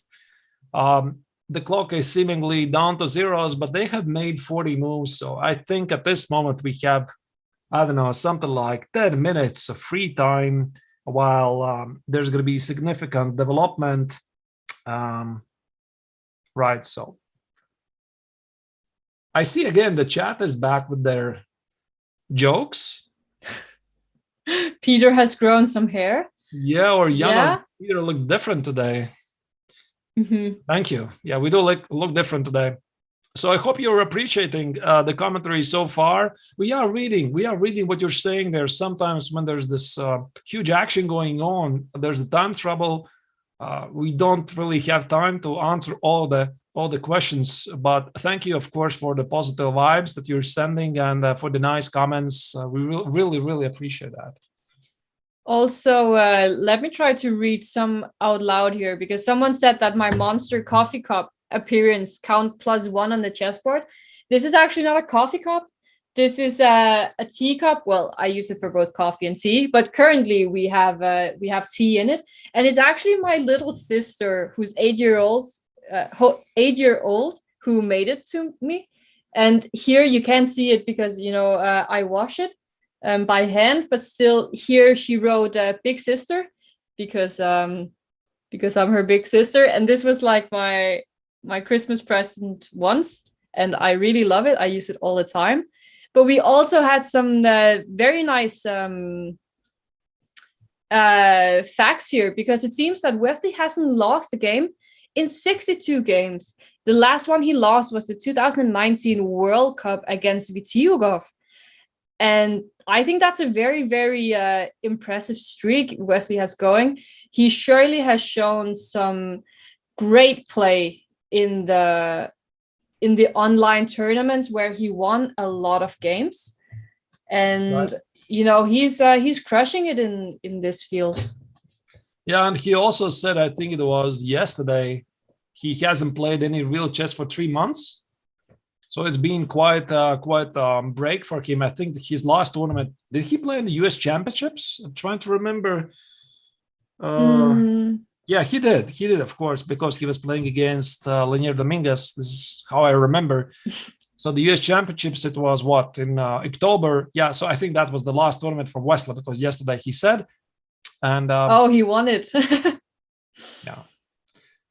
And he won it. Yeah. So really been a long break for Wesley, and he's over his jet lag and really in great shape. So I think we try to make the first guesses. Who is going to make to the semifinals? And then after those, 3 rounds, we are going to see, have we been correct or not, Ellen? Can we try to guess that? What do you think? Okay, so should we try to take up the standings? Yeah, let's check the standings. We're going to try to guess. Okay, so we have the standings right here. And in Pool A, Grishuk is playing against Yesipenko. There are still quite a few games left. Nakamura is white against Grishuk and black against Yesipenko in the last round. Yeah, this is a huge game for Grishuk, by the way. He needs to catch Nakamura, otherwise Nakamura is going to be a favorite. I would put my money at the moment on Nakamura. I like how he plays. I also think it's very difficult to bet against Nakamura, but it's also for the fact that he's white against Grishuk and black against Yesipenko in the last round. Had it been reversed, black against Grishuk, white against Yesipenko, I might have said that I still think that Grishuk still has some chances. But because Nakamura calls the shots in the next game, I think it's going to be difficult. Right. Because I don't think Yesipenko will or Grishuk will win the game against Yesipenko here. Yeah, and this is the tomorrow's. That's the tomorrow's matchup, right? I believe so. Yeah. Right. So yeah, from the other groups, maybe if you would go back to the groups standings, I think Aronian obviously is a huge favorite because he leads by full point. Today, he made an effortless pretty much. So it would seem draw against his closest rival, Vidit Gujarati with the black colors. I would say Levon is a very good candidate to make it to the semifinals. The next group, Fedoseev, Wojtaszek, and Rapport. Now, this is a death group. I have no idea who will qualify. While in the final group, Wesley seems to be a clear favorite after today. Yes, for sure. I think if anyone has a chance of catching Wesley, it would be Hari, but it's also very tough to bet against Wesley. In Group B, as you said, it's so tough to know. Also because we do expect the game with Wojtaszek against Rapport to be a draw, so they're very, very close. I think it might be kind of important, that Wojtaszek has thrown, was it 2 completely winning positions? Because had he won those, he would have been way ahead of the field. But he is struggling a bit at the moment with converting these positions, and today he's been under pressure as well. I think Fedoseev has played some amazing games, but it's probably all going to depend on his game against Rapport. Let me just see what the colors are there. So Fedoseev is white against Rapport in the last round. So I'm gonna go with Fedoseev for this. Yeah, one. Fedoseev looks really in a great shape. I like how he's playing. He totally seems to be in great shape, producing exciting games, very good positional understanding, great preparation. Yeah, so I wouldn't be really surprised if he would make it to the semifinals. Mm-hmm. So. Of course, it's also easy to guess on the people who has the most points, but yeah, what can you do? There's a reason why they have the most points, right, Alan? Because they're playing the best chess so far. I mean, Aronian is fantastic. He's just playing great chess, and Fedoseev is playing really great. So it's not a big surprise that they're top of the leaderboard. Wojtaszek may be slightly not very happy by not capitalizing on some of the great positions before. So yeah, it makes sense they're leading. And Wesley, of course, is gaining the speed. And perhaps some people are asking if we think Yesipenko will win against Nakamura. And that's, of course, a very difficult question to answer. But I bet that Yesipenko, he really, really wants that win in the last round. Also considering, the beauty that Nakamura produced against him. I could really... The motivation won't be an issue. Yeah, the motivation definitely won't be an issue there. So we can hope for some incredibly exciting chess. And just as I said that, it seems there has been some major developments in the... Oh, sorry. Because, yeah, it seemed for a second that there had been some major developments and that Yesipenko blundered. But I think they just agreed to a draw and put the kings because king e6 was not a queen blunder. They agreed to a draw, and they were going to put the kings on e4 and e5. He didn't blunder his queen. Don't worry. Why? But why? Can you explain me a little why? Okay, I of course understand the queen was not blundered, but why don't you continue playing? Because again, we're looking at the overall rankings. Grishuk is clearly trailing Nakamura, right? This is the you're seeing the group A. Grishuk is half a point behind Nakamura, and they're going to play against each other. If my memory is correct, was it Nakamura with white, right? Nakamura with white, yeah. Right. So does he really rely that he's going to outplay his main rival with the black color? And this is the kind of position which you can still continue to play, right? Just don't trade queens. Just play queen c2. I understand it's not much, but queen c2, I don't know, king f2, h4, put the bishop back, g4, h4, g5. It's very solid. Of course, there's no reason to explain this, but don't you want to qualify for the semifinal? I find this to be honest, really strange. Maybe he wanted to preserve some energy for tomorrow. It could be very tough if he sits here for another hour or two, playing and playing and playing. The game turns out to be a draw anyway. And not only did he waste time for time where he could have relaxed, but he also wasted time that he could have spent preparing for tomorrow, which might be even more important. I don't know. Oh, tomorrow is a free day. That is true. Tomorrow is a free day. Tomorrow's going to be a free day, but we are going to be doing the commentary anyway, right? Well, I'm not sure I will, but you're more than welcome to be here at 3:00 tomorrow. Yeah, and then realize, oh wait, there's no game, right? Well, okay, this is a big surprise, to be honest. I'm going to be really curious to see the interview. Mm-hmm. So far for Grishuk, it's just 4 draws, but this also means that there are chances for Yesipenko. By the way, and Yesipenko is still in 50%, and he has to play against Nakamura with white. And this is what, final round? Yeah. Nakamura with white in the final round. We could be up for some very nice chess for sure. We are not going to miss this game. No. Absolutely. We are so going to watch it. Mm-hmm. So there's going to be a lot of stake. And maybe also by this, Grishuk keeps chances for both players to qualify.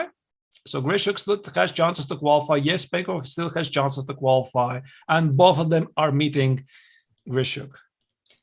You know what? I think we might see another draw very soon in the Rapport Wojciech game. Rapport against Wojciech, okay. I'm not entirely sure because Rapport could still decide to play, but we did see Rook 8 to C8 instead of Rook 3 to C8. And then they went a bit back and forth with the rooks. So if we look at the standings in their group B, Rapport would catch Wojciech would be a half point. He's not interested in a draw. If he makes a draw, that pretty much might mean his chances goodbye to take the first place. I think he should continue. He is half a point behind his direct competitor. Wojciech is in the lead of the group, as you're seeing, one of the leaders. Now that FIDE has taken the lead, Wojciech is half a point ahead by Rapport. If they make a draw, FIDE, Wojciech have 2.5 points, and Rapport is 2 points. He desperately needs to play this, and I think he should just take on it on C7, play Rook F6, and keep the game going. I think he's going to play. And not only that, but he also probably has to show a little bit of dominance. If we're being completely honest here, he has to show Wojciech that I'm not just taking a draw with you. I'm playing this, and you can sit here for hours on end, and I wouldn't mind. Right. No, I think he should play. I think he should play. And we are going to go back to this moment shortly. Instead, there is one more game going, quite an important game. Pitala Hare Krishna is playing against Alexei Sherov. And here was an interesting moment. Sherov played rook a1 after completely misplaying the position, so it would seem in time trouble, and offers the pawn on g6, creating two passers, but giving himself a very nice counterplay at the queen side. And guess what? Hare Krishna declined. Yeah, rook e4, keeping the a4 pawn. I could imagine that that this is a position where Hare Krishna, he thinks that the a pawn might end up deciding the game. He does have plans of rook to c4 and then bringing in the white king, because in the endgame, you really, really want the king to play. So king g2, king f3, king e4, just walking on all the light squares as the opponent has a dark squared bishop. All right. Yeah, of course, it makes sense to activate the king. This knight potentially could go to c4. White would want to trade rooks, of course. Now, this is the moment where you would like to trade rooks, because then after knight c6, a5, a6, a7, this is simply an extra piece, but there's just no way to do this. Mm-hmm. So knight c6, I'm going to play bishop c3 or bishop d2. And from the black's perspective, black wants to eliminate this pawn. So the pawn on a4 needs to go for the pawn on c5, and then hold 2 pawns against 3 at the king side. So if it's going to be 2 pawns against, 2 pawns against 3 in a rook endgame, this is easy draw. There's not really much to see, at least at that level. They're showing flawless technique. But if it's going to be, let's say, 2 pawns versus 3 and the knight against the bishop, well, that could be really, really tricky. And I'm not sure. I'm not sure if White can do this, if White can win this, but definitely he should try. Yeah, because I see there is a question of if Black were able to play rook e1 instead of rook a1. So let's just show this, because you said that White would very much like to trade rooks in this position. Okay, so let's just try to show why White would actually like to trade rooks. Thanks. Here we trade rooks, knight c6. We see that the a pawn runs very, very quickly. And even if the a pawn didn't run as quickly as it does, that's somehow I didn't manage to do it. I mean, I tried to do it. Probably I need to be more accurate. King g2.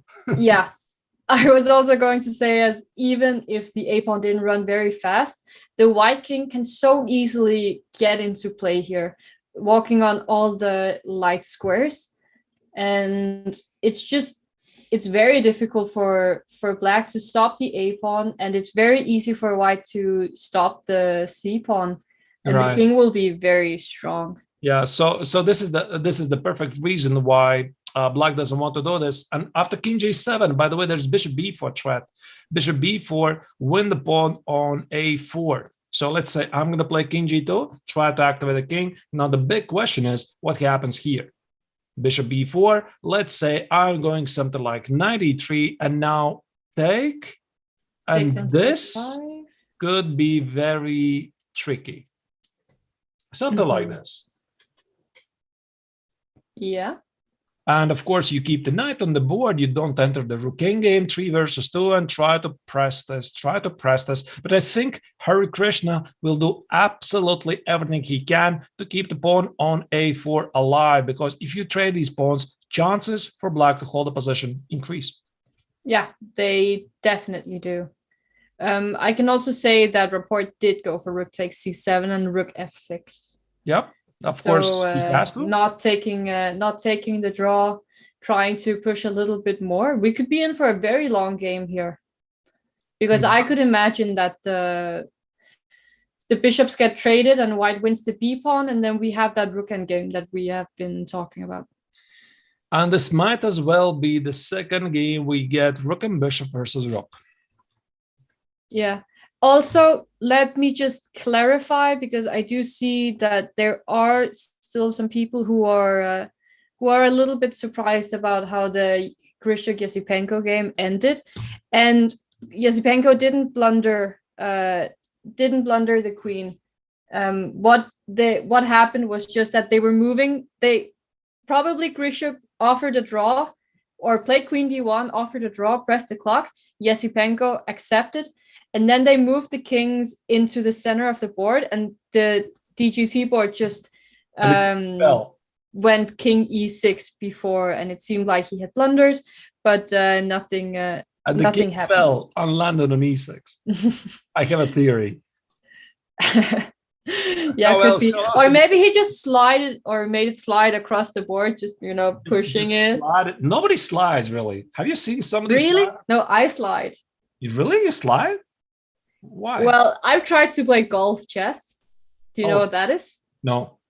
So you have the pieces behind the pawns, then you take one of the pieces and you swoop it and hit the pawn in front of it, and then the pieces that it knocks over you remove from the board, and then when you knock over the king, I think you can also just touch the king, you win the game.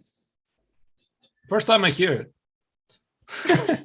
I'm gonna have to test it. All right. I mean, maybe he was sliding, I don't know, but I usually just take the kings and position them in the corner, in the center. So positioning the kings here on e4, e5, that's a draw. King e4, king d5, it's white wins, and king d4, king e5, black wins. So this is usually how they fix those positions, give a signal for the digital board so that the operator understands how this game finished. Yeah. All right, let's go back to the Hare Krishna against. So it's either Hare Krishna against Sheriff or Rapport against Wojtaszek. Oh wait, rook a3. What happens if knight takes c5? Wait. Knight d3. I'm confused. Bishop b6, maybe. And then you can't really protect the pawn on f2, I guess. But maybe there was no choice. But still seems a little bit weird to give up the c pawn for the f2 pawn. Yeah, but maybe there was no choice, Alan. Because after bishop b6, I think this could be a problem. Something like a check here. And there's no c4. And now I take the pawn. Yeah, and when you take the c5 pawn, you're also protecting the pawn on a4. Yeah, and knight b4, I just take it here. I give a check, and I play knight e5. Or king f8, knight e5. It's just an extra piece. Yeah, it is. So he had to do this. This was maybe all of this is a very long sequence of his defense. Knight e3, it's really difficult to protect this pawn. This is not working, this is not working, rook c1 is not working. So the best he could is offer the pawn on c5, and now let's say after bishop b6, try to take the pawn on f2, and let's say knight e6, king f6. Wait, there's no knight f4, I just take on f2. Yeah. But you can't protect the pawn on f2, I guess. If I do something like this? Oh, that's sneaky. You want to go rook f4. Yeah, that's the idea. Try to capture it. Okay, but after knight e6 check, are you forced to go that way? Like, let's say I go to f7 instead. That's a very valid point. That's a brilliant point. Yeah, but there might be again some nuances. Probably. How about king g2? Is that a problem? Rook a2, king g2, rook a2. Rook knight d4. I'm just dropping the pawn on a4. I think the pawn on a4 drops anyway. So you're going to play something like, I think so. Rook e2, rook a4. But rook e2, bishop takes f2. Still. Rook e2, bishop takes f2. Now this is going to give a check here. I can't. Yeah. Yes. I think this is a brilliant defense actually by Sheriff. He found a way to trade these pawns if white is going to take it. But what can you do? I mean, the bishop b4 threat at some point is still possible. So again, knight c5, bishop b6. Maybe there's some checks here. By the way, I'm not 100% sure.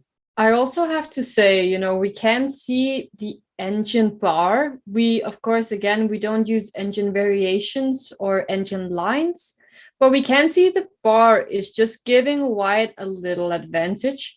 And I'm very impressed how Shirov has managed to do this. Of course, when you sit at the board, it's not obvious that it's like this, but I'm still very impressed that he has managed to keep the bar, at least from we can see, somewhere along the middle, and that it's not just all white. All right. But there's still room. There's still a room for practical mistakes. Let's say knight e7, bishop f2, rook e7 check. Even this position could be quite tricky. King h8, knight f6 is something that you don't want to fall into. This is called the Arabian mate, if I'm not mistaken. What mate? Arabian mate. Oh, radio mate. Arabian. Arabian. Yes. Arabian. Oh, I have no idea really. Arabian mate. Okay. I mean, yeah, there are many funny mates. Right. But there could be some tricks, but to be honest, I don't see anything immediately. This pawn is not going anywhere. The pawn on g3 is weak. Maybe they're going to play something like this. Alternative for Hare Krishna here is to play knight e6, king f7, rook e2, and push this position. 3 versus 2, keep the knights for as long as he can, but it feels sort of drawish, not 100% sure. Arabian is a kind of horse. That's why it's called the Arabian mate, because it's with the knight on f6 or c6, c3, or f3. Yeah. All right. But something that Hare Krishna definitely doesn't want to do, he doesn't want to go here. No, that draw.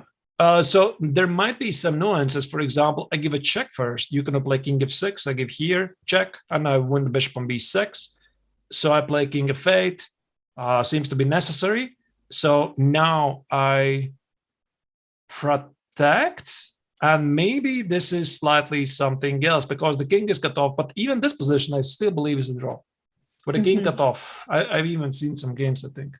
Still should be quite an easy draw, and despite the fact the king is cut off, white cannot really hope. And this is, I think he knows all of this, Hare Krishna. He's just evaluating what choices does he have. I mean, knight c5, keep 3 versus 2, or try to keep the game going. I think he's going to take on c5, to be honest, because it's difficult to imagine how else can you. Yeah, he took it. How else can you continue here? I mean, something like knight e5, you can play knight c4. Black is going to eliminate this pawn by bishop e4, take on a4. So we are going to see quite a few forced moves from here. So I'm curious what Hare Krishna has chosen. I think he is going to give either a check on rook e2, play 3 versus 2, or maybe after bishop b6, try to be sneaky. I'm sorry, not like this, but with knight e7, a bishop f2, give a maybe check, or maybe this position. Maybe he's going to try to seek something here, some practical chances. But since black is so active here, rook, bishop, there's going to be another pawn trade. I would say that it's probably a draw. And yeah, because we do have the rook's pawn, the rooks and the bishop, they're actually very good at dealing with this exact pawn because they're long-range pieces. And whereas if you have a central pawn, pieces like the knights, they are much better at dealing with this passed pawn. Right. So yeah, but probably he was just taking time to figure out which line to go for, comparing all the different lines.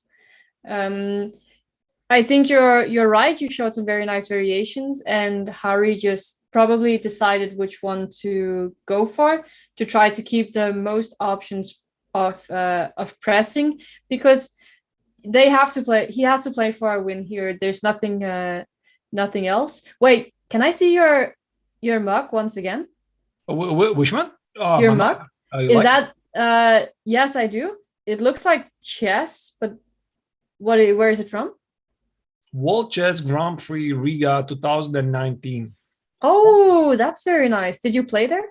No, I was doing the commentary.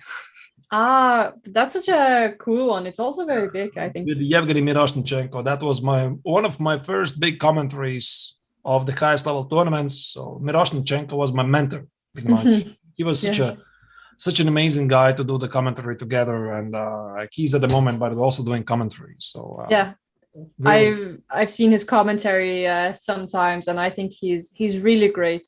And he's also funny in a very subtle way. Right. All right. Let's go back to the game of Wojciech against Rapport. What? So Wojciech played b4. Rook b6, rook c5, e4, rook b5. That's very nice. Yeah. This is definitely. And this is a dead draw. Yeah, it should be a draw, but even black can be a bit ambitious here. This pass pawn is running, but yeah, it's normally a draw. I agree. So that's that was why, a nice line.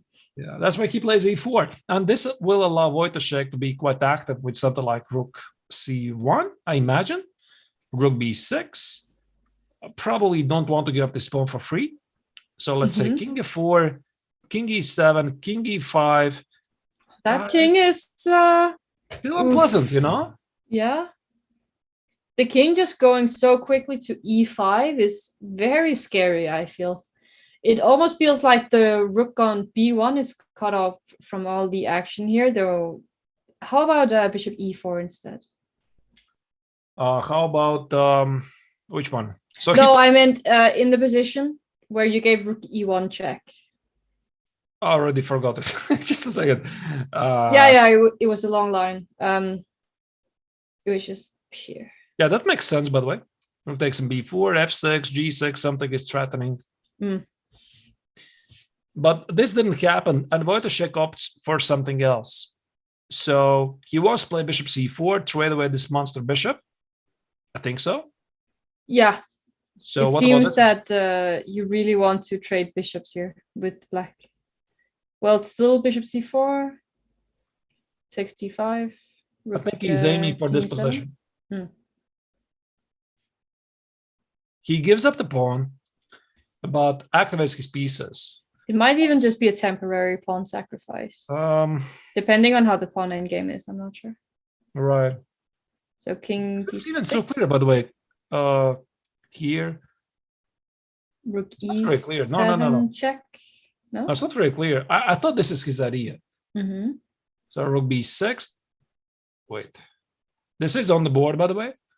Bishop c4 is played. Okay, so I'm pretty good guessing. Out. Maybe it's no. Wait. This one. First include this one. Yeah, because rook d4, king e7. Rook d4, and king f4, king d6 is in time.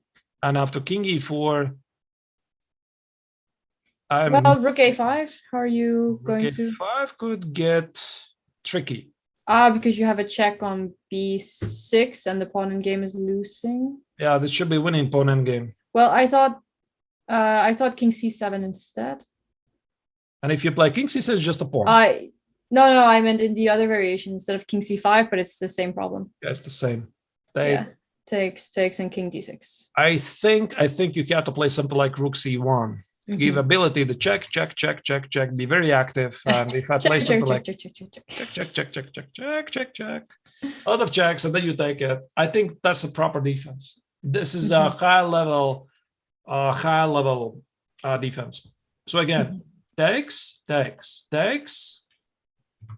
And then you said rook c5. Rook c5, very precise. Again, d6 doesn't make any sense. I'm going to give a check. Yeah, and rook d5. Check, probably. King d8, draw. So you have to play the only move. Maybe you can give some checks here, which make no sense. So I guess here, king e7, maybe d6 check, but this pawn is going to fall. Yeah. And this is completely different than the other pawn endgame we were looking at. And this is quite forced line, Ellen. I mean, there's no way even to go left or right. I mean, just a straightforward line, the way I see this. Can you avoid trading bishops? Or does b3 just come and is very annoying? I mean, I just want to take, maybe, by the way, that's interesting. That's a valid point. Maybe I can play king f4. Yeah, king f4 immediately to go That's a to very e5, valid- gaining some time. Wait. Okay, so how is no? Wait. I was going to suggest. How is the sequel again? Wait, king f4. I just placed the same idea. King f4, king e5.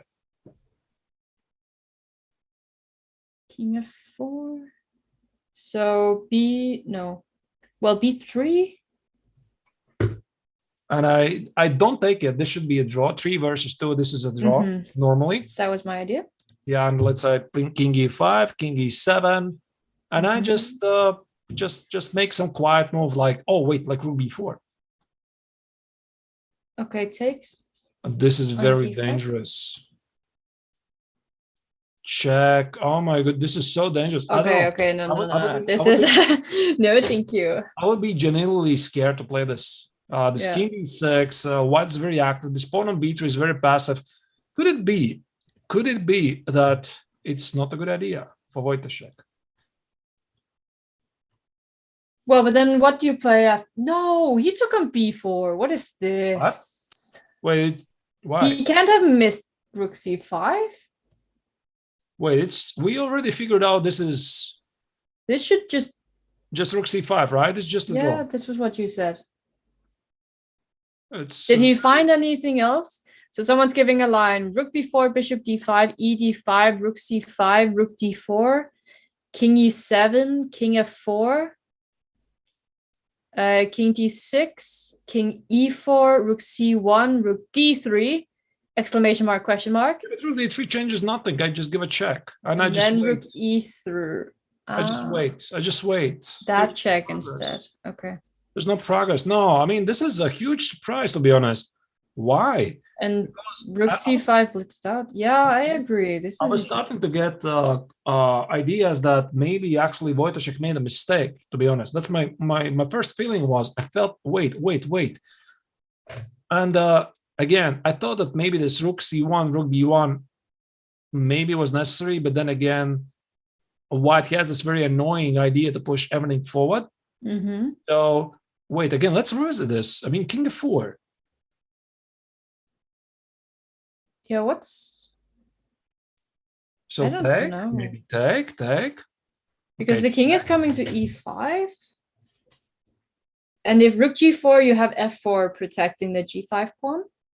And also threatening the b4 pawn. So that's not something you want to do. Sorry, what did you say? I was just deep in thought. I said rook g4 is met by f4, so you can't there's even, f4. or even d6. I mean, just game over. Yeah, even d6. Okay, he went d6 instead of king f4. He must have some idea in this, because otherwise you don't just take on. There's no idea, Selen. Are you telling me there are no ideas? There's no you can't say ideas. this. King f4. No, he played king g4 instead. But even this position, rook f4 takes, even this is a dead draw. Oh, wait. Is it a dead draw? Rook f4. But, you know, I even don't have to do that. I just sit and wait. Maybe even play something like rook f5 first. Okay, rook f5, rook f4. That is a draw, yeah? No, that's a draw. Yeah, because now the white king doesn't get to enter e5 and f6. Well, you know, I'm to be honest, I'm slightly surprised. So okay, maybe this is still a draw, right? King f4. It just felt very natural to continue this because I thought rook takes on b4 definitely leads to a draw after rook c5. Yeah, I agree. So king e4, okay, maybe king e7, king e5, okay.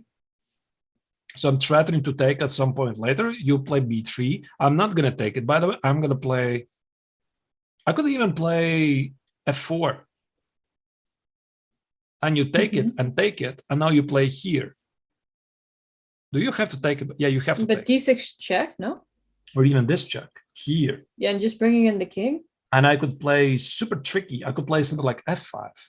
And king d6 is not very There's so close many to being ideas you made. can explore. What? But king d6, isn't that just very close to being made? King of fate. Yeah, and then check, king d7. Even this could be possible. Mm-hmm. Someone's saying after the king f4 line, black has bishop takes d5 and rook c2. King f4, bishop takes... instead of king e7, yeah? And rook c2. And rook c2. Oh, that's interesting. Okay, f3. What's the... you want to go rook d2 with the tempo. Oh, I thought rook d2. Or king e7. Maybe. Maybe this is it. Listen, what we're talking there. They're super GMs, right? Okay, but no, I still feel like this would have been a better try, no? It did feel a better try, but maybe he already saw something like 20 moves ahead, and I just thought that this idea of taking the pawn with rook c5 felt like a dead draw, to be honest. Maybe Richard simply calculated there's nothing, like, for example, like this rook c2, rook b2. Not sure, to be honest. I mean, it looks scary, at least. Looks scary.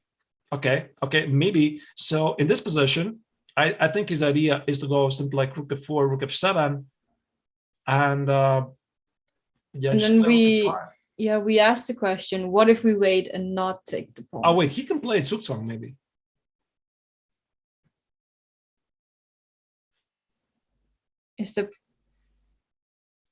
And I go here and here. And that pawn game is also winning rook f5? Now? Yeah, it must be winning now. Yeah, definitely. Takes, king takes. Yeah, it's definitely extra pawn for that. Yeah, and king f6. Yeah. Okay. So, that's, by the way, interesting. Here, okay, rook c1. Rook c1, rook f4. Check. It's just a lot of checks. It's just and the g5 pawn is hanging. Rook c1 is a nice spot. Yeah, that's a nice move. But I'm not even sure that this is the only move, to be honest. No, there could be others. But I like the rook f4 idea. Rook f4. I mean, from white.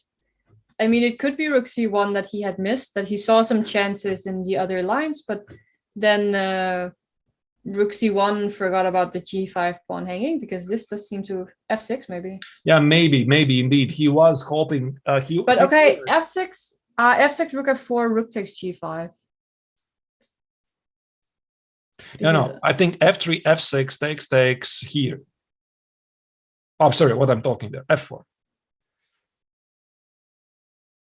And you could have taken d6. You're not in time. So you could do that. So maybe this is some chance, but even this feels drawish. To be honest, I just play rook f5 and do nothing. Just do nothing. How do you progress? You don't get Zugzwang, rook d3? No, just wait. You wait on the 5th? And this is obvious draw when you go for something like this. Mm-hmm. So even this is holding. There's many ways. Anyway, I think probably it was still drawing after king f4. So we can only guess why Rapport decided not to go here. Probably he realized that it's also a draw. So at least here he saw some ideas that after d6, here's this trick with rook f4. Maybe he can try to trick, but I think he was not really having any illusions that if Wojciech is precise, he's going to call this. No, and I mean, still, if this is indeed a draw, there will Wojciech will only be a half point ahead with 2 rounds left, and Wojciech also playing Fedoseev, who's having a great tournament. So it's wide open in that group for sure. Yep. Though I do have my money on Fedoseev. Yeah, rook e1. So this is the threat now. Once again, I think there's no progress for white. Yeah, I think Wojciech is very good at endgames in general, so I wouldn't be surprised if he held this easily. Yep. So let's go back to the Shirov's game. He's still struggling, and what Hare Krishna chose. He chose something else I did not see. Knight e2. Keep the pawn on a4. By the way, makes perfect sense. Also positioning the pawns on the light squares so that the pawns stay protect the light squares, and the bishop can protect the dark squares. Yeah, but I find it to be very difficult to imagine how white is ever going to make a progress here. I mean, it has to be g4. Because if you play h4, this is literally a zugzwang. I mean, not a zugzwang, but you have no progress. This knight is not moving, the rook is not, where do you position it? The pawn on a4 is always under attack. This pawn is under attack. So I think if you want to play something, you have to play g4.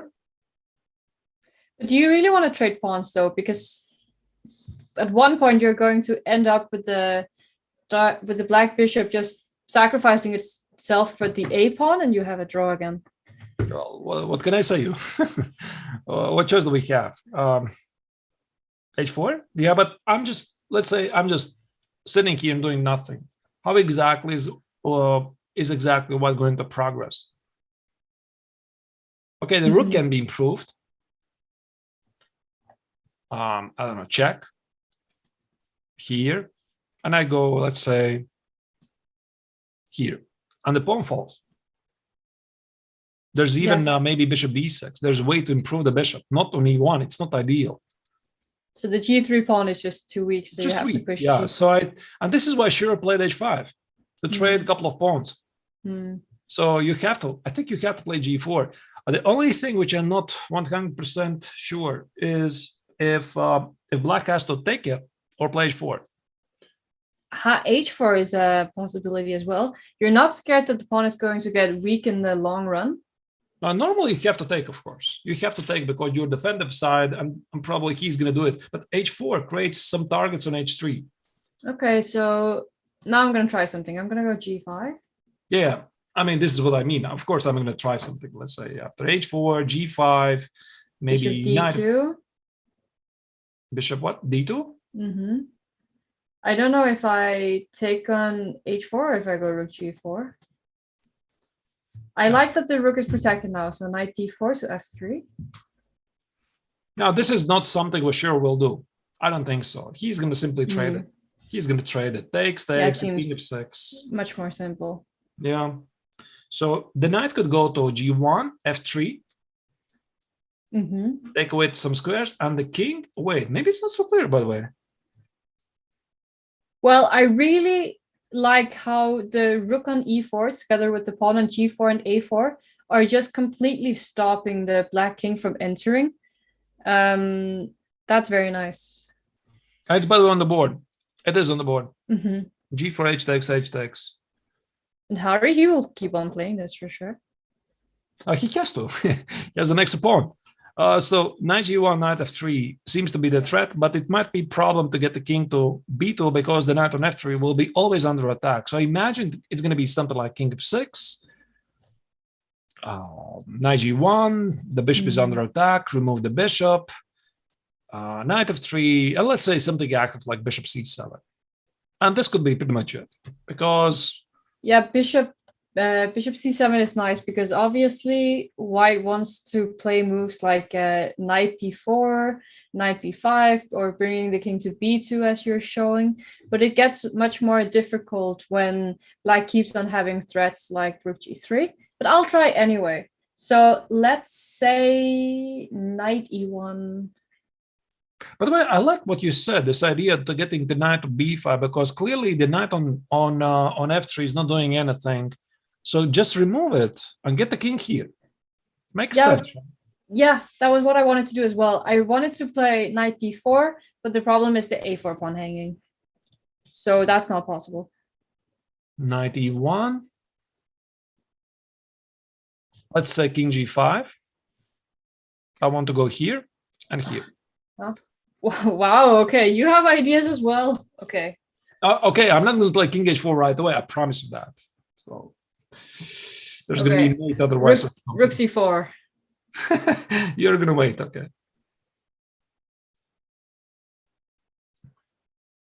And knight f3, I go back. I was thinking if I could get some rook c5 check, push the a pawn, but no. There could be some progress, by the way. Yeah. But still, knight h4 something, or g5, knight h4, push the pawn. No, but then if you wait as black and let the knight move another square so that it cannot go back to f3, then it doesn't seem as obvious how the black king is getting pushed back, no? Let's just put it this way. I believe still the position is draw, but it's not as simple as it seems. There's definitely some venom. So white can improve this. White's got no risk whatsoever. Knight g1, knight f3, try to be very tricky. And I'm really impressed by Harikrishna's technique. And it started with this. It took the pawn, knight e6, knight f4, knight e2, slowly improving the position. He wants to play g4, position his pawns on the opposite squares than the opposing bishop. So h5, g4, takes. Now this idea to improve the knight, either knight g1, knight f3 makes perfect sense really. So king f6 is on the board. So I think knight g1 also is going to follow. Yeah, I think you're right. Also, it does seem like the report Wojciech game will end in a draw very soon, because Wojciech won the pawn on d6 and could force a pawn endgame right now, but I'm not sure about the pawn endgame here, though it might still be a draw. Like rook takes, king e7, and if you go king c6, the problem is king e6, and then it's actually the black king who invades. But if black just sits tight here with a move like king e8, there's just zero ideas. I just play king f8 and king g8. Yeah, and a king e7. Now black can go king g7, king g8. And whenever f5 is played, you always take it because you don't want to fall into any f6 tricks. Yeah, maybe they already have even agreed to draw. This is completely the draw. The only moment when black can misplay this, if black plays something like let's say f6, because there are moments, let's say, even this is, by the way, a draw, I believe. But let's say I'm doing something like... You can get all the moves in the world. Something like this. Okay, this is losing, by the way. Yes, that is true. This is losing. But only because the pawn is on g5. If the pawns had been on g4 and g5, it would be a draw. But because the pawns are on g6 and g5, the white pawn is too far ahead. Yeah, but this is not going to happen, of course. And and I think the straight, putting the king on g7 is as simple as it is, really. Maybe even that is not necessary. So this game is finishing very quickly. Going to be an easy draw. Maybe already did read. Yeah, I think they're taking a move repetition, though I did like that. Yeah, and it is officially a draw.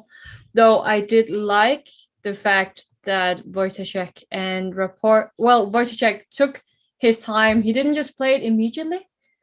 So he was calculating, making sure there was nothing he missed. He had plenty of time and he knew that it was going to be a draw for sure. So there was no reason for rushing anything and then potentially just messing something up in calculation.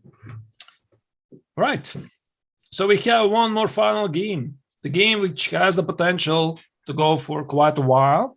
And that is the game between Harikrishna and Shirov. Yes, Harikrishna and Shirov. For Harikrishna, this is quite an important game because he can still try to catch the leader of his group or get at least closer. For Shirov, he is simply trying to stop the streak of losses. For him, it's 2 losses in a row in the second and third round. And again, here he is desperately struggling to get into the game. Again, the time control. There's no more time really coming because it's what it is. On the clock, 9 minutes versus Shirov's 11, 9 for Harikrishna, 11 for Shirov, an extra 30 seconds. So there's no more third time control, no more extra 15 minutes or nothing. This is it. Yeah, so when Harikrishna goes down to 1 minute, it will only be that 1 minute. How do you think, who does it favor that the time is going down? Probably Hari, no? But it still seems that it's very easy to just allow black counterplay and an immediate draw. Yeah. I don't know. I think the time is definitely not going to be an issue because you easily get half a minute and the position is rather simple. There's a lot of easy ways to get extra time. Like rook c4, rook e4, you can always repeat the position a couple of times. And okay, I don't know if this is a position or if we should look at when the last pawn move was made. I'm not sure if this could be like a position where they were just where they will just play this position forever. Right, knight f4 has been played. Because I mean, I could imagine that Hari, he would try to move the knight around for some time, and then with it being Shirov who had to find a way. And then the pawn structure doesn't change, but still 50 moves is a lot. Yep. So according to FIDE rules, you can call an arbiter and say it's a draw if 50 moves have been no trade and pawn has not moved. So Pentala has a lot of moves here. He can play a lot of something like 40, 45 moves and then play a5 or g5. So there's a question in the chat. Will Ding play in the next tournament? We don't know that, Ellen, don't we? No, for the time being, we don't know. But of course, we hope to see Ding back at the board very, very soon if restrictions allow it.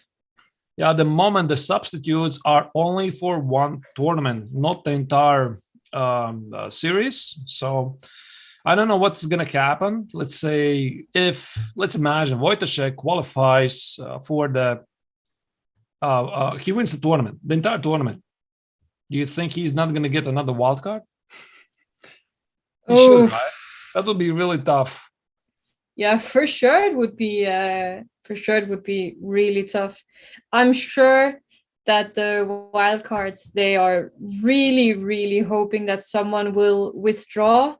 And I'm hoping, or I think that Ding is hoping that he will play the second leg, that someone will withdraw from the third one. Right.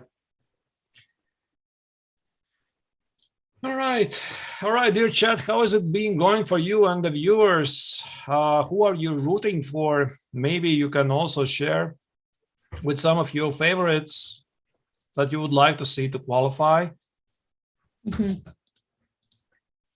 Well, who would you like to see? Me. Yeah?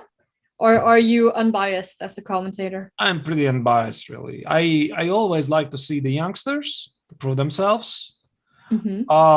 Maybe I'm slightly happy for Aronian because I would like him to be in the candidates.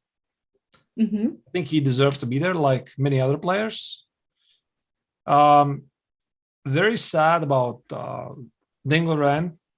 Obviously. Yeah, so that's a huge loss. He deserves to be candidates. And I think this entire situation with COVID that he cannot play, that's not great. Yeah, I think there are many, many people who deserve to be in the candidates. And I think there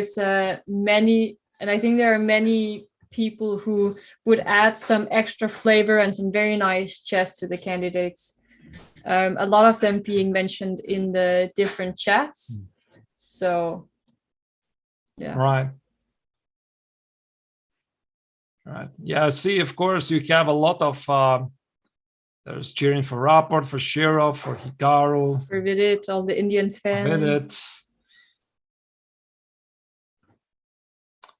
On Twitch chat, there's a suggestion maybe Ding will play if someone has to pull out.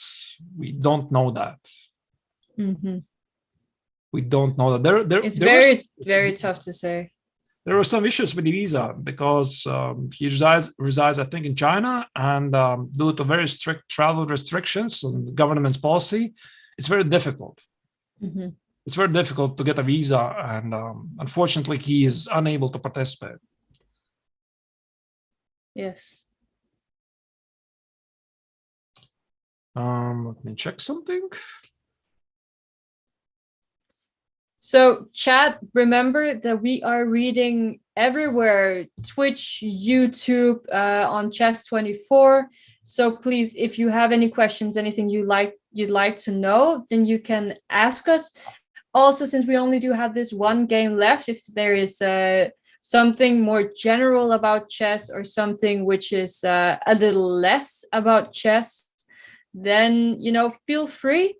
Then we'll just try to have a nice time here while we are waiting for this last game to spice up and for stuff to happen. Because And we are tomorrow's the reading. rest day. Yeah, don't forget tomorrow is the rest day, which I find a little bit odd, if I'm being honest, that there are 4 games, rest, and then 2 games, and then they proceed, instead of maybe playing 6 games and then a rest day so you can be ready for the next phase, or 3 games and a rest phase. It's Right. Yeah. So it's just one rest day, really. So, I mean, technically there could be more, because if there's going to be no tie breaks, right, there's one specific day for the tie breaks. Let's say if everybody from the groups qualify directly with no necessity to organize the tie breaks, this means there's going to be a rest day again for everybody after the group stage. But if not, then no. It's pretty much the same like in the World Cup, right, Ellen? There's like the day 1, day 2 tie breaks. Day 1, day 2 tie breaks. So if you are playing tie breaks all the time, your fault. You don't get any rest day. So you're interested, of course, to win the matches, assuming you can do that. I mean, from the participants' point of view, to win them on the classical time control, so that there's no need to play the tie breaks, and then you have a rest day, recover and the you can strength. prepare for your opponent. If you play a tiebreak, there's not much time to prepare. Yeah, but no, I think actually in the World Cup they are preparing already in advance. I mean, they're seeing something like yeah, but that's just so many opponents you have to prepare for the later you get into the rounds. Yeah, that is true. That is true. We have a question. Who's your favorite player of all time, historically? Who? Mine? Yeah. Favorite player of all times. No, I mean, probably Kasparov. I don't know. The mainstream answer. Yes, I know it's very standard, but I mean, I was cheering for him in my childhood, so it's a natural choice. Yeah. We also do What about see. You, Ellen? Oh well, there's no doubt that my favorite chess player of all time is Judith Polgar. This is a no-brainer for me. I think she's one of the coolest people to ever live, and I'm very grateful that we have such a great role model as her, and someone who really does well for chess and for women in chess and girls in chess and all the work she does. I'm very, very grateful that she is who she is. All right. Yeah, bishop a5 played. This doesn't change much, really. No. The question is how white is going to progress. I guess he is readying for this knight e5, king g5. If the white king is going to go here, the black is ready to take the pawn on g4. This must be the idea. Mm-hmm. If Magnus does not defend the title, what happens to the championship? Wait, this question, by the way, was discussed somewhere. And I think they play a match with the top 2 finishers in the candidates, no? Well, that's what I have been hearing a lot of places, which I think is a little bit odd, because I thought that it would have to be the vice world champion against the winner of the candidates. I haven't seen any official regulations. I would think, okay, if Nepo is of course also playing in the candidates, which could, mess things up a little bit, but I don't understand why you have a vice world champion if you don't use the vice world champion title for anything.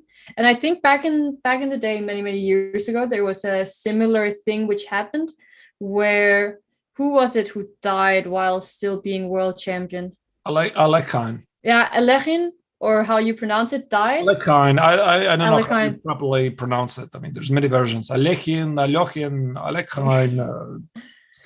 And then what they did was not that they had the vice world champion play, but they played a 6-player tournament all play alls. I think it wasn't a double round robin, but it was a quad draw. Botvinnik, the World Championship tournament, right? Yeah. Wow. Where Botvinnik then 1938. won those. 38. Oh my goodness. Was it 48? 40 something. Oh my goodness, I already forgot. Now you confuse me. I think 48 to 46. Yeah. No. It wasn't 46. It wasn't 46. Elegin was still alive there. All right.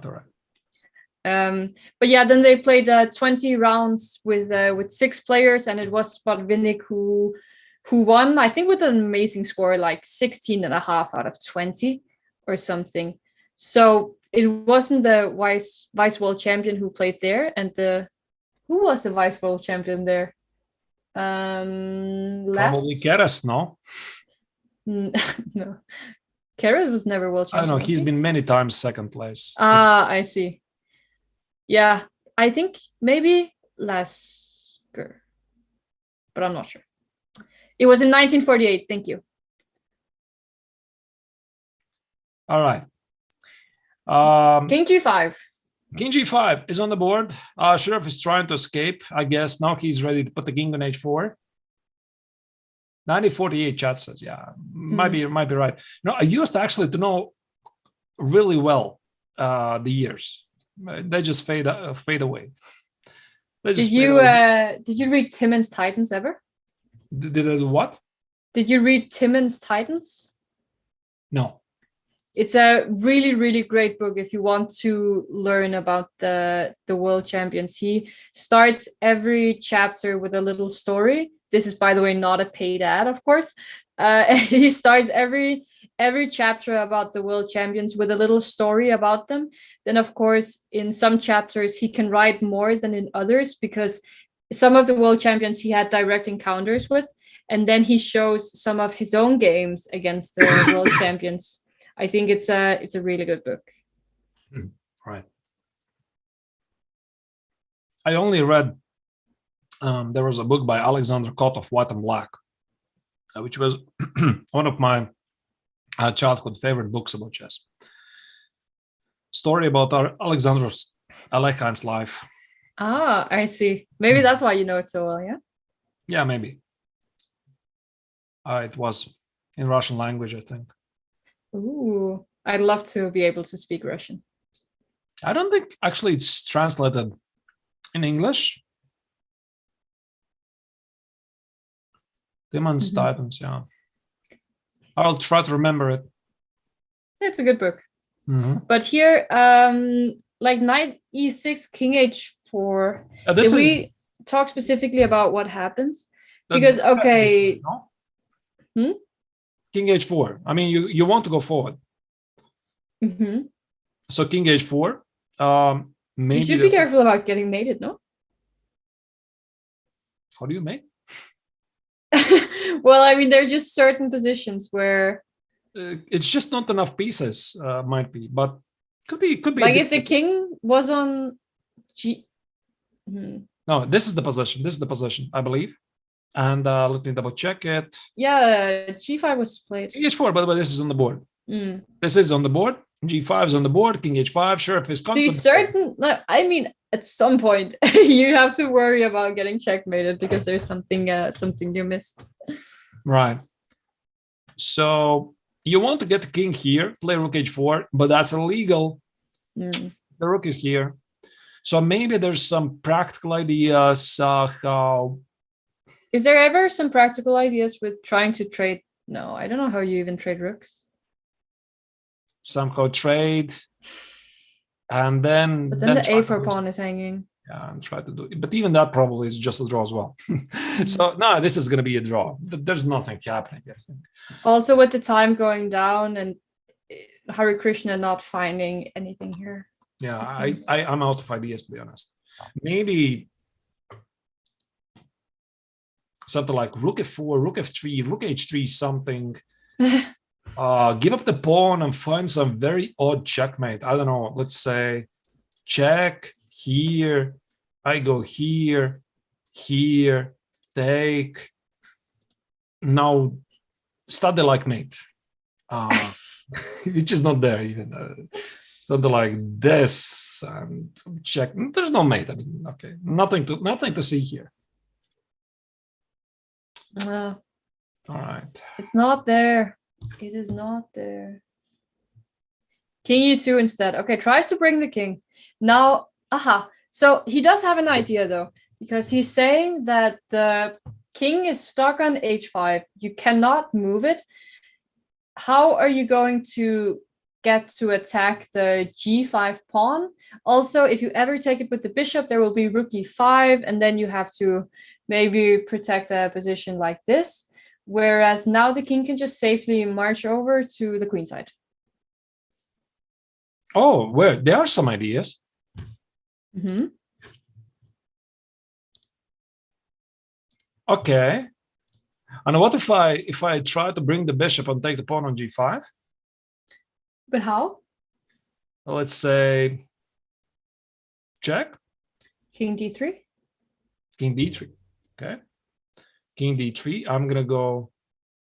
I just need to find. Of course, I see I'm not blundering the bishop. I just want to find a way. Can I give it up?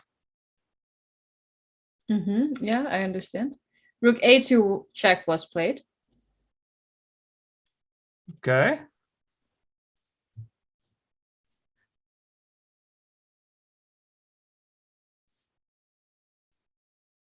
So, okay, probably king d3. You're right. We saw this. How do I play bishop d2? That's the very okay, important. but yeah, and the thing is here, as black, you'd love to just give the move to white, no? That's like, again, knock on the table, right? Yeah.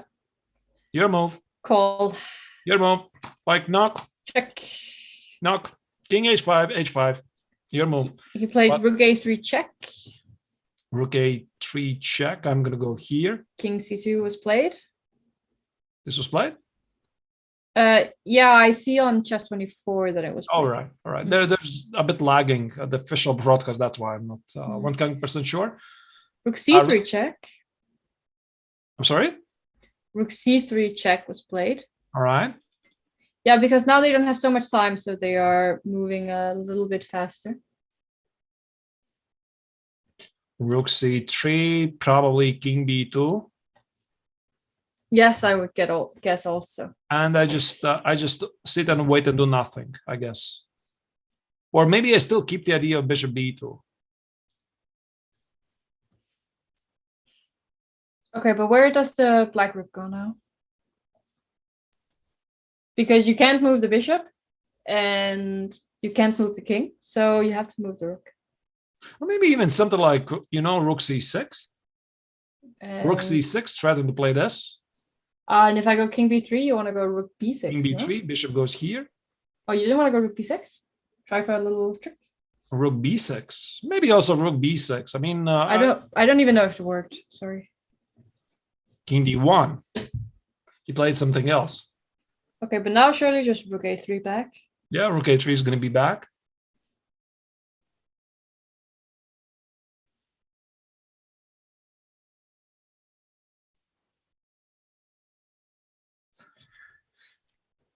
Most okay, likely. but why not try king b2 though? Isn't that like if you just bring the king back, you're not making any improvement again, whatsoever? rook c6, king b3, bishop d2. I'm not even sure if I want to take, but I just don't see any progress for white. Also, everything is tied for white. This knight on e6 is tied. It's not really doing anything. So something like rook e5 maybe. And let's say this. Here. Take. And even this is a draw. Yeah. No, I don't think there's any realistic chances.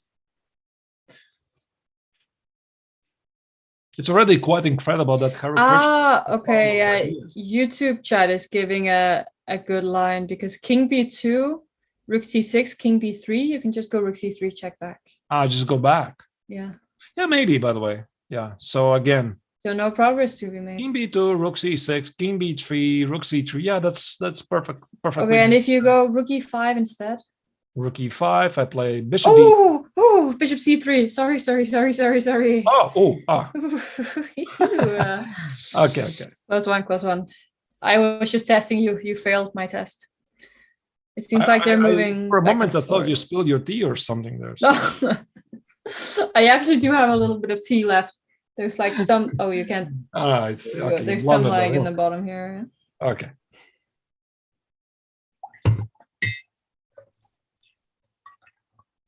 So they're gonna go there. King b2. Yeah, okay, he did go for king b2, but rook c6. There's a question in the chat: did Alekhine regularly play Alekhine defense the time he died? I don't really remember how regularly he was playing it. Obviously, he was the inventor. I don't know. But I mean, it should be quite easy to look up now. Yeah. All right. Rook g3. Okay, there's a YouTube video on Agatmator's chess channel, Alekhine's Defense by Alekhine himself. So yeah, I guess he played some games. No, he definitely has played it. I mean, there's no way he invented his own system. He never played it.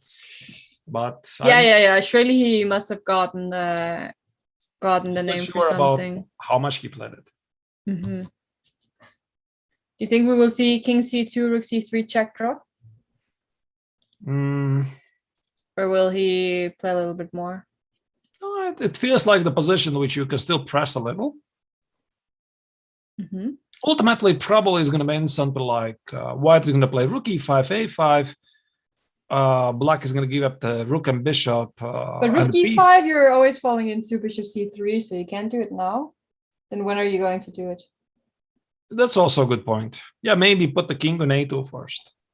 Okay. King a2, bishop d2.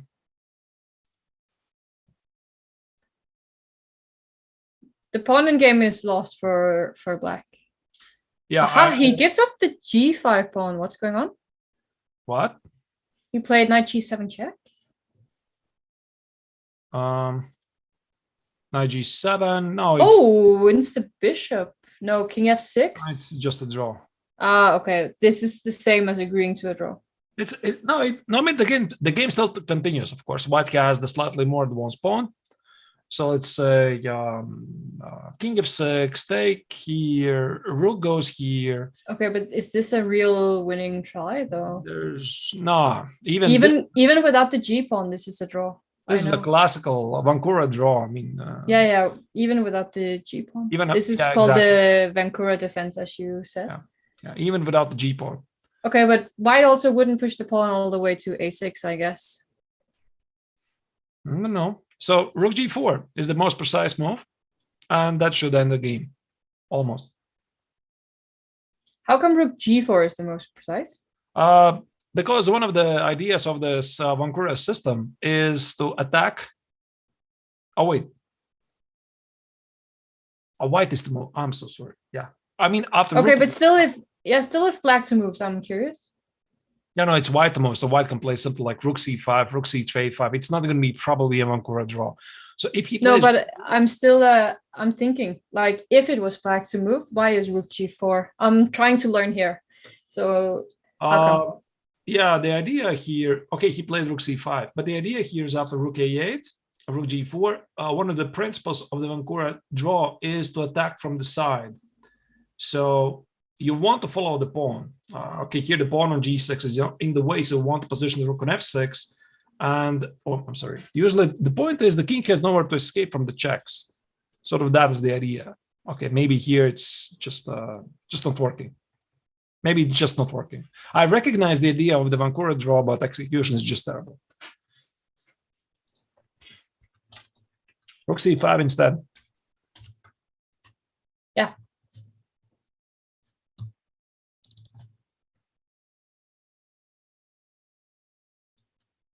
Ellen being humble and saying she wants to learn, but she's really doing it for us.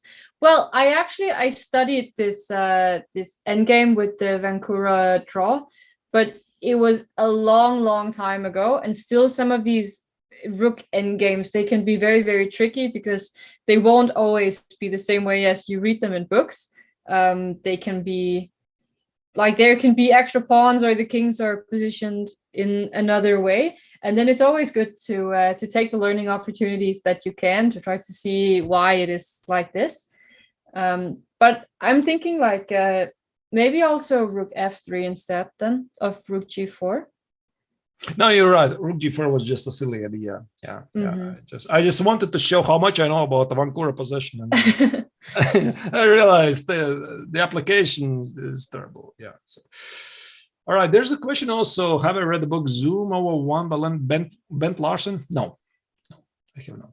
Should I? I actually have 2 copies of the Bent Larsen, my 50 best games. Oh. And I have it in Danish also. It's like an antique book here in Denmark. All right. So rook f6, rook f3 and a5 is on the board. The only trick here is if black can cross the middle file. So let's say if black is very passive and plays something like, let's say rook f7, king b3, rook a7 here, and somehow this pawn doesn't cross. So there could be a risk that the king is cut off. King h6, let's say this, here, here, here, a6, g4, a7. At some point, you do have access to this pawn. Mm-hmm. And this is a very important resource. Yeah, one of the typical ideas. But to be honest, I don't imagine Koshirov could miss this.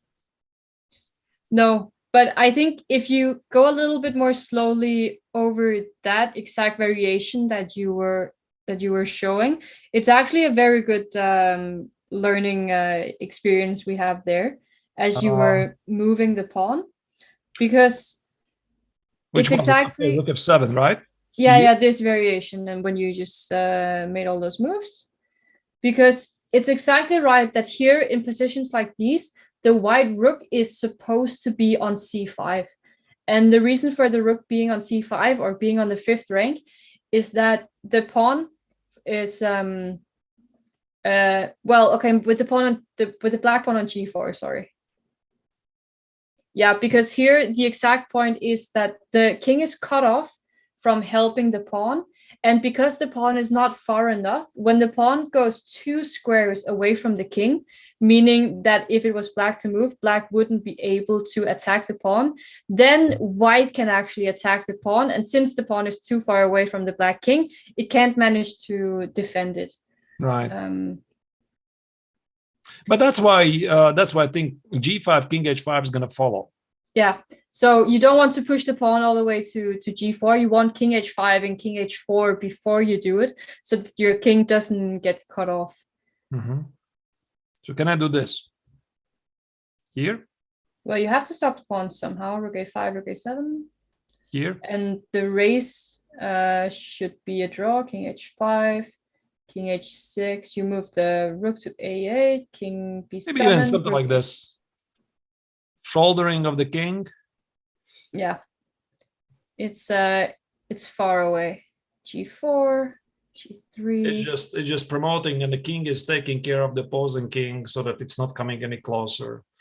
Mm-hmm. Also, one of the topics of classical rook game games. And by the way, I happen to have it here. I have a funny story about that.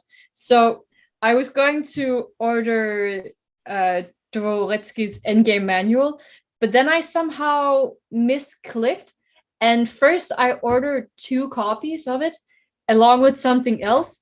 Then I realized my mistake and ordered another copy. So before my order was canceled, I pretty much had like 3 Dvoretsky's endgame manuals just being shipped to me. What did you do with them? I didn't get them. Well, no. I mean, I did get the first order canceled, and then the second order was the correct one.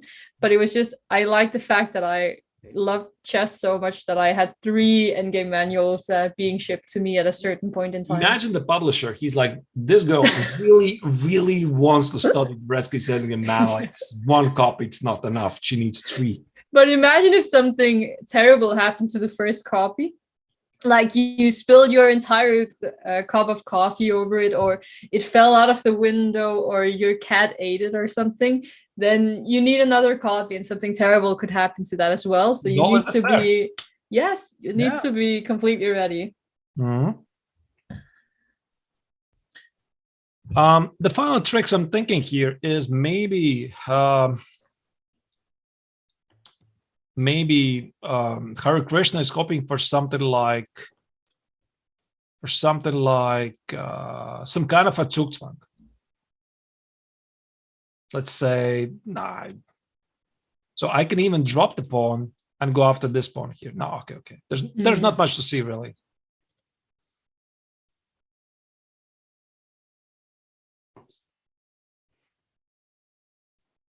G5 is G5. And just not playing G4 as we discussed is important. Yeah. So rook A5 was played, and we expect that the rook on F3 will go back to F8 very soon. Yeah, and it has been rook F8 is more precise. Yeah, of course. Not rook F7. Yeah, I guess rook F7 wasn't in time. Yeah, it's just a tempo. Well, it's much more than a tempo, no? Rook F7, A7 is an issue. Yeah, maybe. But there's a question. Is Larsen to blame for all these boring Catalans and Grunfelds? I mean, if you're saying the Catalan and Grunfelds, they're boring, then then you haven't seen me play them.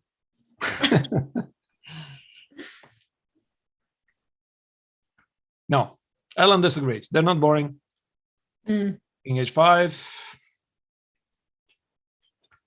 Maybe the final chance the king is going to go here, and at some point black can simply switch to this defense, and the king's going to run to this pawn. So you don't need the pawn on G4. If the white king is going to go to this pawn, black is going to run here. If the white king goes here, black can go to this pawn. So there's just no way. Yeah. But of course he has to try. I mean, maybe his opponent makes a mistake. Well, I'm not sure. I don't think he will try for long. Yep. I think they're just making the moves. The only move for black. Will he find it? Ooh, this is an interesting point. Oh wait, there's Shiro another thinking. Check. There's another. Close one. He found it. He found it. Unfortunately, well, not unfortunately, but Shiro showing class really. You can also go King G4. No. Let's just go King H4. And then, I mean, you can even, when you play King H4, no matter what white does, you can even just give checks. Because if the white king runs too far away, then you don't care about A8 because your pawn will advance. But you just have to make sure that you're correct in your calculations there. All right. This is going to be a draw very quick. Yeah, G4 will be played, King B6. I think I can call the rest of the game from here. Okay, let me try. G4, King B6, G3, King B7, Rook takes, no, and then Rook A8, H8. Yeah, Rook A8. This is still complicated. No, just take it. So. Yeah, okay. Take it, King takes, you take with the king. And G2 will be played, Rook A1, King H3, King B6, King H2. I already messed up. King H3 was played earlier than I thought. And Rook A2 was also played. Never mind. G2 and King takes G2 will be played. Draw. They are fighting players. They are not just taking the draw. I love it. Yep. And we're seeing it on the board. I'm not from the future now, unfortunately. Oh, wait. Where did my game go? Yeah, the game's finished. I believe the game is finished. It's a draw, not with this king, but The game is finished. Just a second, let me... it's like a different version. With a king yeah, slightly different version, but you got the tea. I got it. All right. So day 4 is finished with a very long draw. Hare Krishna was trying to do something, squeeze the extra pawn and water out of stone. He didn't manage to do it because his opponent was too experienced and knew too well how to hold this position to draw. Mm-hmm.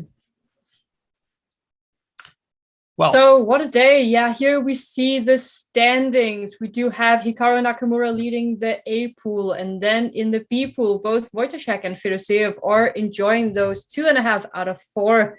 Levon Aronian with a solid 1-point advantage to Vidit Gujarati in Group C, and Wesley So with an impressive win against Anir Dominguez, also pulling ahead with a full point. It does seem to be a little bit more exciting in Group B than the other groups, but you never know what can happen. It does seem like we have some very exciting chess all together. Don't forget that tomorrow is the free day of the tournament, so we won't be doing commentary here today, but we will be back on, we will be back on Wednesday. Yep. And then you will be doing commentary with Raluca on Thursday. Yeah, here we see it. A great game, a great picture of Vidit, who today made a draw with Aronian. Fairly quiet draw. Aronian was well prepared, but that did not stop Vidit from making the draw. All right. So once again, thanks everybody who was watching and for your positive vibes in all of the chats. All of the 3 chats, we're trying to follow it as closely as we could. We'll be back on Wednesday. Once again, it was Women International Master Ellen Nilssen, and I'm Grandmaster Arturs Neiksans. Thank you for watching. Have a great evening and see you on Wednesday. Bye-bye. Bye-bye.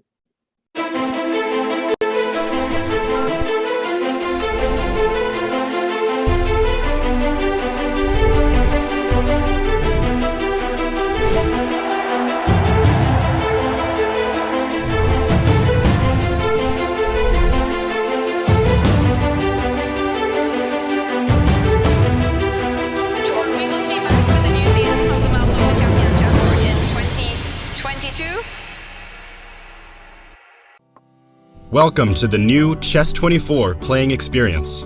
Play in light mode or dark mode. Choose from a range of time controls or create a custom game. And get paired with players from around the world, fast. Enjoy a polished playing experience while making moves on a fresh, responsive board to claim your victories. Train and improve with over 80,000 puzzles. And that's not all. Download now and discover what more you can enjoy in our brand new app.